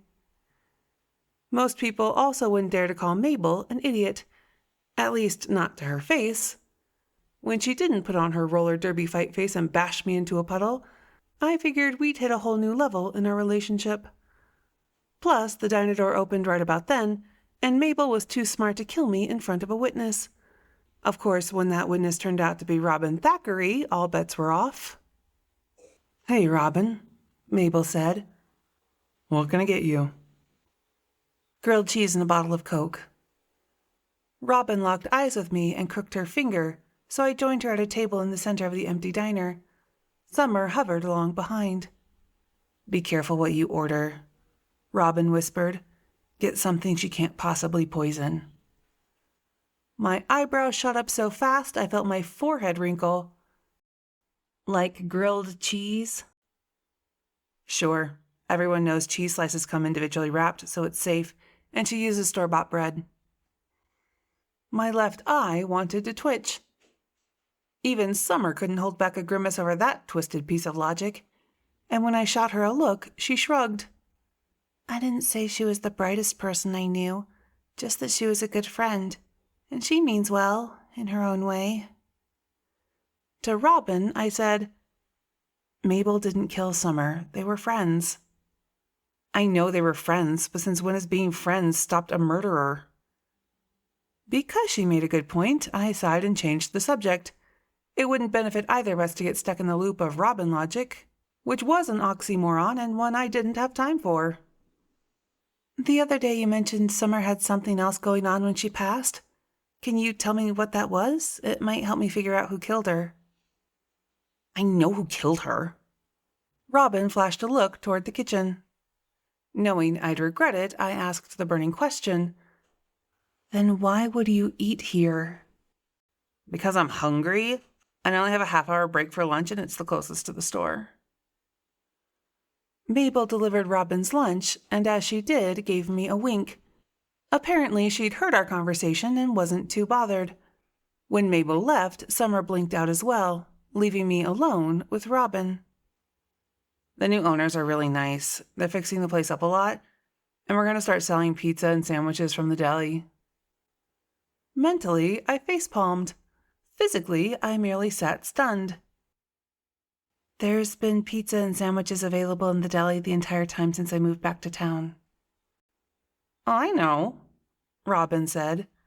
There was buzzing in my head.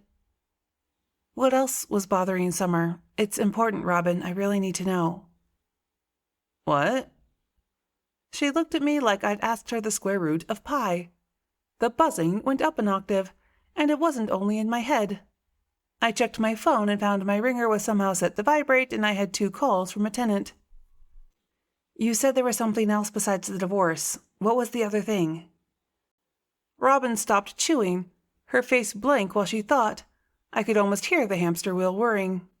"Oh, that was nothing, really. Just that Peggy Sullivan called her a couple weeks ago and said she wished Summer were dead."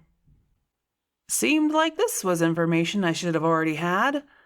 The urge to reach out and choke Robin was strong, but not as strong as the urge to tell Summer she was on her own. Chapter 21. "It was working fine yesterday," said Angie, the harried tenant who'd called me about a badly plugged toilet, "and now it keeps overflowing." "Maybe if you quit flushing it," is what I wanted to fly out of my mouth, but I managed to retain a tight smile while I pulled on a pair of heavy rubber gloves. Then I used an old plastic container to dip out enough water to try the plunger she hadn't bothered to use. I'd already mopped at least 3 flushes worth of water from the floor and just wanted this to be over soon. At least the one-piece vinyl had kept the wetness pretty well contained. I wouldn't have to get someone in to repair water damage on the ceiling below. Sometimes it's the small things that are the biggest blessings. I couldn't be much more than annoyed with the poor woman since she had 3 kids under the age of 5 who, on any other day, I'd have called adorable, kept running past the bathroom door yelling at me to hurry up. Go use the one downstairs. The tenant, whose name I'd momentarily forgotten because the noise level in the house was off the charts, told him, her tone getting louder with each repetition. We'll get you fixed right up. If this doesn't work, I've got a guy who will come over and take a look at it, okay? The baby on her hip, a little girl with pink cheeks and a tangle of white blonde curls, stared at me if I'd come up from the floor in a cloud of brimstone and hailfire. Every time I spoke, she squeaked and buried her head against her mother's neck. Can you hand me that? Never mind. I grabbed for the plunger and put it to work, but the water level stayed the same. You want me to try it now? Said the tenant as she reached for the handle. No! That time I did shout, not yet. I went to work with renewed vigor and was rewarded by the faintest sound of draining water. The level dropped half an inch. It's working, I said, and then realized my error when she slammed the handle and overflowed the thing again. Some days I hate my job.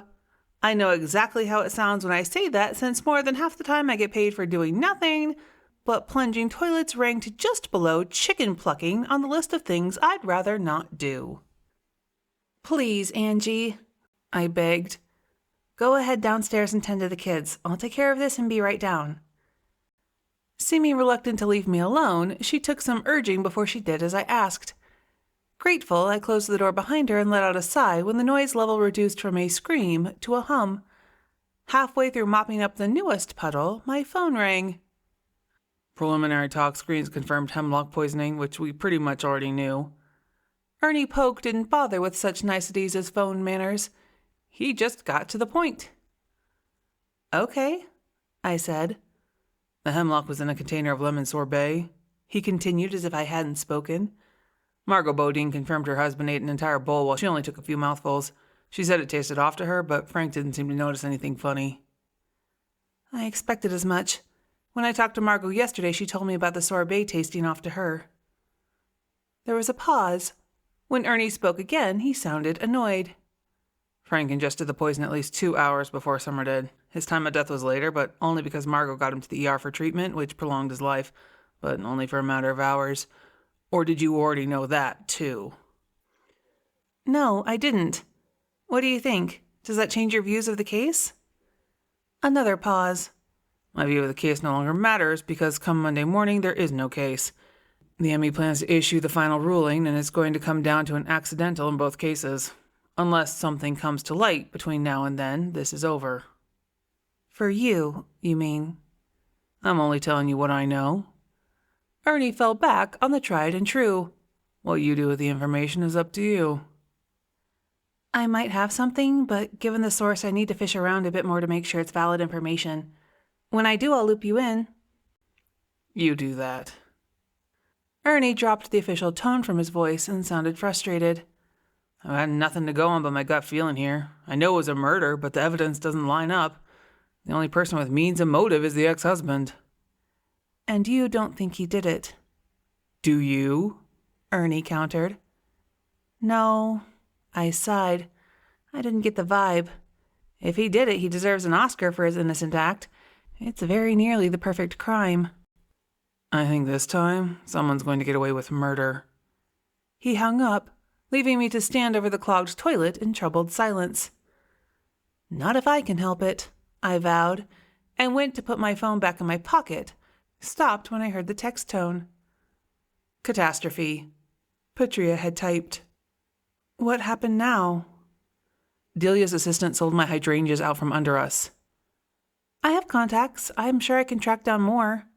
So does Delia. She already made the calls. There's nothing statewide. Then we'll find something else. It won't be the same.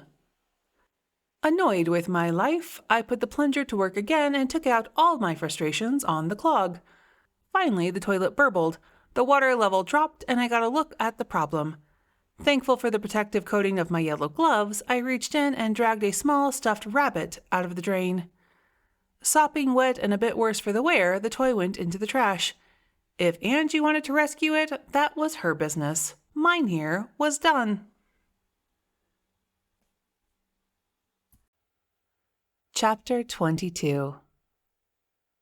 You owe me.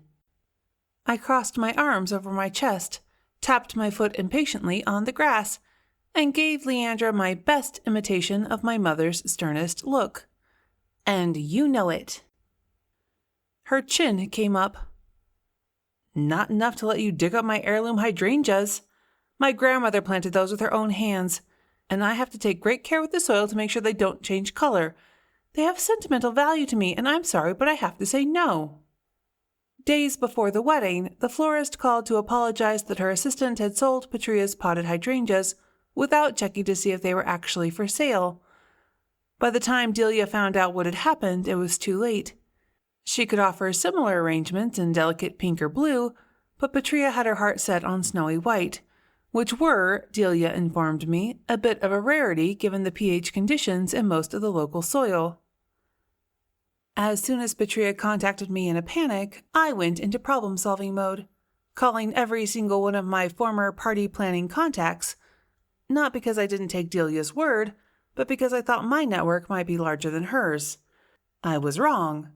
There wasn't a white hydrangea to be had from any florist in a 3-state range, which was as far as I could branch out and still get them in time.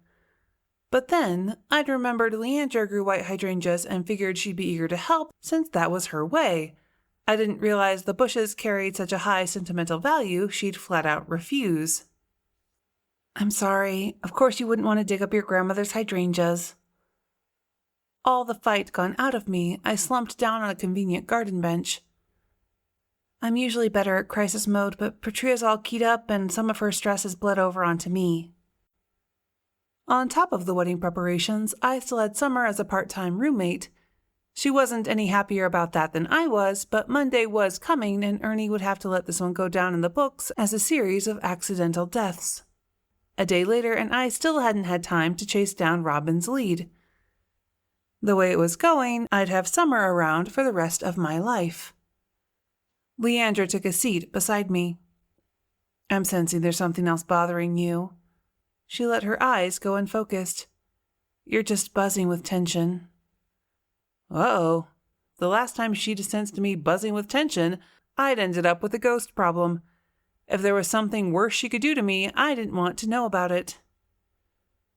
I'm okay, really. I slid over half a space just in case proximity brewed woo-woo cooties. 1 dose of those was enough to last me a lifetime. I'll figure something else out. Maybe you can help with that. Is there another plant in season we could use instead? I need something that's hardy enough to string lights through and has white blossoms. I ran a hand through my already ruffled hair. I hadn't even taken the time to pull it back like I usually did. Leandra went so quiet I checked to see if she'd gone into one of her famous trances. I didn't think she had, but the way she moved her head from side to side made it seem like she was in the throes of a major decision. If I take you somewhere, you have to promise anything you see will stay just between the two of us. Good grief, if she was going to take me to her secret pot farm, I didn't think I could make that promise.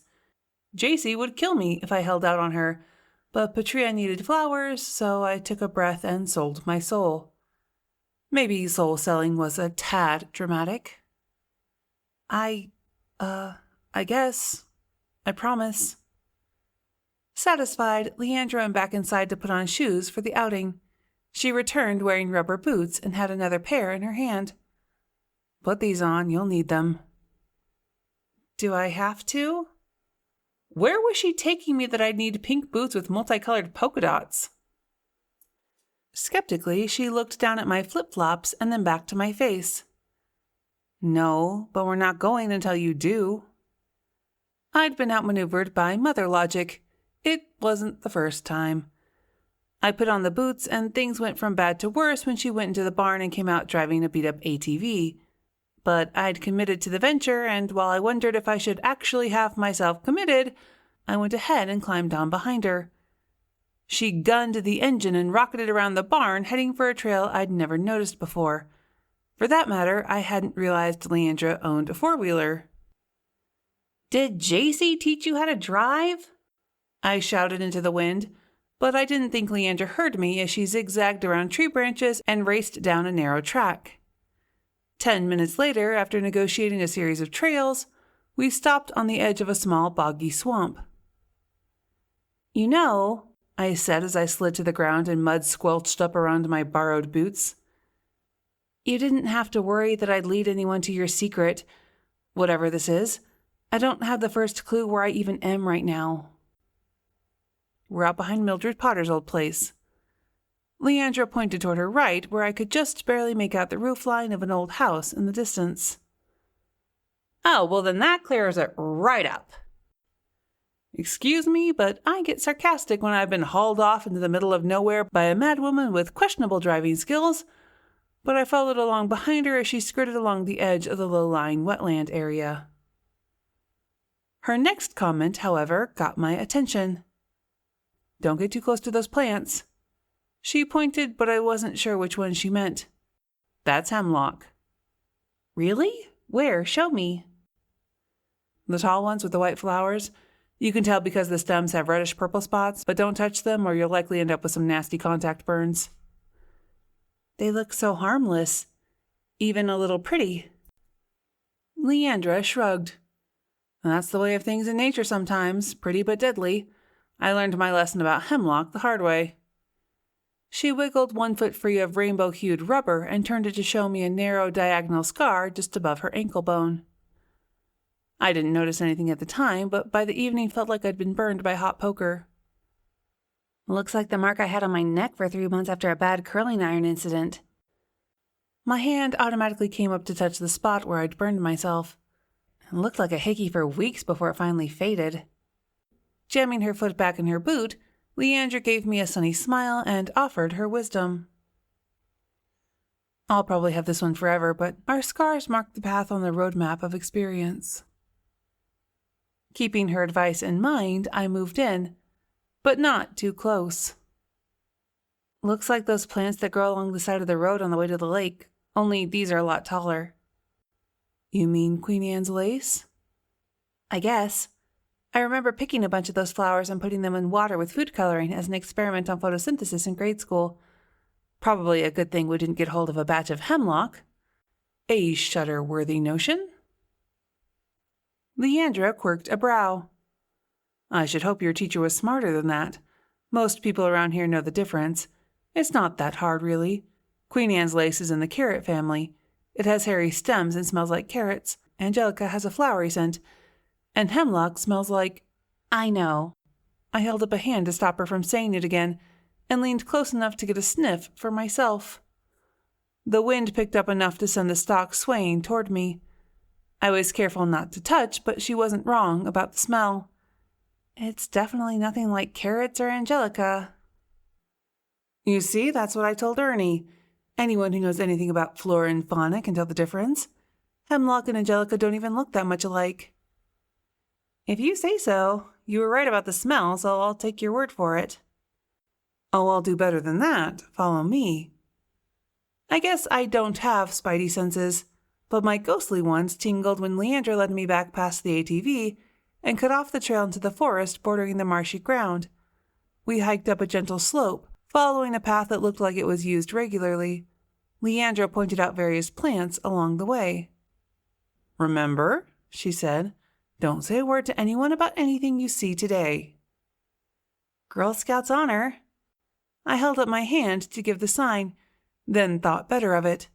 Leandra was up to something that probably went against the Girl Scouts' code of ethics. Or not. Look, if you've got a hidden pot farm out here, I really don't want to know about it.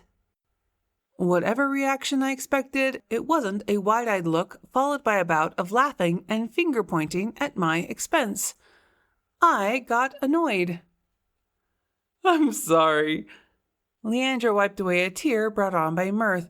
"But the look on your face, I just can't." The memory set her off again. For once, I didn't find the hilarity infectious. "Let me know when you're done." I stalked over to sit stiff-spined on a fallen log and wait for her to get control of herself.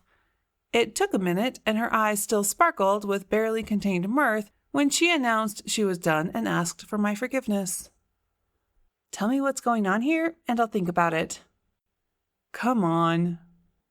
I followed Leandra to a small clearing where she stopped and pointed dramatically to a scattered patch of short, otherwise nondescript plants with pretty red berries. If she hadn't drawn my attention to them, I'd have walked right by without noticing. There, that's my secret. Okay.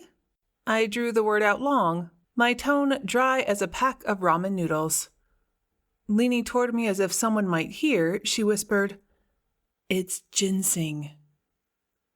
Okay, I said again at my normal volume. I've been growing it. I still didn't get it. Let's just assume for a moment that I have no idea what you're talking about. Leandra sighed. Ginseng grows wild in the woods here, but you're not supposed to harvest it because it's considered endangered in Maine, and you can't grow it at home for use and distribution without a permit. So you're doing something illegal? Technically. My brain finally connected a few dots. Did Summer know about your ginseng stash? Her name barely passed my lips before I felt the chill of her at my back. Of course. Both woman and ghost said at the same time. More dots lined up in my head. And her Angelica patch is somewhere nearby? That's where we're headed right now, but I thought I'd take a look at my crop since we're out here and all. Leandra got down on her hands and knees in the dirt and gestured for me to do the same. I squatted instead. You can tell the age of the plant by the number of leaves. This one has 4 sets of leaflets. This means that this one is at least 3 years old and is technically ready to harvest. Frowning, I stroked a leaf with my finger. What's it good for? It's an antioxidant, Summer said. Boosts memory, lowers blood sugar, and is a mood enhancer for a start, Leandra supplied. I use it in several of my tincture recipes. But it's illegal? It's not like I'm dealing heroin, Everly. Leandra rarely offered the sharp side of her tongue, but today I guess I'd earned it. I'm merely nature's steward. There was only one plant here when I stumbled on the spot. I've taken excellent care to increase Mother Earth's bounty, and I've helped a few people be healthier besides. In the Great Mother's eyes, I've done nothing wrong. Arguing with zealots is an exercise in futility. I know. I've been there and done that before. With this particular zealot, in fact. Arguing with Leandra was like trying to stop the tide with a teaspoon. This is why you didn't want to show Ernie where Summer got her Angelica. Made a lot more sense now. Why else? Summer had drifted off somewhere, but Leandra seemed puzzled by my observation. You realize Ernie thought you were covering up for Summer having mistaken the hemlock for Angelica, right? It felt safe to speak for Ernie since I'd known better, and it still had looked that way to me. He must have been thinking the same thing. My knees felt like a pair of rusty hinges when I finally couldn't take another second of squatting. Then I had to give Leandra a hand up. Once on her feet, she didn't let go of my hand. You'll keep my secret? Do the people who buy them know what's in the tinctures? Of course. It's not illegal to use ginseng in any preparation, only to harvest it in the wild with the intent to sell or distribute, or to cultivate it for the same reasons without the proper paperwork. I didn't fudge the truth about the ingredients I use, only about where I obtained some of them. I won't tell, but you need to look into making it legal to grow at home. That got a grin out of her. I plan to do just that now they've legalized the other thing I'm growing at home that you didn't want me to talk about. Gah. Do you still want to see the Angelica? Might as well. It didn't look like I could learn anything to help Summer, but I was curious to see the plant anyway, so I followed her to the dappled shade at the edge of a larger clearing. Summer had headed in this general direction, but was nowhere in sight. You're right. I inspected the Angelica, compared it with my memory of the hemlock. They're not that similar up close. and the difference between the scents is hard to miss. Is this the only place it grows? Because even considering the ginseng detour, we'd walked far enough from the hemlock for proximity to no longer be a viable explanation for any possible mistake. Only place I know of, and Summer would have told me if she'd found more. Just to make sure Mabel's story checked out, I asked, "Did you find this spot, or did she?" "She did." "Do you think her husband killed her?" Leandra knew the situation better than most. Maybe Summer had said something to her that would help me. She stopped, turned to me. "It would be easier if I did, wouldn't it?" I'd seen Leandra lose her cool over the years. She was the blow-up-and-clear-the-air type, just like her daughter, a nice hot blast of temper followed by calm and forgiveness.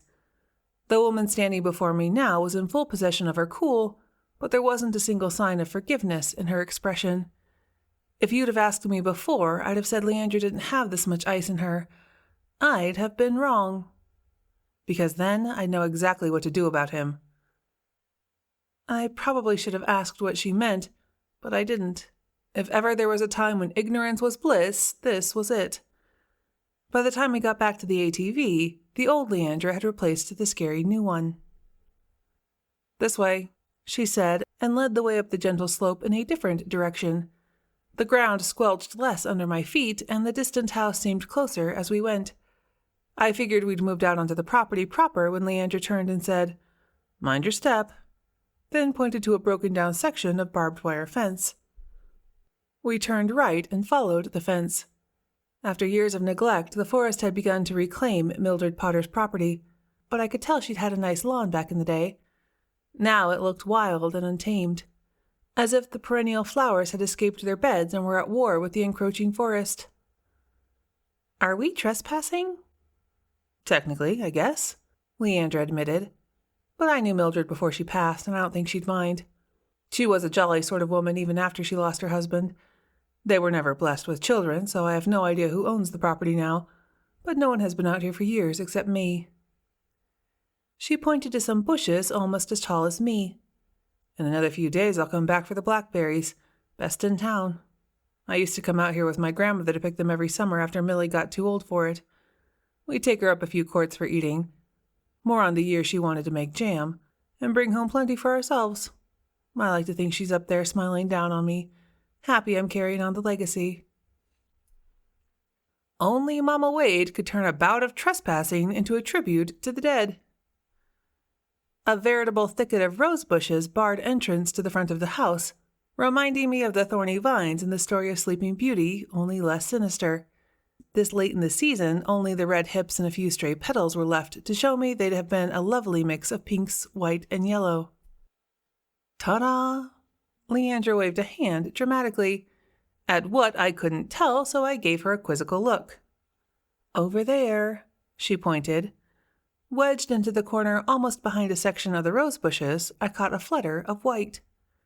"Millie wouldn't mind if you took a few of her hydrangeas. They're not doing anyone any good out here." Had I really stooped so low as to steal flowers from a dead woman's yard? What would Patrea think? At least she'd defend me for free if I got caught. "You know, my mother used to warn me about falling in with a bad crowd. I don't think she expected it would be the parents I'd have to worry about." Leandra knew she had me hooked. "I have some burlap sacks and a folding shovel in the saddlebags of the ATV. Won't take long to dig up what we need, and no one will ever know but us." Don't tell me this isn't insurance to make sure I'll keep your little gardening secret. But I followed her down to get the supplies and only barely avoided disaster when I tripped over the downed fence on the way back up. Flailing, I dropped the burlap sacks and made a grab for the standing part of the fence, just missing being impaled on a wicked set of rusty barbs by an inch or so. My hand closed over the fluttering cloth I'd noticed earlier. The shred of thin material tore under the force, but I managed to stop my fall. That was close. I tucked the remnant into my pocket because I didn't like to litter, picked up the sacks I dropped, and went off to commit a crime.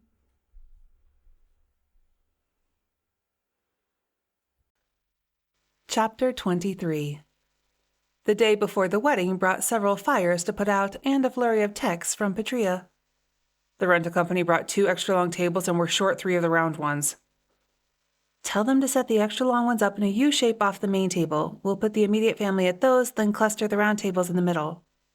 That's perfect. You rock. Then, you took the dresses out of the bags, right? I did. They're hanging in the bedroom upstairs and they look perfect. Will you please stop worrying? The flowers will be delivered to the farm first thing in the morning. Delia has the plans we drew up and she's on top of it. And before you ask, the stylist called to confirm she and her team will be here in plenty of time to make us all look pretty. And finally, drama. What now? One of the uncles just blew into town with a younger woman as his +1. Yours or his? His, and the aunt had a meltdown. The uncle wasn't even invited. At least that one wasn't something I felt the need to fix, nor was the next one. More drama. Pregnant cousin dropped out of college to follow her boyfriend to LA where he has an audition for a deodorant commercial. Yours or his? Mine. Weddings don't always bring out the best in families, Summer said after reading over my shoulder. But I wish I'd had cousins at mine. I set my phone aside, opened the dryer, and began to shake out my colored clothes before folding them. Don't I know it, I said. My folks weren't thrilled with my choice of husband, but the wedding itself went off well enough. What was yours like? Summer hovered, cross-legged over the dryer where I usually stacked my folded clothes, so I used the top of the washer instead. You know, the wedding went fine. It was the rest of the marriage that didn't work out so well. My mother still isn't, or wasn't, speaking to me. She still thinks I was a fool to let Jack go. Score 1 for Leandra. I'm sorry. I can't say my relationship with my mother went quite so far as yours, but we had some rocky times for exactly the opposite reason. She saw the flaws in Paul long before he showed them to me. What about your dad? Never really had one. Mom raised me alone, so it was always just the two of us. Until it wasn't. Was all Summer would say on the subject. Do you think you could move? I need to get to the dryer vent and I don't want to reach through you to do it. Touching ghosts feels creepy and also seemed rude under the circumstances. She obliged, so I pulled out the screen to reveal thick layers of lint. You'd save on drying time if you cleared the trap between each load, Summer lectured. I rolled my eyes and put on my best teenager voice. Yes, Mom, I know how to do laundry. The lint made a crackling paper sound when I peeled it back from the screen. And clean your pockets. As soon as I saw the first tattered shred of water-damaged paper, I remembered putting a folded sticky note in my pocket, but the bit of cloth also embedded in the lint didn't ring any memory bells. That looks like silk. Summer didn't actually breathe, but she felt like a cold breath on my neck. I shuddered. You didn't wash a silk scarf, did you? No, I don't even own a silk scarf. Technically untrue. Catherine Willoughby had owned more than a few, and since her stuff was now my stuff...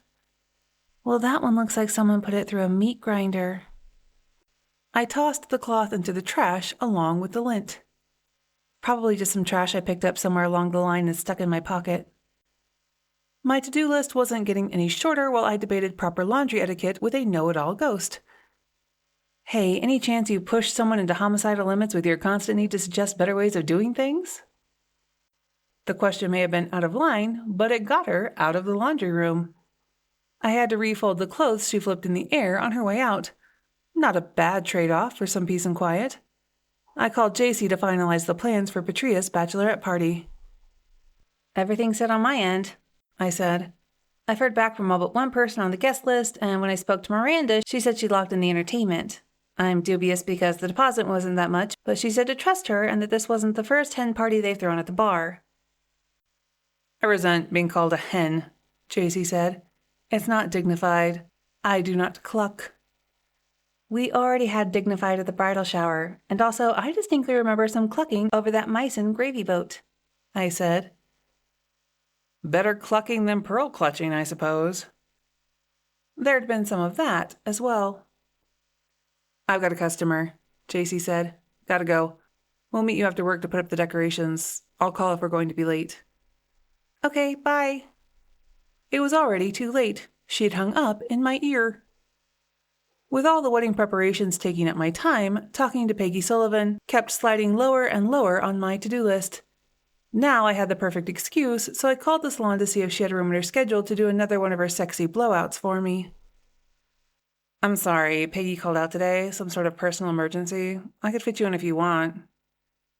I recognized the dulcet tones of Cindy, the hairdresser who thought Jack was a killer. I hope everything works out okay with her, and I appreciate the offer, but it's okay. I'll call back another time. I still thought my hair looked good when we walked into Cappy's that evening, but this evening was all about Patrea, and she looked radiant if embarrassed, wearing a plastic tiara with bride in rhinestones across the top.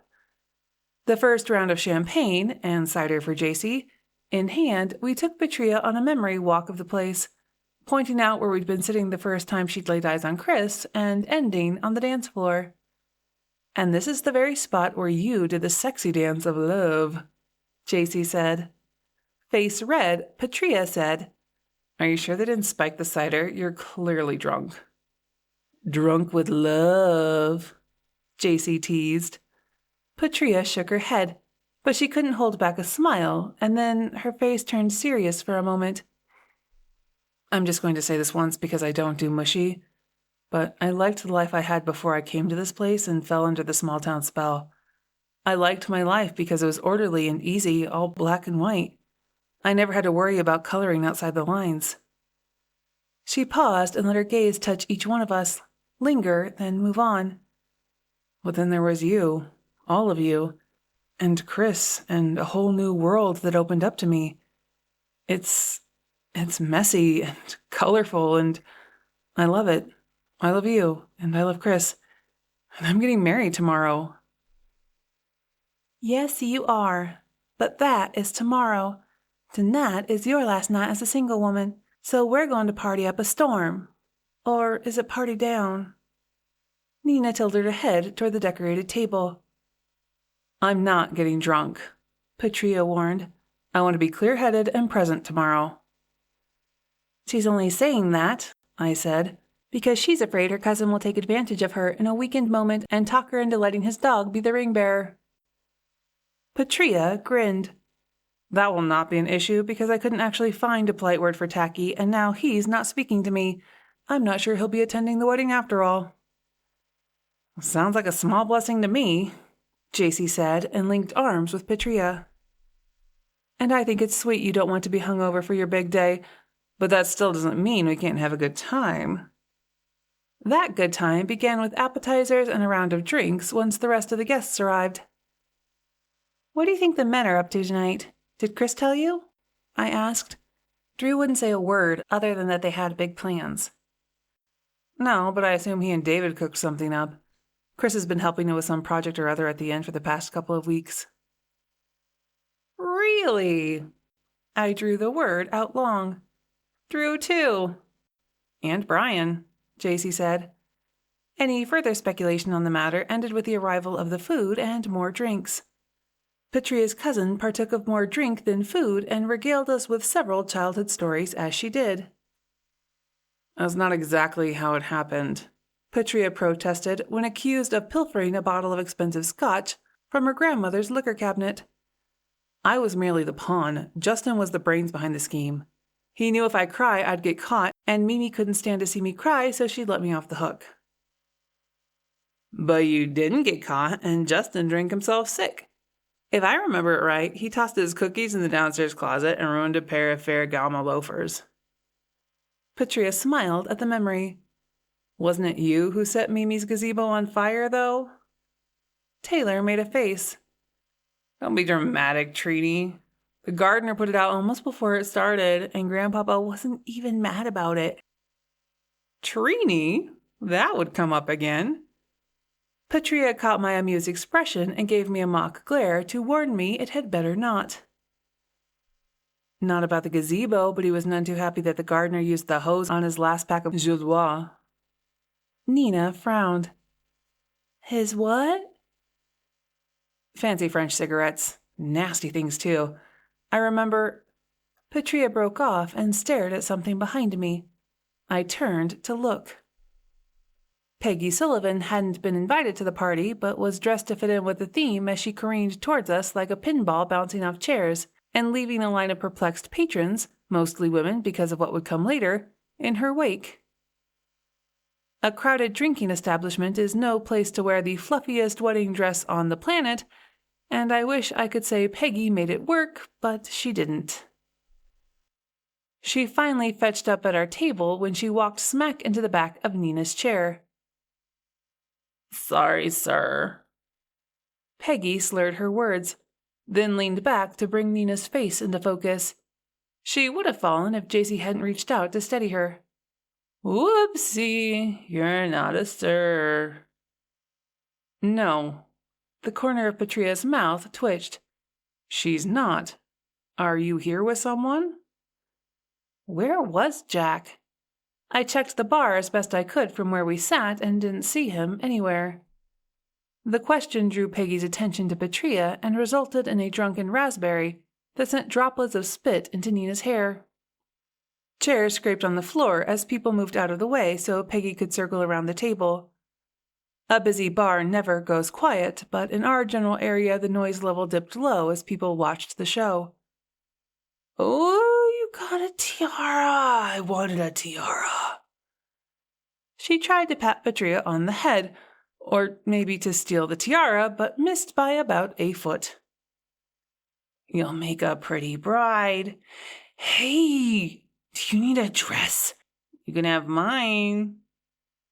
Reaching back for the zipper and missing, Peggy spun around 3 times before she forgot she'd been trying to take off her dress.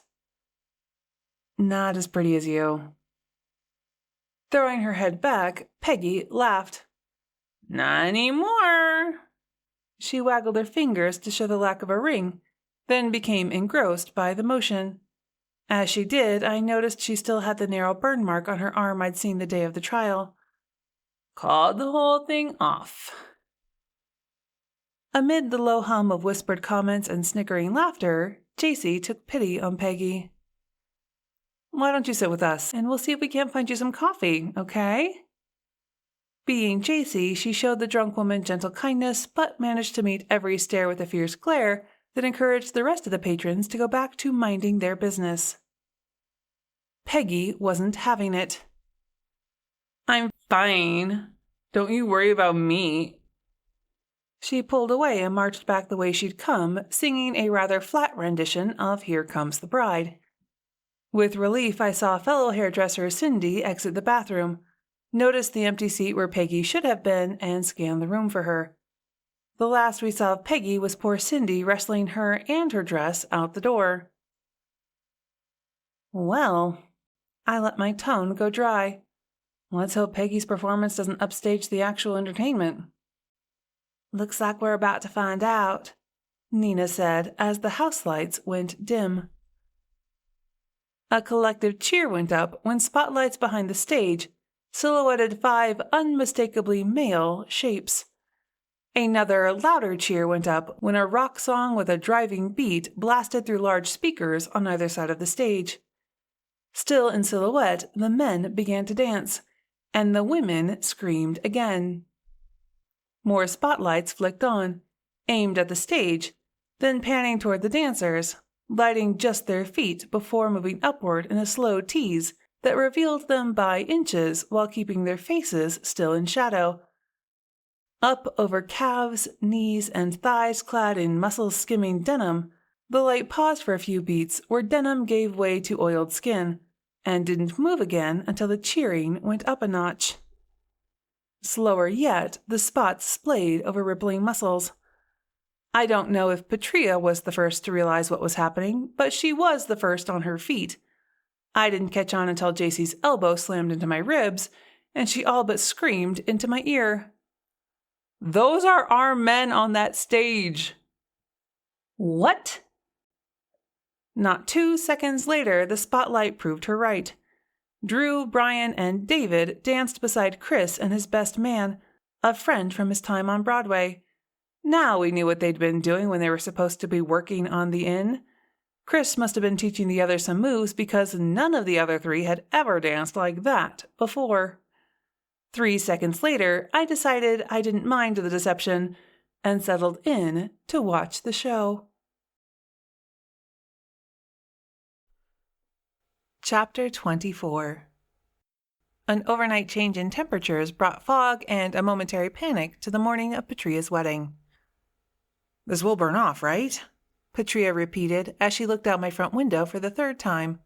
"I don't want to get married on the set of a horror movie." "It already is, and the weather report says we'll have a sunny day, so stop fretting and eat something before everyone gets here."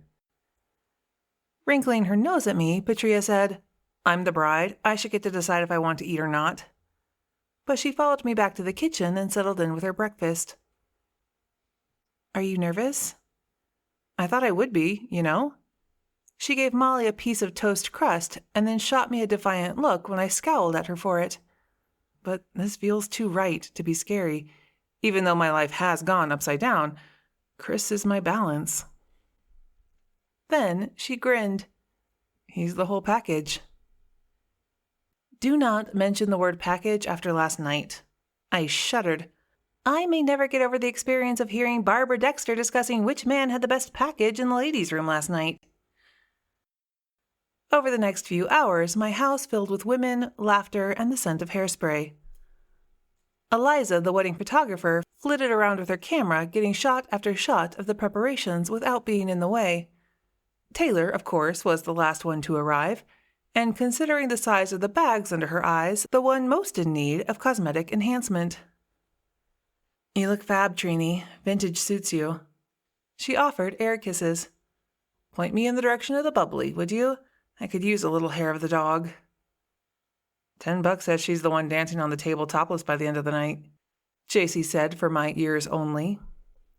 Sucker bet. But I made a note to keep an eye on Taylor during the reception. Delia sent me photos of the tables with their beautiful centerpieces against the white linens. When I checked in with Mabel about the food, she told me to buzz off and hung up. I assumed that meant she had it under control. Hours of wedding preparations passed in a haze of hair and makeup. Shortly after noon, Mabel surprised us all by sending Thea over with enough sandwiches to feed an army, but not as much as Thea surprised us by being pleasant. And that was before Patrea's mother slipped her a crisp $100 bill for a tip. As the bride, Patrea set the tone, and the rest of us followed. Since she seemed relaxed and happy, the time passed in similar fashion. The only moment of friction came when Patrea's mother nipped the champagne bottle from Taylor's hand before she could pour the 3rd refill. "Pace yourself," she said, "until after the ceremony." The iron in her voice left no room for argument. Taylor offered none but stayed at a distance from her aunt, even sitting as far from her as she could during the limo ride to the farm. Inside the tent set aside for the bridal party's final preparations, Mrs. Hurd nearly ruined everyone's makeup when she took Patrea's face between her hands and kissed her daughter on the forehead and then on both cheeks. "Be happy." "Oh, I will."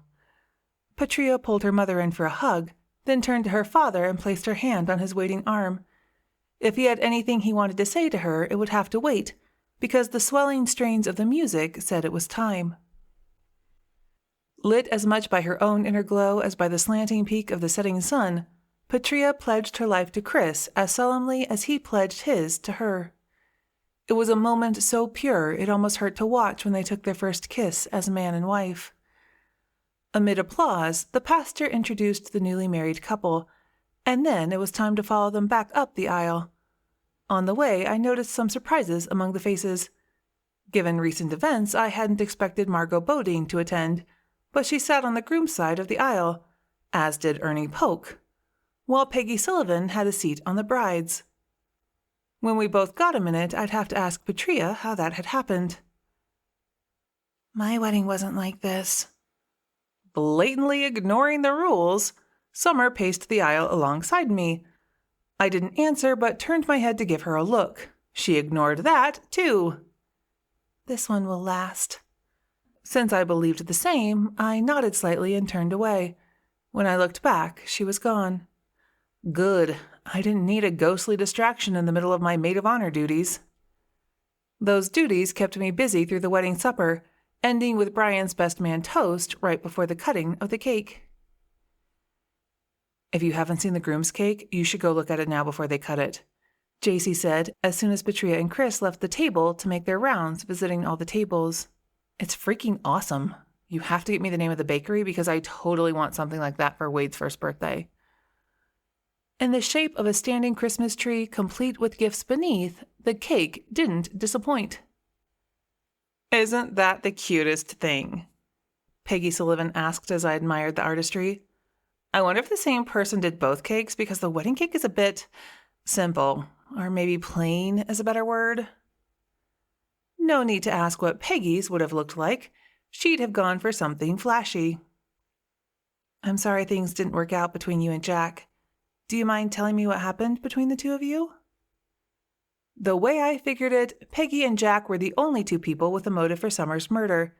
If Peggy had killed out of jealousy, would she then go and dump the man she'd killed to have? Didn't seem likely to me. Unless she figured out Jack was the killer, but then why would she cover for him?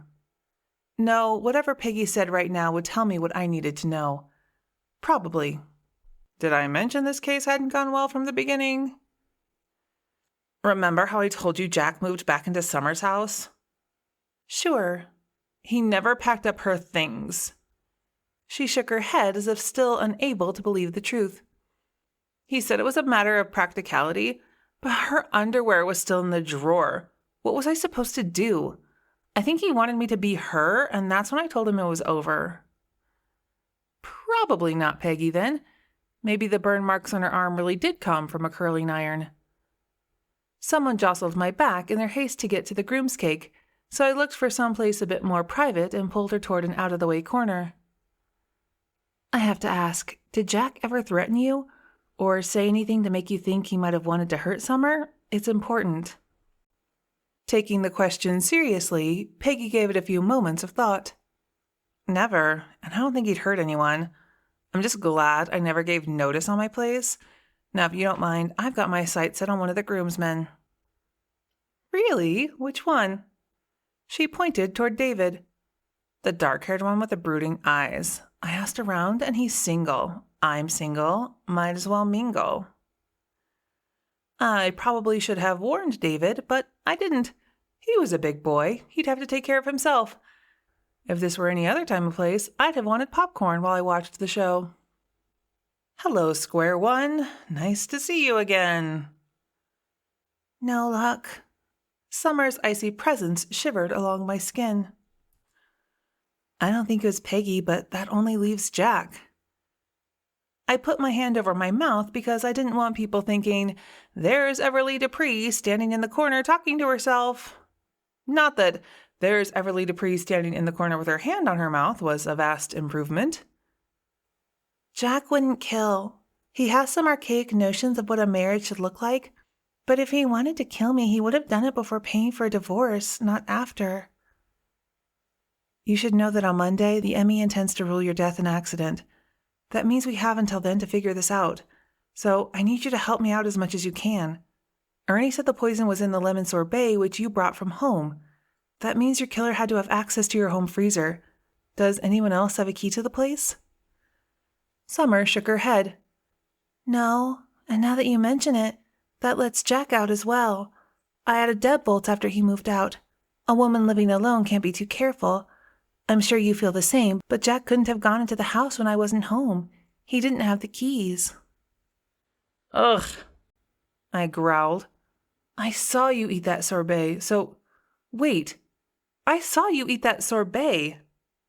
A drop of oil fell on the rusty wheels of my brain. I saw you taste it while we were in the cafe, but the autopsy results put Frank as the first to ingest the poison. Does that help? It does. I need to think this through, but not now. This is Patrea's night, and I'm needed. So saying, I left Summer standing alone and returned to the party.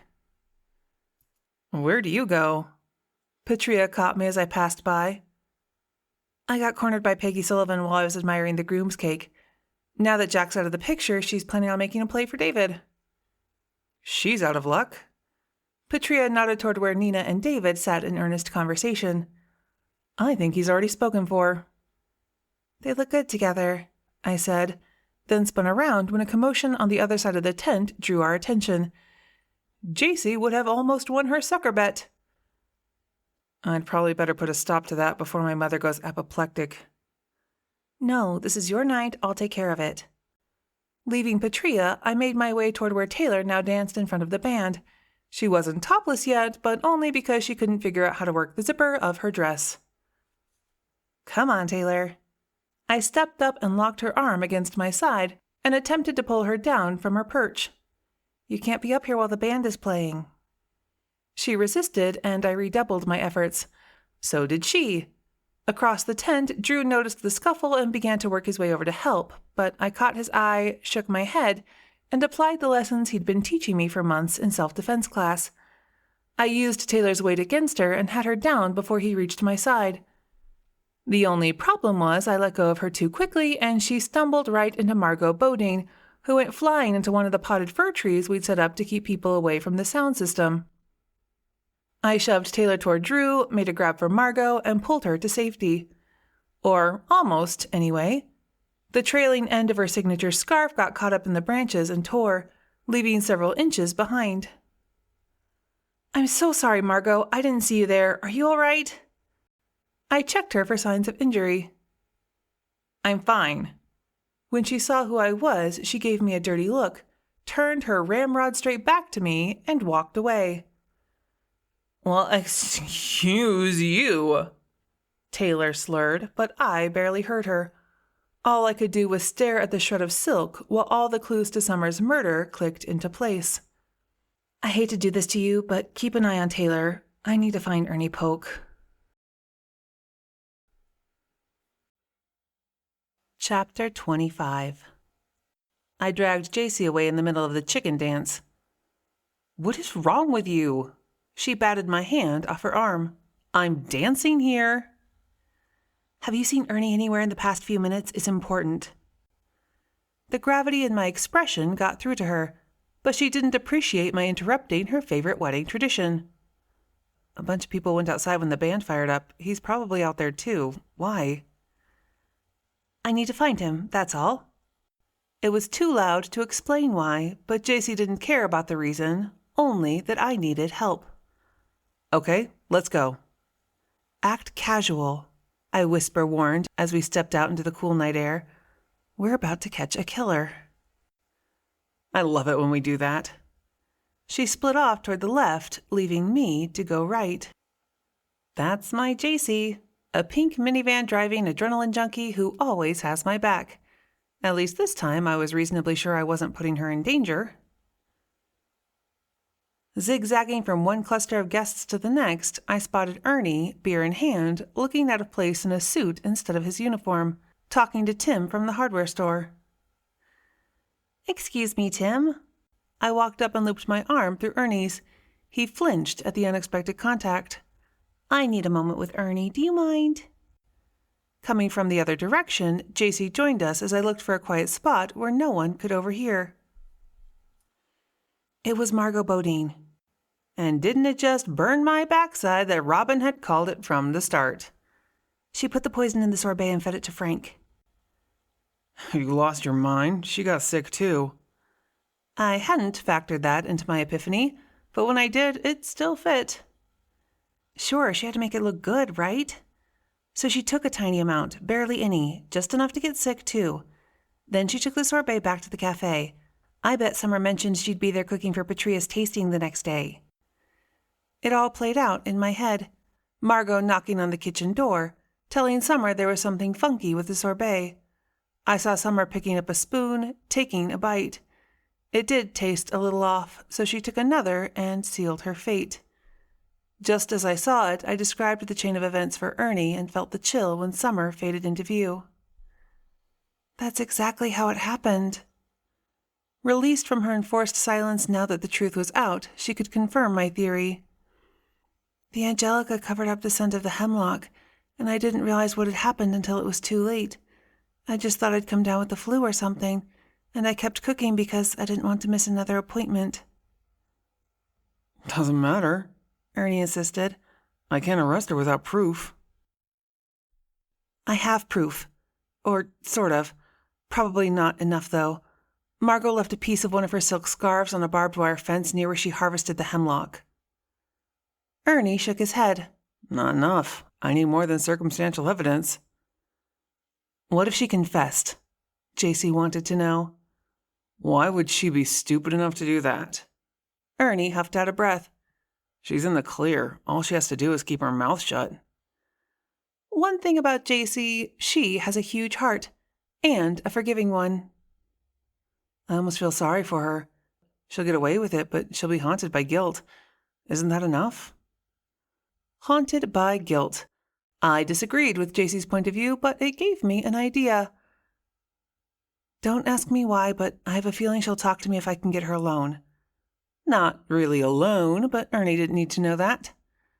Ernie, you wait here and stay out of sight. JC, you find Margot and say whatever you need to get her here.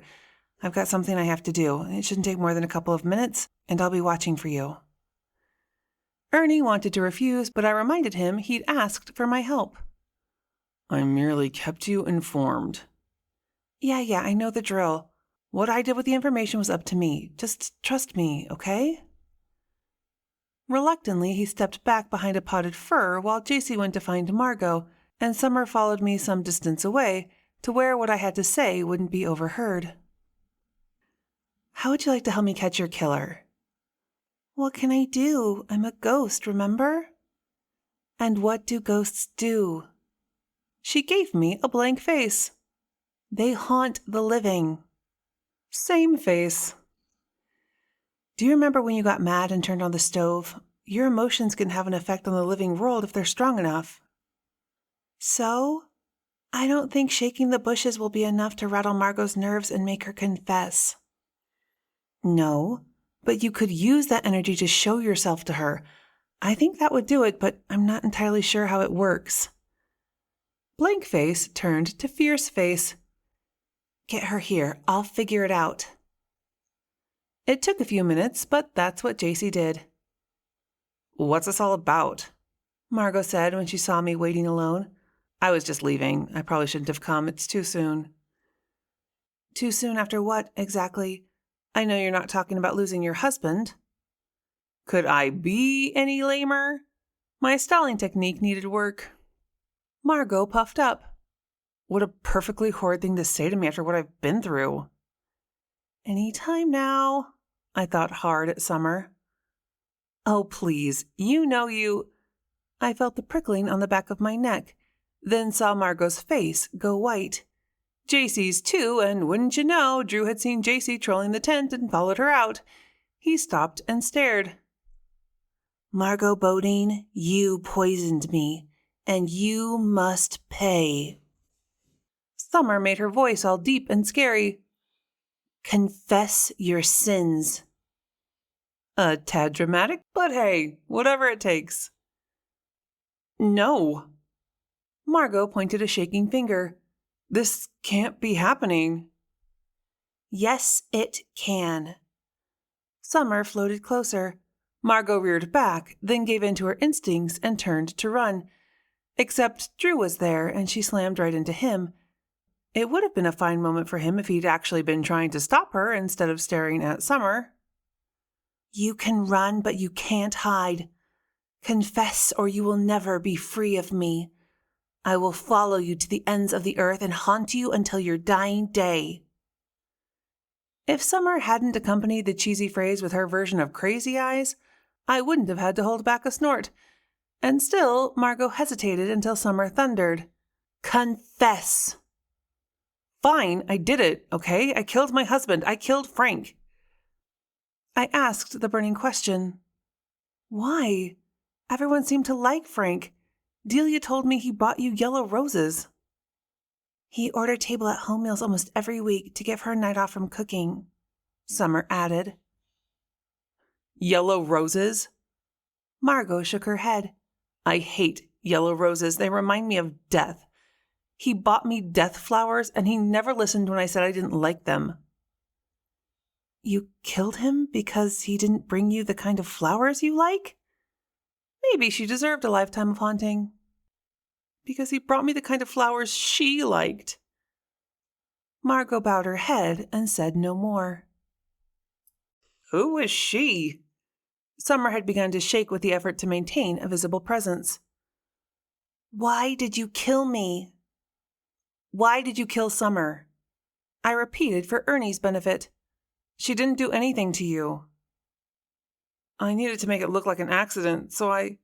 Margot trailed off. Finish it, Margot, and say my name. Margot shook her head. Say my name. Summer thrust a finger through Margot's throat, and based on the woman's expression, I figured she got a taste of the heebie-jeebies. Summer Merrifield. I killed Summer Merrifield. Ernie stepped out from his hiding place and took Margot into custody. He didn't ask me any questions, but the look on his face said I wasn't off the hook. He didn't have cuffs in his suit pocket or anything, but she didn't fight him because, as he led her away, Summer went along to make sure Margot towed the line. That was... Drew couldn't find his words. Awesome, JC supplied. We walked back inside the tent just in time to see Patrea turn and wind up for the bouquet toss. JC shoved me into the waiting throng, and I barely regained my footing before Peggy shoved me out of the way, her fingers mere inches from snatching the bundle of flowers out of the air, except it wobbled and then bobbled and landed right in my arms. A cheer went up, hands patted me on the back. Not Peggy's, she drilled me with a dirty look and stalked away.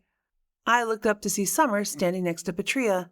She grinned at me, glanced at Drew, waggled her eyebrows, and waved. Then she was gone.